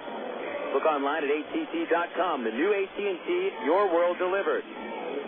Travelers 5, RockHounds 5. The new pitcher coming on for Midland is left-hander Anthony Rawson. We'll tell you about him after a 60-second break on Air America Little Rock 1380. This is for Laura. Laura, what's up with those CDs you borrowed from Mariana and never gave back, huh? Listen, if you need music, sign up with the new AT&T. Get digital satellite TV so you can watch concerts, and high-speed internet so you can get the music you want fast. And give Mariana her CDs back. All that, plus local and long distance for under $90. So that's Laura's world. For everybody that's not Laura, if we can deliver options to her, we can deliver the right plan for you, too. Digital satellite TV, high-speed internet, and local and long distance for under $90. Add Singular Wireless and save even more. Call 1-800-PICK-ATT or visit thenewatt.com today. Oh, and Mariana, you're welcome. SBC, now joined with AT&T, proud sponsor of the 2006 U.S. Olympic team. The new AT&T, your world, delivered. Taxes, other charges, and the federal universal service cost recovery fee extra. For details of additional charges, restrictions, and requirements, call 1-866-270-0397 toll-free or visit att.com/bundle details. Not available in all areas.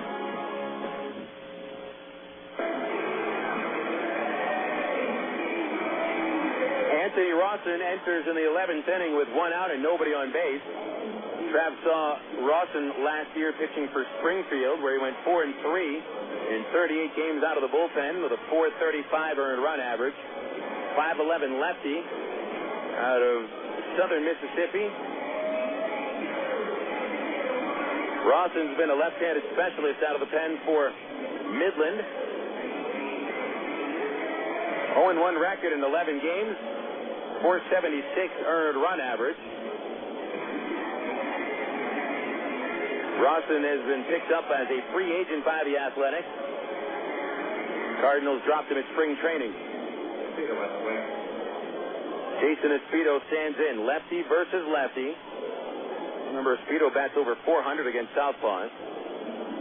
Rawson, funky delivery from the left side, allows only .154 to lefties. Pitch to Espino, a curveball for strike one. Espino 0 for 4. A strikeout and 3 ground ball outs. It's an 0-1 count with Blaine Bacon on deck. The pitch to Jason is inside, 1-1.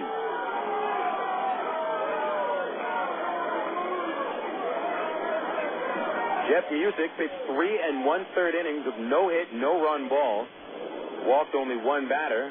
Struck out 4. The 1-1 to Espino. Swung on, fouled in the air over third base. Out of play. Strike 2.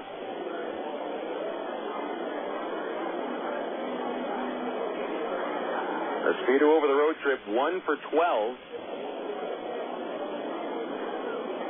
And down to the count, 1-2 to Rawson. Pitch on the way. Slider down low, 2 balls, 2 strikes.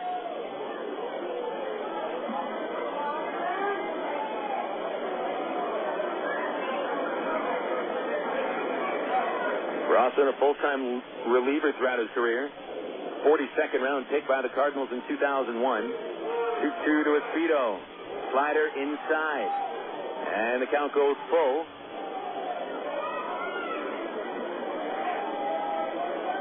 Rawson has walked 5 and struck out 6 in 11 in the third inning. It's 3-2 on Jason Espino. Here's the payoff. Swinging a high bouncing ball foul into the third row at first base. Still 3-2 on Espino, the 9-hitter. Travs haven't had a base hit since Matt Brown's infield single in the 7th.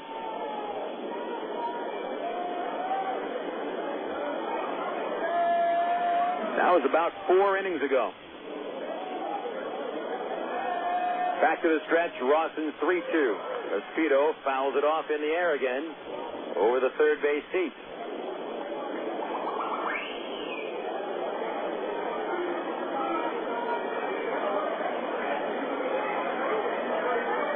A lot of room in the left field gap for Espino.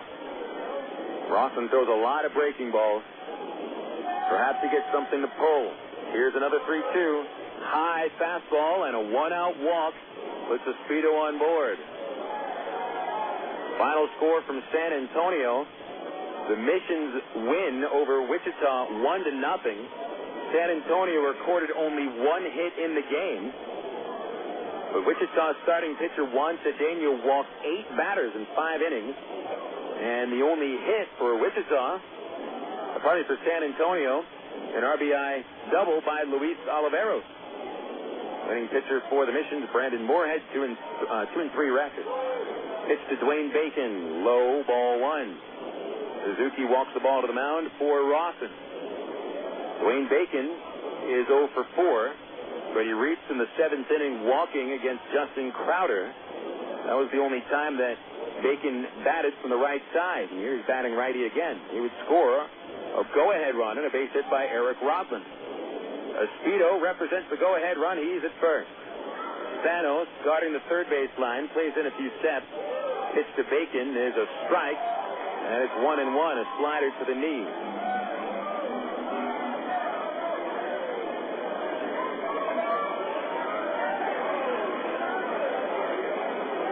Espedo held on by Colomarino. Rawson gets a good look as he sets. 1-1 pitch. Slider, strike 2.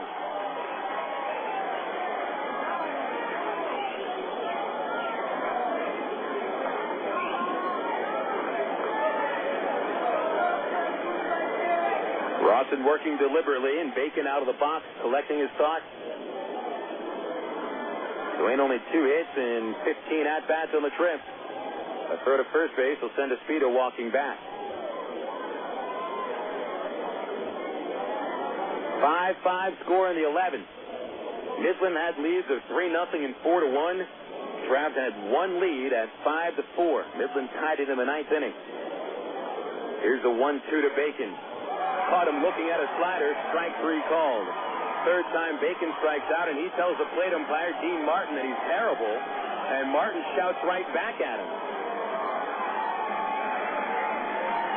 Ty Boykin was coming down the third base line to get in between the two of them. Never seen an umpire go right at a batter. I mean, usually an umpire will scream at a hitter if the hitter makes a movement towards the umpire, but this umpire, Bacon, was walking away and telling him that he was wrong. The plate umpire walked towards Bacon and shouted right at him. That is wrong. An umpire should not be initiating that. And now we've got an ejection for the Travelers, and I'm not sure who it is. Ty Boykin coming down to see who it is. One of the Travs has been ejected from the third base dugout. Our plate umpire, Dean Martin, has rabbit ears today. Everybody's been hounding him, so why not eject one of the Midland RockHounds as they argued last inning? And now Boykin is voicing his displeasure with some of the calls. I mean, this is Bush League umpiring all the way. The guy was calling a good game up until the 7th inning, and then he got inconsistent, and now Boykin is jawing with him face to face. They are face to face, not even having the respect to turn their hats around, and Ty has been ejected. Plate umpire has ejected both Travs manager Tyrone Boykin, and I'm not sure who else has been thrown out of the ball game, but it's somebody out of the dugout, and Ty's not going to leave without voicing further displeasure. This is absolutely wrong by the plate umpire. First, he made an aggressive move at Dwayne Bacon, which no umpire should ever do. I mean, whether or not Ty said something, that's fine. Bacon has been ejected, so he's walking down the third base line. 3 Travelers have been ejected by Midland's umpiring crew. I'm not going to call this a hometown umpiring crew, but this plate umpire has been calling very bad baseball for the last 5 innings.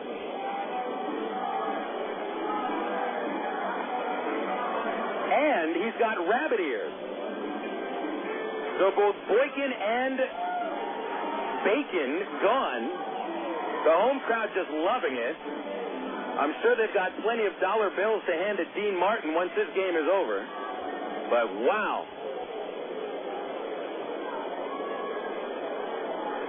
Now he needs to throw out one of the Midland RockHound players. They've been jawing at him all game long.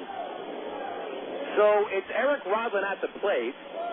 And a throw to first base not in time. It's Espedo at first. 5-5 score.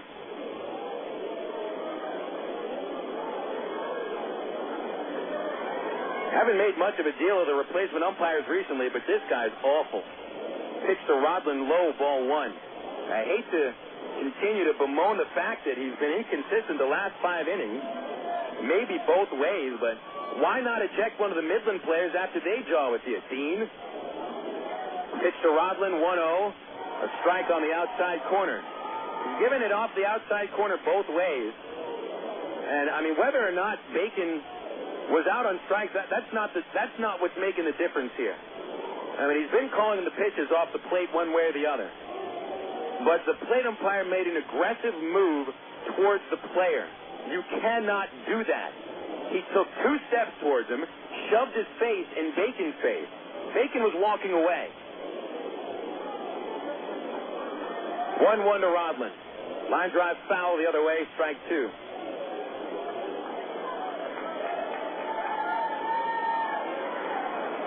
So Keith Johnson and Ty Boykin have been ejected. Ken Patterson is taking over at the third base coach's box. And over at first base, I mean, that looks like that is Michel Simard coaching at first. Here's the 1-2 to Eric. A slider down low, and it's 2-2.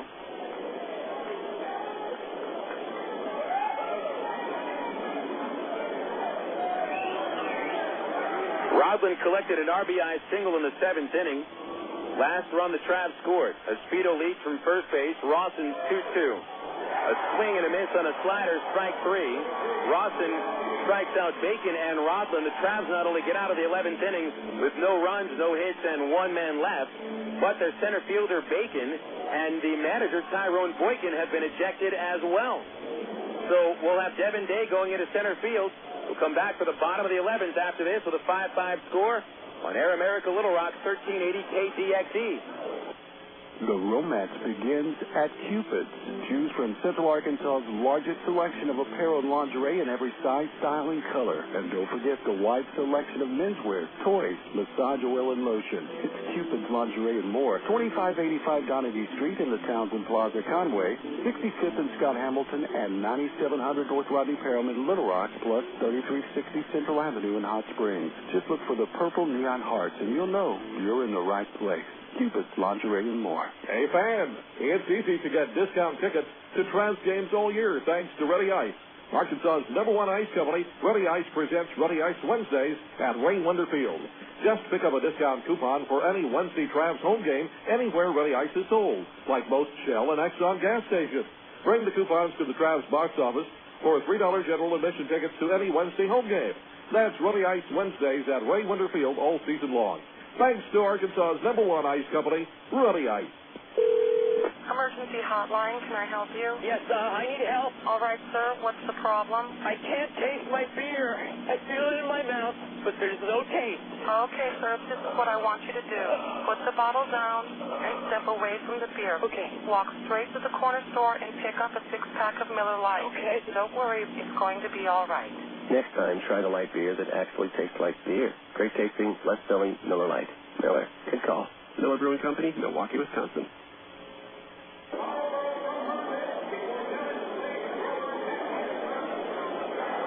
A wild yet uneventful, at least in the game itself, top of the 11th inning as the Travs lose their center fielder and manager to ejections. 3 Travs have been ejected today by the Midland umpire crew. Yes, it is a local umpire crew. 5-5 score in the bottom of the 11th. Kurt Suzuki leads off against Rich Thompson. Devin Day has been inserted into center field and in the leadoff spot in place of Bacon. Suzuki has doubled and walked today. Slaps the first pitch of the inning to straightaway center. Devin Day is right there to make the catch. Day tested on the first play that he gets in this 11th inning. He brought it in, 1 out. Right-hander getting ready in the Traveler bullpen. It's Aaron Pullen loosening up.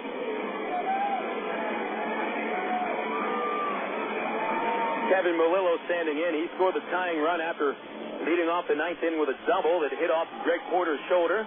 He would score on a sac fly from Ronnie Merrill. Thompson's pitch, he showed bunt, but got it over the plate, strike 1.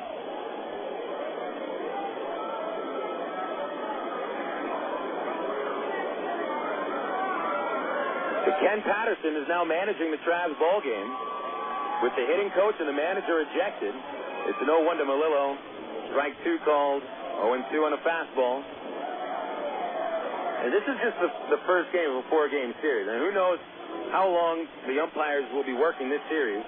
We won't know if they're the same guy game to game, but it's not the way to start a series. The 0-2 drill deep to right by Melillo. It is hooking. It is hooking. It is foul. Melillo almost hit a walk-off home run on an 0-2 hanging slider, but it went foul by about 4, maybe 5 feet.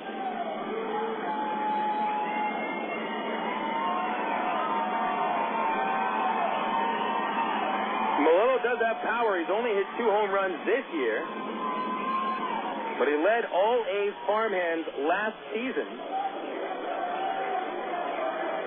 by hitting 24 homers. The 0-2 popped up out of play, third base side.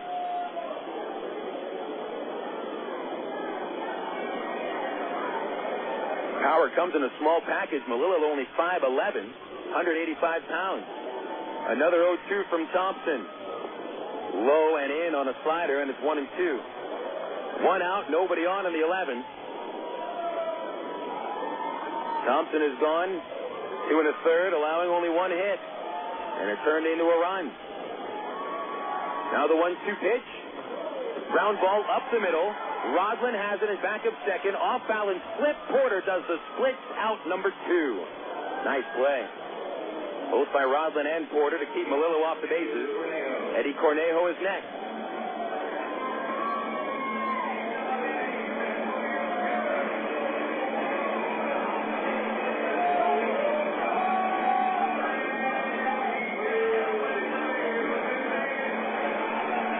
So Melillo came close to winning the game, ends up grounding out to second. Cornejo, the left-handed batting DH, is 0 for 3, but his 9th inning sacrifice bunt led directly to the tying run. Pitch on the way from Thompson. Cornejo hits it in the air to left field, shallow. Gates acts to go back. The wind blows a little further, but he's underneath it and makes the catch. And we're going to play 12 today. 3 out, 3 down. A nice job by Rich Thompson. So the 12th inning comes up, and we're still tied 5-5. This is Air America, Little Rock, 1380 KDXE. From the hilltops of Atlanta to the California sand. Come on, one day across the nation, yeah. I'm a burrito in every time.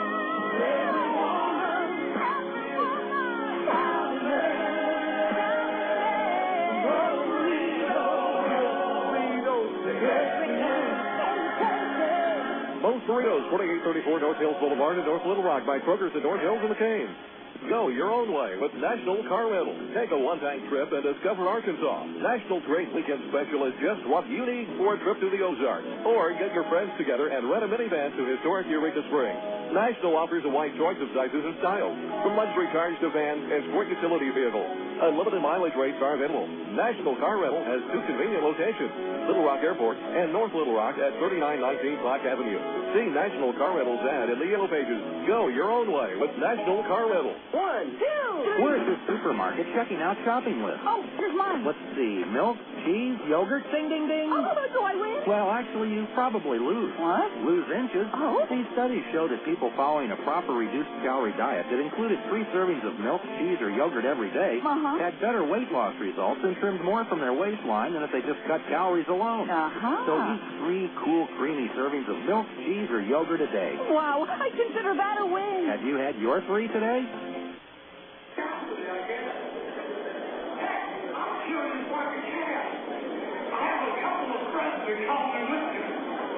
We go to the 12th inning, the dozenth inning, 5-5 score.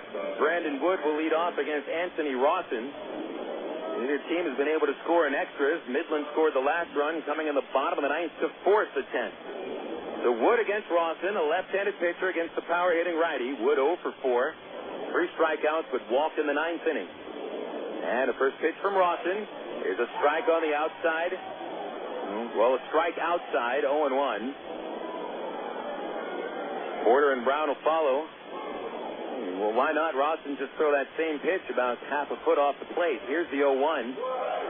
And he tried to stretch it out, but it was too far outside for Dean Martin to call it a strike. 1 ball, 1 strike on Wood. No Traveler hits since the 7th inning.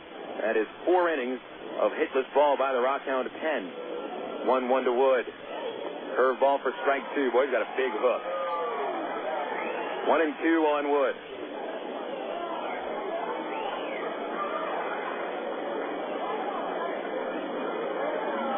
Rawson in his second inning of work struck out 2 men in the 11th.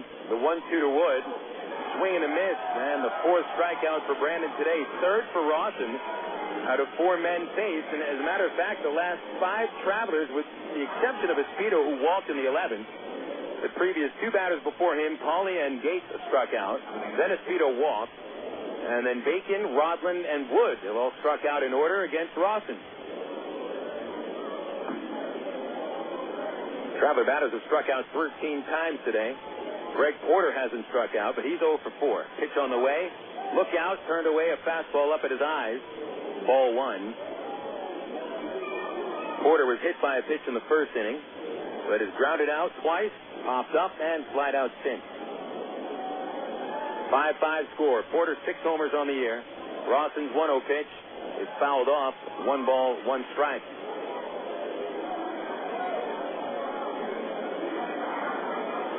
Rawson has allowed only 1 homer, but that was just 6 days ago at Frisco.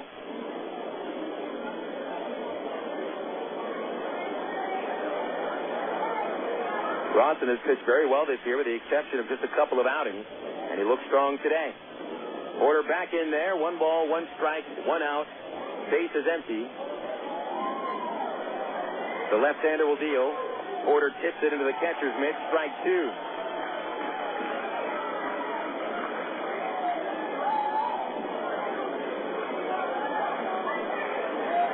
Matt Brown on deck. He's 3 for 5 and had an extra base hit taken away in the 10th by Vasily Spanos. 1-2 to Porter. Check swing and a curve in the dirt. They appeal. Frank Sinatra said no swing. 2 balls, 2 strikes.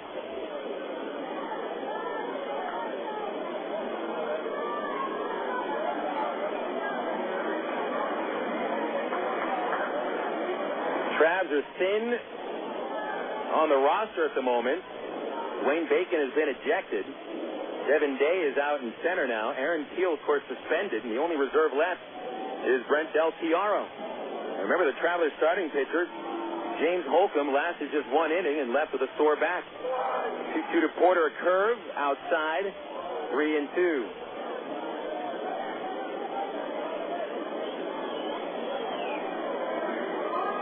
Aaron Pullen was getting ready when Rich Thompson got through the top of the bottom of the 11th.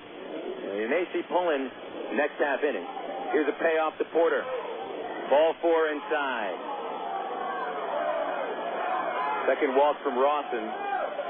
Matt Brown comes up.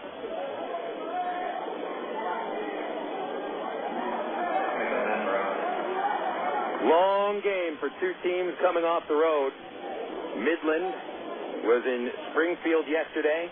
They bussed to Little Rock. They stayed the night. They got up this morning and flew out. Were held up in Dallas. Arrived in Midland at 1. The Travelers last night got out of Frisco at about 11:30. Got onto the road. Bus broke down 4 hours into the trip. Spent an hour and a half on the side of the road. Bus pulled in at 8:30. Still some weary Travelers. And these teams going to 12 innings. Brown at the plate, 3 for 5. First pitch from Rawson misses a little outside, ball 1. Folks, that pitch was called a strike a few times today. Plate umpire Dean Martin has ejected Keith Johnson. That was the first base umpire ejected Johnson. That was Sammy Davis Jr. There's a throw to first. Porter walks back in. Martin ejected Dwayne Bacon and Tyrone Boykin in the 11th inning. Boykin went face-to-face with Dean Martin. I'll tell you what, Boykin had only been ejected twice in 2 seasons as a Traveler manager, and now he's been ejected twice in about 2 weeks this year. 1-0 pitch to Brown. Change up low. 2-0.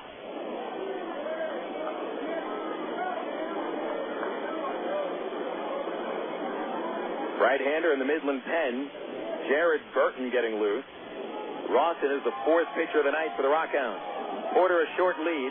Here's a 2-0 to Brown. Swing and a foul straight back. Had a good pitch to handle. Rawson left it right at the letters. It's 2-1.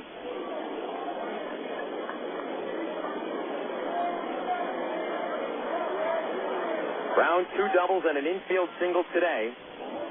6 home runs. And 12 doubles. Here's a 2-1 pitch. Fastball above the letters, 3-1.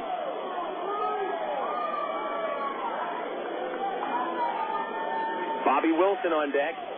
Then Matt Pauley. Rawson's walked 2 out of the 5 men he's faced. Struck out the other 3. Instead of a 3-1, he'll throw to first, and Porter is back. 5 runs, 9 hits, no errors for the Travs. RockHounds at 5 runs, 11 hits, 1 error.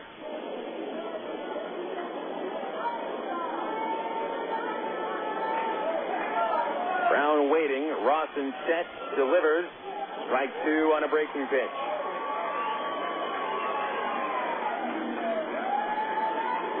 3-2 count on Matt Brown.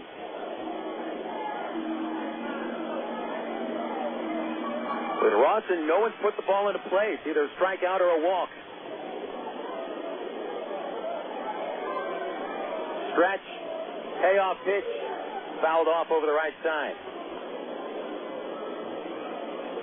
Rawson challenged Matt with a fastball in the hitting zone.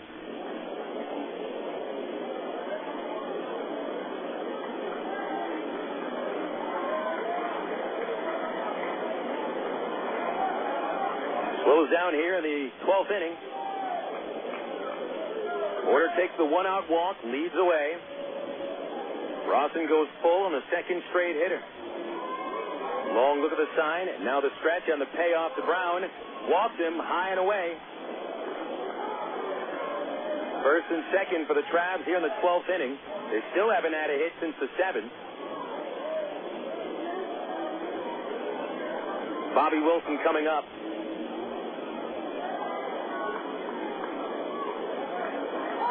Wilson with a pair of RBI singles. 4th inning, 6th inning. Vaughn Hayes is going to make a pitching change. He's out of the dugout. Midland will use their 5th pitcher of the night. Rawson walks 3 and strikes out 3. And so the Travs will send Bobby Wilson to the plate against Jared Burton. Burton just now making his way out of the right field bullpen. Call to the bullpen brought to you by the new AT&T. Save a bundle on services from AT&T such as high-speed internet, satellite television, voice services, and wireless. The new AT&T, your world delivered. 5-5 score. We'll be back after a 60-second break. Bobby Wilson a chance to put the Travs in front on Air America Little Rock, 1380 KDXE.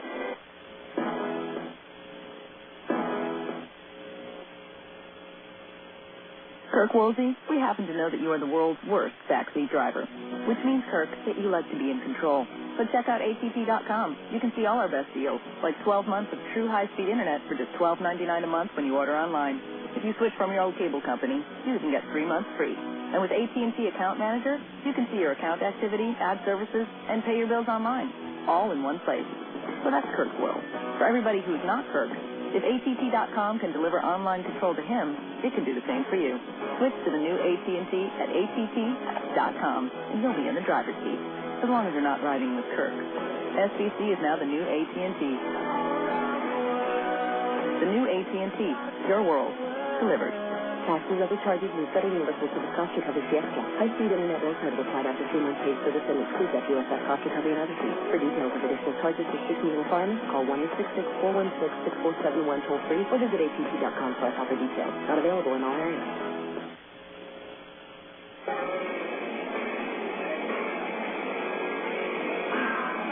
Bobby Wilson about to stand in after Jared Burton finishes his warm-up. Anthony Rawson went 1 full inning, walking 3, striking out 3, and at the moment hasn't allowed a run. Burton, big man at 6'5", 224 pounds, is an 8th-round draft pick out of Western Carolina in the 2002 draft. Part-time starter throughout the first 3 years of his career, converted into a full-time reliever last season and responded with an all-star campaign. finishing third in the California League with 24 saves. Burton making his Double-A debut on April the 6th. He's been so-so, 386 earned run average, but only 16 hits in 21 innings. A 208 batting average against, 8 walks, 21 strikeouts. And Burton brought on to face Bobby Wilson here in the 12th inning. Looks like Burton forgot to shut the bullpen gate. And now one of the RockHound pitchers closes it. Wilson surveys the situation. He's got Greg Porter at second, Matt Brown at first. Travelers haven't had a hit since the 7th inning. Wilson, 2 for 5. Right-hander has driven in 15 on the year. They play for 2 on the infield. Runners take the leads, and the first pitch. Bobby swings and misses at a slow breaking ball.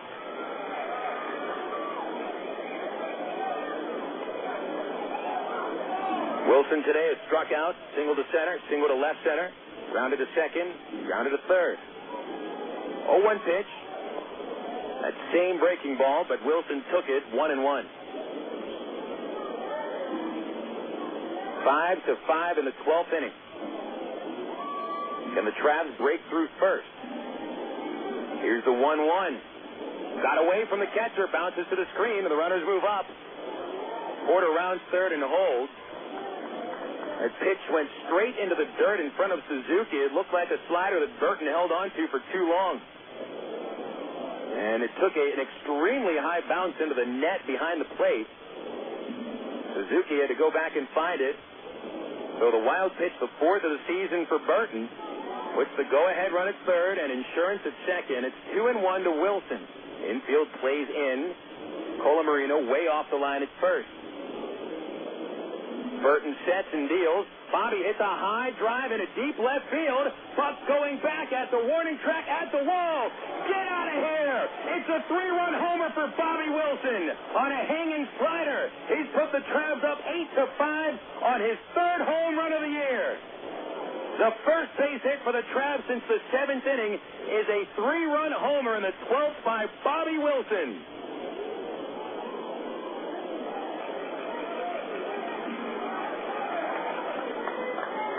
The line is closed on Rawson, 2 runs, all earned. Burton a run of his own on the Wilson homer. It is just the 2nd home run that Jared Burton has allowed this year, and the Travs take their biggest lead of the game, 8-5 in the 12th. Now Matt Pauley swings and misses at a fastball, strike 1. Bobby Wilson, how about you? The Travs came out of the dugout to celebrate with him as he got into the dugout. Pauley sends a pop-up, shallow left. Merrill, the shortstop out there, makes the catch. And there's 2 away in the 12th inning. An emotional game for the Travs today as they've lost their hitting coach, manager, and center fielder to ejection. They lost a 1-run lead in the 9th inning after fighting back from trailing by 3 in the 1st. Bobby Wilson gives them a little bit of confidence now going into the bottom of the 12th inning. David Gates will stand in now. Gates homered in the 2nd, tripled and scored in the 4th. And the first pitcher called strike. It's 0-1. Gates overall 2 for 4, striking out his previous 2 at-bats. Nobody warming up in the bullpen right now. We may have Thompson for the last inning. Gates a pop-up on the 0-1, right side foul territory. Not enough room. It's 10 rows deep, 0-2 on Gates. When we get into the 12th, it'll be the top of the Midland order, Ronnie Merrill, Jet Morris, and Travis Buck.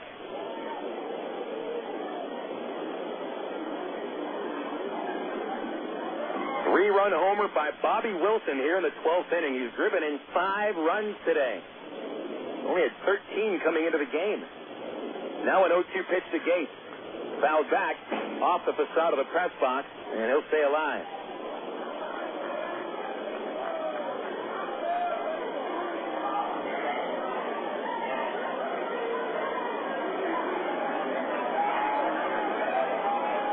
Burton gets the sign and deal.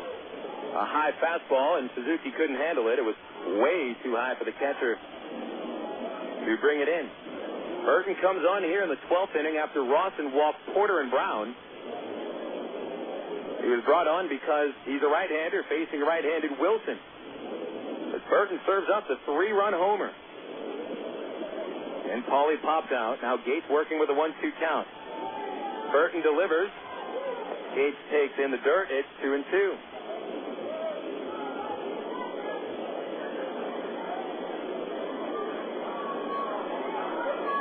Next pitch on the way to Dave. Chopper over the mound, heading up the middle. Merrill grabs it in back of second. The shortstop slip is in time. That's a nice play. And the Travs are done in the 12th inning. But Bobby Wilson with the only hit for the Travs since the start of the 8th inning. A 3-run homer, 3 runs, 1 hit, and nobody left. 8-5. Travs go to the bottom of the 12th inning trying to end a 5-game losing streak on Air America Little Rock, 1380 KTXE. An Arkansas Federal Home Equity Loan has a 4-month fixed rate as low as 4.5% annual percentage rate with absolutely no fees. And you can access your loan with Arkansas Federal's new Visa Platinum credit card. Apply online at afcu.org or call 982-1000. A home equity loan with a 4-month fixed rate as low as 4.5% annual percentage rate with absolutely no fees is available today at Arkansas Federal. And you can use your Visa Platinum credit card to access your loan. Apply online at afcu.org or call 982-1000. Coca-Cola, this is Mitchell. My friend's brother is a molecular biologist, and he was saying the only way you could have gotten Coke Zero to taste like the regular Coke was to engineer it in space. I would not... Well, no, but think about the whole zero factor, like zero gravity. It makes perfect sense. Zero is for the 0 calories. Just stop pretending that you don't engineer Coke Zero in space. Can you do that? I wish I could speculate on that, sir. The next launch. I just want the time for the next launch. Coca-Cola Zero. Real Coke taste. 0 calories. Here's the line to pitch on the way, and you can catch the Travs online at www.travs.com. The Arkansas Travelers have one of minor league baseball's most user-friendly websites with easy access to Travs game stories, up-to-date stats, and Texas League standings. You'll be informed about the Travs online at travs.com. Purchase tickets, Travs souvenirs, listen to the game. Hey, if you could buy hot dogs and popcorn on the website, it'd be like coming to the old ballpark. See us online, www.travs.com. Is a 3-run lead enough in the 12th inning? We're about to have the answer. 8-5, Travelers lead. Bottom of the 12th. Rich Thompson out for his third inning. Pitch on the way to Ronnie Merrill. And it's inside for ball 1. Actually, the 4th inning for Rich Thompson. Pitched very well. Here's a 1-0 to Merrill. And a strike on the outside corner. Thompson, in 3 innings, has allowed only 1 hit, 1 run. It's a game-tying run of the 9th. And he hasn't allowed a hit to the previous 11 hitters. Merrill, a single in the 2nd, a walk in the 1st, hasn't reached since. Pitched down and in 2-1. But Merrill drove home the tying run of the 9th inning with a sac fly to left field. Left-hand batter. Thompson's 2-1 pitch is chopped foul at the plate, 2-2. Thompson facing Merrill, Morris, and Travis Buck. Thompson is the pitcher of record for the Travs. Just in case he can't get the outs, there is action in the Arkansas bullpen. Aaron Pulling getting loose. Here's the 2-2. Fouled straight back, still 2-2.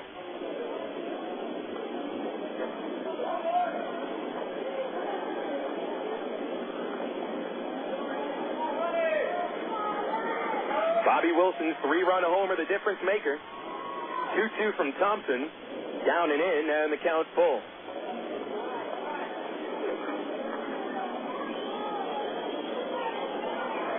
Travs pitchers have walked only 3 hitters over 11 innings. 3-2 pitch. Line drive to the right field corner for a base hit. Going to the corner is Speedo. Picks it up off the fence. Merrill trotting into second base with a stand-up double, and the RockHounds threatening already. Now remember, managing the Travs at the moment is Ken Patterson. With Ty Boykin ejected in the 11th inning, and Keith Johnson ejected in the 6th.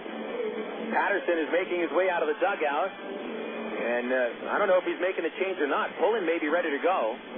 Patterson puts his left hand on Thompson's shoulder and says, let's get Pullen in here for you.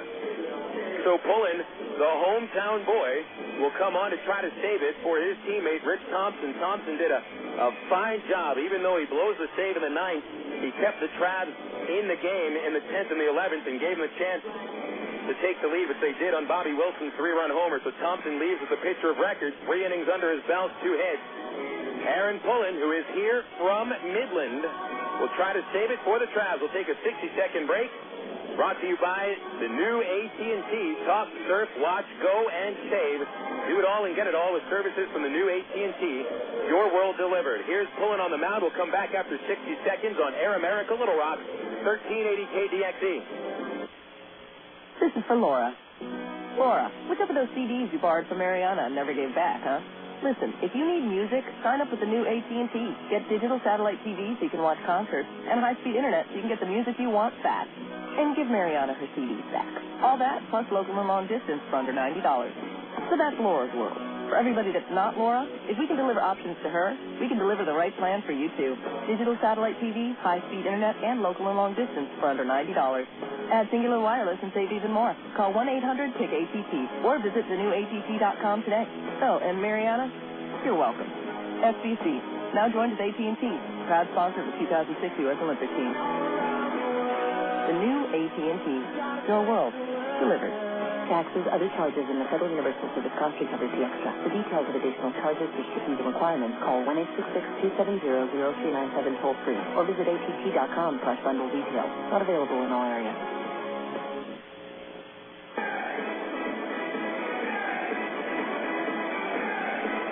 Aaron Pullen replaces Rich Thompson on the mound as the AT&T call to the bullpen is complete. Pullen trying to save this one for Thompson. Rich going 3 innings, allowing 2 hits. 1 run as of now, and responsible for Merrill at second base. Thompson can only be the winner and not the losing pitcher. Pullen, 6'3", 200 pounds. He is from Midland and trying to save his first of the season in front of his hometown crowd, and not much of a crowd left. 3,200 announces the paid attendance. There's a few hundred remaining. Runner at second is Merrill after his leadoff double. Jed Morris, the batter, is 2 for 5, left-hander. Pullen delivers down and in for ball 1. Aaron is 1-0 over 16 games. His ERA at 5.63. Had trouble throwing strikes. 16 walks over 24 innings. A 1-0 pitch to Morris, and there's a strike on the inside corner. Pullen has given up 30 hits in 24 innings. ERA this month is 6.94. A 1-1 pitch. Off the outside corner, 2-1. So Pullen trying to buck a trend. Is able to pitch a scoreless inning 2 appearances ago. He's due one now. The 2-1 to Morris. Foul ball into the first base dugout, hit the fence, and it's 2-2. Last time out for Pullen, which was only 2 days ago, allowed a couple of runs in 2 innings in the 6-0 defeat at Frisco. 8-5, the Travs leading in the bottom of the 12th. Bobby Wilson's 3-run homer put them in front. Now it's 2-2 to Morris. Swing and a miss, strike 3 on a high fastball. Morris decided too late to go after it, and Pullen gets the first out of the 12th inning, bringing up Travis Buck.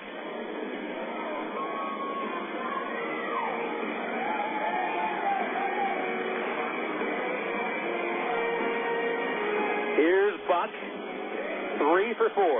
Couple of RBIs, a double, had a bunt single. Last trip to the plate, he walked in the 10th. Then stole second and was stranded. Runner at second, Merrill, good lead. The pitch, high and outside, ball 1. Pullen did save 5 games for the Travs last year. Limited closing duty. Never got a save against Midland. Here's the 1-0. Down the middle for called strike 1. Buck followed by Vasily Spanos. Spanos would represent the tying run if Buck reaches base. And he's 2 men on. Travs lead by 3. Here's the 1-1 from Aaron. A little outside, ball 2. 2-1 the count on the left-hand hitting Buck. Midland had a 3-0 lead in the first. 2-1 pitch. Buck fouls it off the left side. Midland had a 4-1 lead after the third.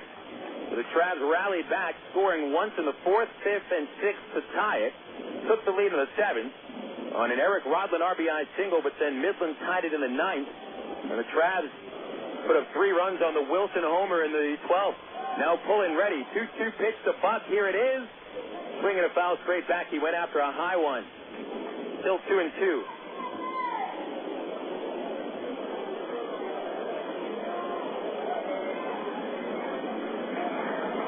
Those who are left in the dugout are watching from the stairways. There aren't many Travs left. 3 have been ejected today. Pull in ready. Wilson's target on the inside corner. The pitch. Got him looking. Strike 3 called. And Buck walks away, muttering to the plate umpire, Dean Martin. 2 outs in the 12th inning to bring up Spanos.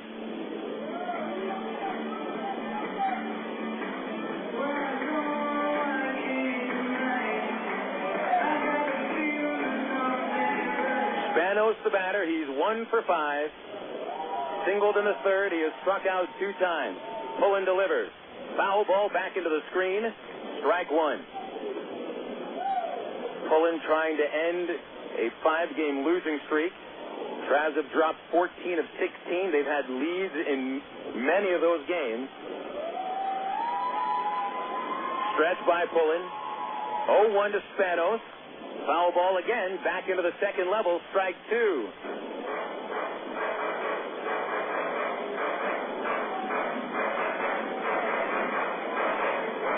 Tying run on deck, Matt Allegra. But Pullen can finish it off with 1 more strike. He's whipped the only 2 men he's faced. Pullen takes the sign. Check second, deal. Strike 3 called on the outside corner. Aaron Pullen comes on and strikes out the side of the 12th. And the Arkansas Travelers end the 5-game losing streak with a 12-inning marathon. Your final score from Citibank Park, the Travelers 8 and the RockHounds 5. And you can't put it in the book. The winning pitcher, Thompson. The losing pitcher, Rawson. The save goes to Pullen, his first of the year. Bobby Wilson, the hero, 5 RBIs, including a 3-run homer in the 12th inning. And the Travelers break a 5-game losing streak, winning in 12, 8-5. Arkansas to 16-30. Midland falls at 25-22. We'll come back with the final totals next on Air America Little Rock, 1380 KTXE. You signaled your turn. You merged without cutting anyone off. You stopped because the light was red. Through rain and sleet, through dark of night, 365 1/4 days a year, you drive safely. Now Allstate rewards you for being the hero you are. Introducing the Safe Driving Bonus. For every 6 months you don't have an accident, Allstate will give you an extra bonus. Actual cash off your renewal bill.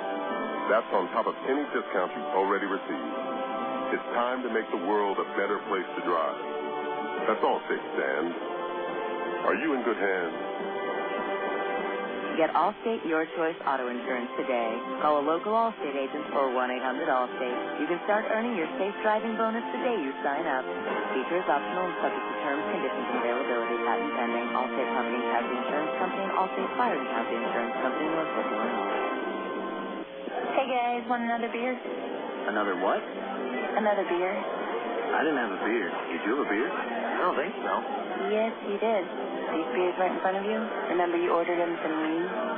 Weird. I mean, I remember eating the wings. Yeah, the wings were good. Are you sure we drank the beer? Look, you guys came in, you ate the wings, you drank the beer. Huh. Whatever. Do you guys want another round? Of what? Beer. Yeah, that sounds great. You want a beer? I would love a beer. Next time, try the light beer with the taste you won't forget. Great tasting, less filling, Miller Lite. Miller, good call. Miller Brewing Company, Milwaukee, Wisconsin. You're listening to Arkansas Travelers Baseball. It's time now for the Allstate Insurance post-game show. Once again, here's the voice of the Arkansas Travelers, Bill Elson. It was a long time coming, but the Arkansas Travelers finally picked up their 16th win of the season as they defeat the Midland RockHounds in 12 innings by an 8-5 final score. Bill Elson with you for the Allstate Insurance postgame report, getting to the unofficial final total. In 12 innings, the Travelers 8 runs on 10 hits, no errors. They stranded 9. The Midland RockHounds scored 5 runs with 12 hits, 1 error. 7 men left aboard. Winning pitcher is Rich Thompson. His record 2-1. Anthony Rawson takes the loss, drops to 0-2. Aaron Pullen with his first save of the season. 2 homers on the game, both by a Traveler. David Gates hit a solo shot of the second. It was his second of the year. And Bobby Wilson hit the game-winning homer, a 3-run shot in the 12th.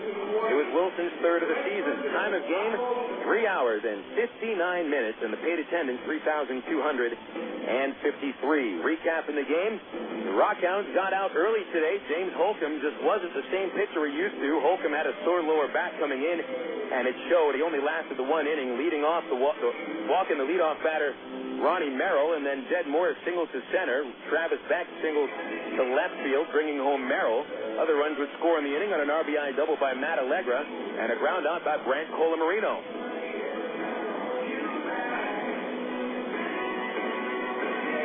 So it was 3-0 Midland after the first. The Travs answered in the top of the second when David Gates hit a line drive home run off of Brad Knox, Gator's second of the season, cut the deficit to 3-1.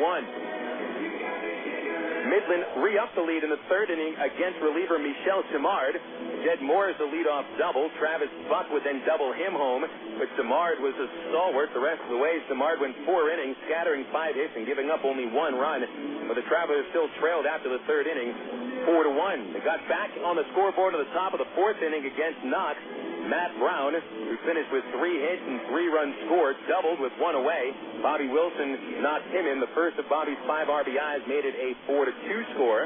Travs inched a little closer in the 5th inning. David Gates led off with a drive to center field. Matt Allegra almost made a Jim Edmonds / Willie Mays over-the-shoulder basket catch, but dropped it as he slapped into the batter's eye. Gates had third base easily, and then Allegra turned around and slipped and fell when he threw the ball. And instead of the throw going to the infield, it went straight into the ground and never made it to the infield. So Gates circled the bases, credited with a triple, and the error by Allegra scored him. So that made it a 4-3 score, and the Travs tied it in the 6th, all with 2 outs against Knox, who had run out of gas. Matt Brown, a 2-out double down the third base line. Wilson singles him home, and although Arkansas would put the go-ahead runner to second base, it could not bring him in as Justin Crowder comes on, and Jason Esposito bounced out to first base to end the inning. Keith Johnson was ejected by the first base umpire, Sammy Davis Jr., after that play. He would not be the only Traveler ejected in this one. The Travs would take the lead in the 7th. Dwayne Bacon, a leadoff walk. He stole second base with no throw. Rodland singles up the middle to chase Bacon in, and the Travs led 5-4. Tim Bittner entered the game in the 6th inning and threw 3 outstanding frames, setting down the last 4 batters he faced. Bittner was the pitcher of record at the moment, but Rich Thompson couldn't hold the lead in the 9th. Leading off, Kevin Melillo hit a smash off Greg Porter's shoulder, bounced into center field for a double. He would be bunted to third by Eddie Cornejo, and then Ronnie Merrill hits a sacrifice fly into left field to tie the ball game. But Thompson was up to the task after that. Scoreless ball the rest of the way for Rich. Meanwhile, the Travelers had their share of controversy in the 11th inning with 1 out, and reliever Anthony Rawson on in relief. Bacon took a called third strike on the outside corner, but the plate umpire know that he didn't think it was a strike, walked away. Still was talking a little bit as he walked away, but the plate umpire took 2 steps towards Bacon, a very aggressive move by an umpire, and then ejected Dwayne when he got into the dugout. Ty Boykin very calmly came down the third base line to see what it was that Bacon had said. Slowly but surely, the conversation heated up, and the next thing you knew, Ty was nose-to-nose with Dean Martin. Ty became the 3rd Traveler ejected in the ballgame. First time since the Angels have been the affiliate that 3 Travelers have been ejected in 1 game. But nothing came from the 11th inning. We went to the 12th, still tied at 5, and Rawson lost command a little bit. With 1 out, he walked Greg Porter on a 3-2 pitch, and then on a full count, Matt Brown also walked. Rawson was pulled in favor of hard thrower Jared Burton. Burton served up a 3-run homer to Bobby Wilson over the left field fence That proved to be the difference, although the RockHounds would get their leadoff man on base in the 12th. A double by Ronnie Mariloff. Thompson, Aaron Pullen entered the game. And boy, talk about saving a game in your hometown. Not only did Pullen get the 3 outs, but he struck out the side, catching the last 2 batters looking and saving his first of the year. That ends a 5-game losing streak, and the Travs win it 8-5 over the Midland RockHounds in Game 1 of a 4-game series. Winning pitcher Thompson 2-1, losing pitcher Rawson 0-2, Pullen with the save, his first. The Travs are now 16-30. The RockHounds fall to 25-22. Next up on the postgame report, the scores from the Texas and the Major Leagues on Air America Little Rock 1380 KZXE. Coca-Cola, this is Mitchell. My friend's brother is a molecular biologist, and he was saying the only way you could have gotten Coke Zero to taste like the regular Coke was to engineer it in space. I would not. Well, no, but think about the whole zero factor, like zero gravity. It makes perfect sense. Zero is for the 0 calories. Just stop pretending that you don't engineer Coke Zero in space. Can you do that? I wish I could speculate on that, sir. The next launch. I just want the time for the next launch. Coca-Cola Zero. Real Coke taste. 0 calories. Your world is suddenly changing for the better because 2 great companies have now joined forces to deliver the world that matters most. Yours. AT&T, with its passion to invent, and SPC, with its drive to deliver, have come together to create the most complete and secure network with voice services, digital satellite TV, high-speed internet, and singular wireless. Learn more at thenewatt.com. Introducing the new AT&T. Your world delivered. You're listening to Arkansas Travelers Baseball. Travs with a dramatic victory today in 12 innings, 8-5. Bobby Wilson, the hero, with a 5-run batted-in game. Took almost 4 hours to get it done. All the other scores in the Texas League are finals. Earlier today, Tulsa beat Corpus Christi 5-4 with driller first baseman Joe Kashansky hitting his 10th home run of the season. Josh Newman picks up the win in relief. It was his 3rd win of the year. Paul Estrada, the losing pitcher, falls to 3-3. Manuel Corpus holding on to the save, his 12th. Tulsa trailed by a run going into the 8th inning. They scored 2 and beat the Hooks. Corpus' 3-game winning streak is over. Tulsa has now won 2 straight. Springfield paced Frisco 10-1, and that'll keep the Cardinals 2 games up on the Drillers, and the Travs 12.5 games out. Springfield bangs out 17 hits, while Jordan Powell takes the win. He's 3-1. Danny Touchette, the loss, he is 1-1. Brian Martin homered for the Cardinals, his 3rd of the year. And an odd game at San Antonio where the Missions beat Wichita 1-0. Only 1 base hit for San Antonio. Losing pitcher Juan Cedeno of the Wranglers walked 8 batters over 4 innings and ends up with the loss. The only hit was a Luis Oliveros double in the 2nd inning, and that proves to be the only hit that the Missions would need in an odd 1-0 win. Brandon Moorhead, the winner, 2-3. Cedeno 0-5 of the loss. Justin Huber saved his 9th. And so the standings after today show that the Hooks lead in the South, still 4.5 games over Midland. Frisco couldn't pick up ground. They stay 6 games out. The only South Division team that gains ground, the Missions, they pulled it within 10. The Cardinals still 2 games up on the Drillers, while Wichita falls to 11 games out. The Travelers still 12.5 back. Arkansas gains ground on 3rd place Wichita, and the Travs just a game and a half back in back of the Wranglers. Wranglers lost their 5th in a row today. Those are the Texas League scores. Now to the shortened Major League schedule on a Thursday night. 2 finals in the National League. Washington 8, Houston 5. Tony Armas Jr. won his 5th in a row, and Chad Cordero saved his 7th. Astros in the game stole 7 bases, but still lose. Andy Pennant, the losing pitcher, falls to 3-6. Only homer hit by Jose Vidro, the Nationals, his 4th of the year. Philadelphia wins 5-3 at Shea Stadium over the Mets. Bobby Abreu hit his 6th home run. Meanwhile, Ryan Howard hit his 15th. Howard's going to hit 50 home runs one day, maybe 60. Myers, the winning pitcher, record 3-2. Feliciano, the loss, 1-1. Tom Gordon saved his 14th. 4 finals in the American League for the Texas Rangers, beating Oakland 8-7. Winning hit Phil Nevin broke an 0-for-17 slump with a game-winning homer off Houston Street. A former Midland RockHounds pitcher serves it up in his home state. Nevin's 8th home run of the season proved to be the winner. Ian Kinsler hit 2 homers for the Rangers. Mark Teixeira and Rod Barajas all went deep as well. 2 homers for the Oakland A's. Mark Kotze and Nick Swisher. Nick Swisher, of course, a former RockHound. Antonio Otsuka was the winning pitcher. He's 1-1. Oakland blew a 7-0 lead in the 5th inning in that ball game as Texas scores the final 8.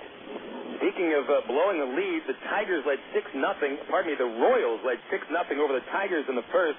Detroit rallied for 8 runs over the final 2 innings, and the Tigers win 13-8. 2 homers by Marcus Thames. Meanwhile, it was Pudge Rodriguez and Craig Monroe also going deep. 4 homers for the losing Royals, who dropped their 13th straight game and their 35th in 45 games on the year. Graffinino, Minkiewicz, Baroa, and Herman hitting the home runs. Baltimore shut out Seattle 2-0. Seattle manages only 2 base hits. Rodrigo Lopez got the win. He is 2-7. Ray saved his 12th, and Gil Mesh took the loss. He's 4-3. The only other game at Boston, where Josh Beckett wins his 4th consecutive game. The Red Sox beat Tampa 4-1. Beckett 7-1. Jonathan Papelbon saved his 16th, and Doug Walker lost at his record 0-3. Those are the scores on the Southwest Airlines out-of-town scoreboard. Brought to you by the official airline of the Arkansas Travelers, Southwest. Look at them online at southwest.com.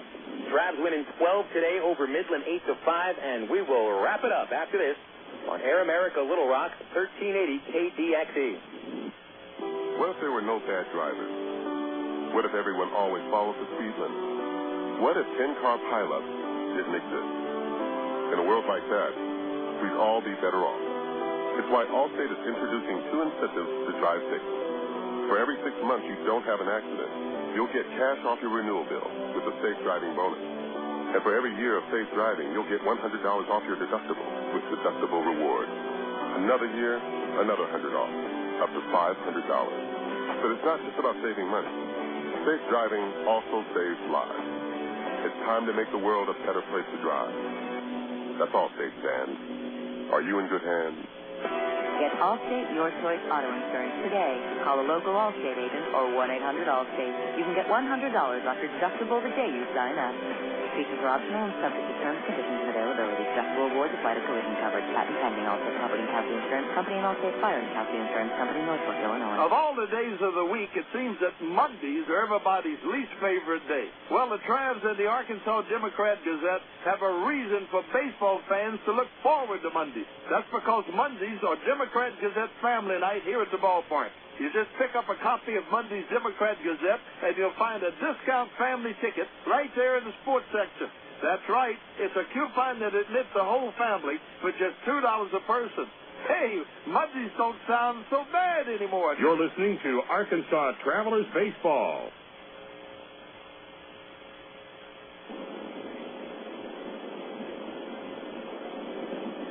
Phil Elson back with you on the Allstate Insurance postgame report, wrapping it up from Citibank Ballpark as the Travelers end a 5-game losing streak, beating Midland in 12 innings by an 8-5 final score. BC Powder player of the game today is Bobby Wilson. Wilson, with his best night of the season, 3 for 6 with a pair of RBI singles and the game-winning 3-run homer in the 12th. We'll have honorable mentions go to Matt Brown, who finished 3 for 5 with 3 runs scored. Tim Bittner pitched 3 strong innings, but he got a no decision. Michel Simard gave 4 innings out of the bullpen, and Aaron Pullen strikes out the side for his first save of the year. But the Travs wouldn't have won it without the bat of Bobby Wilson. Well, Bobby Wilson is today's BC Powder player of the game. BC Powder is the official pain reliever of the Arkansas Travelers. It gets into your system fast, and it'll go to work fast. Headaches, backaches, or muscle pain, nothing works faster than BC. Use as directed. Official final totals in the game now. The Travelers, 8 runs, 10 hits, no errors, 9 men left, and 3 men ejected. The Midland RockHounds score 5 runs on 12 base hits with 1 error. RockHounds stranded 8. Winning pitcher Rich Thompson goes to 2-1, while the loss goes to Anthony Rawson. He's 0-2. Aaron Pullen saved his first. Time of game 3 hours 59 minutes. Paid attendance 3,253.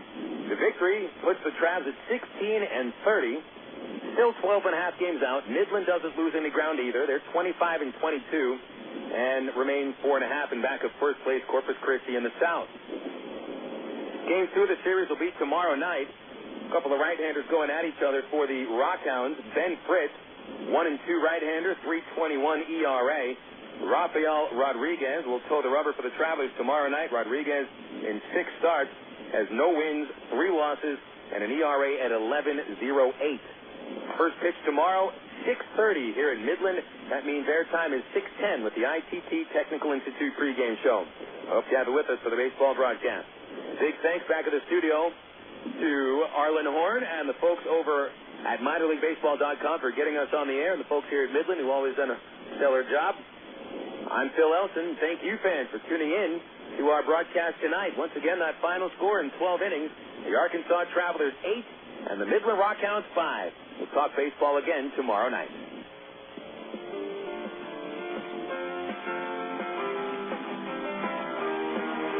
Today's game has been brought to you by AT&T, Coca-Cola, Allstate Insurance, ITT Technical Institute, Miller Lite, and Arkansas Federal Credit Union. You've been listening to Arkansas Travelers Baseball.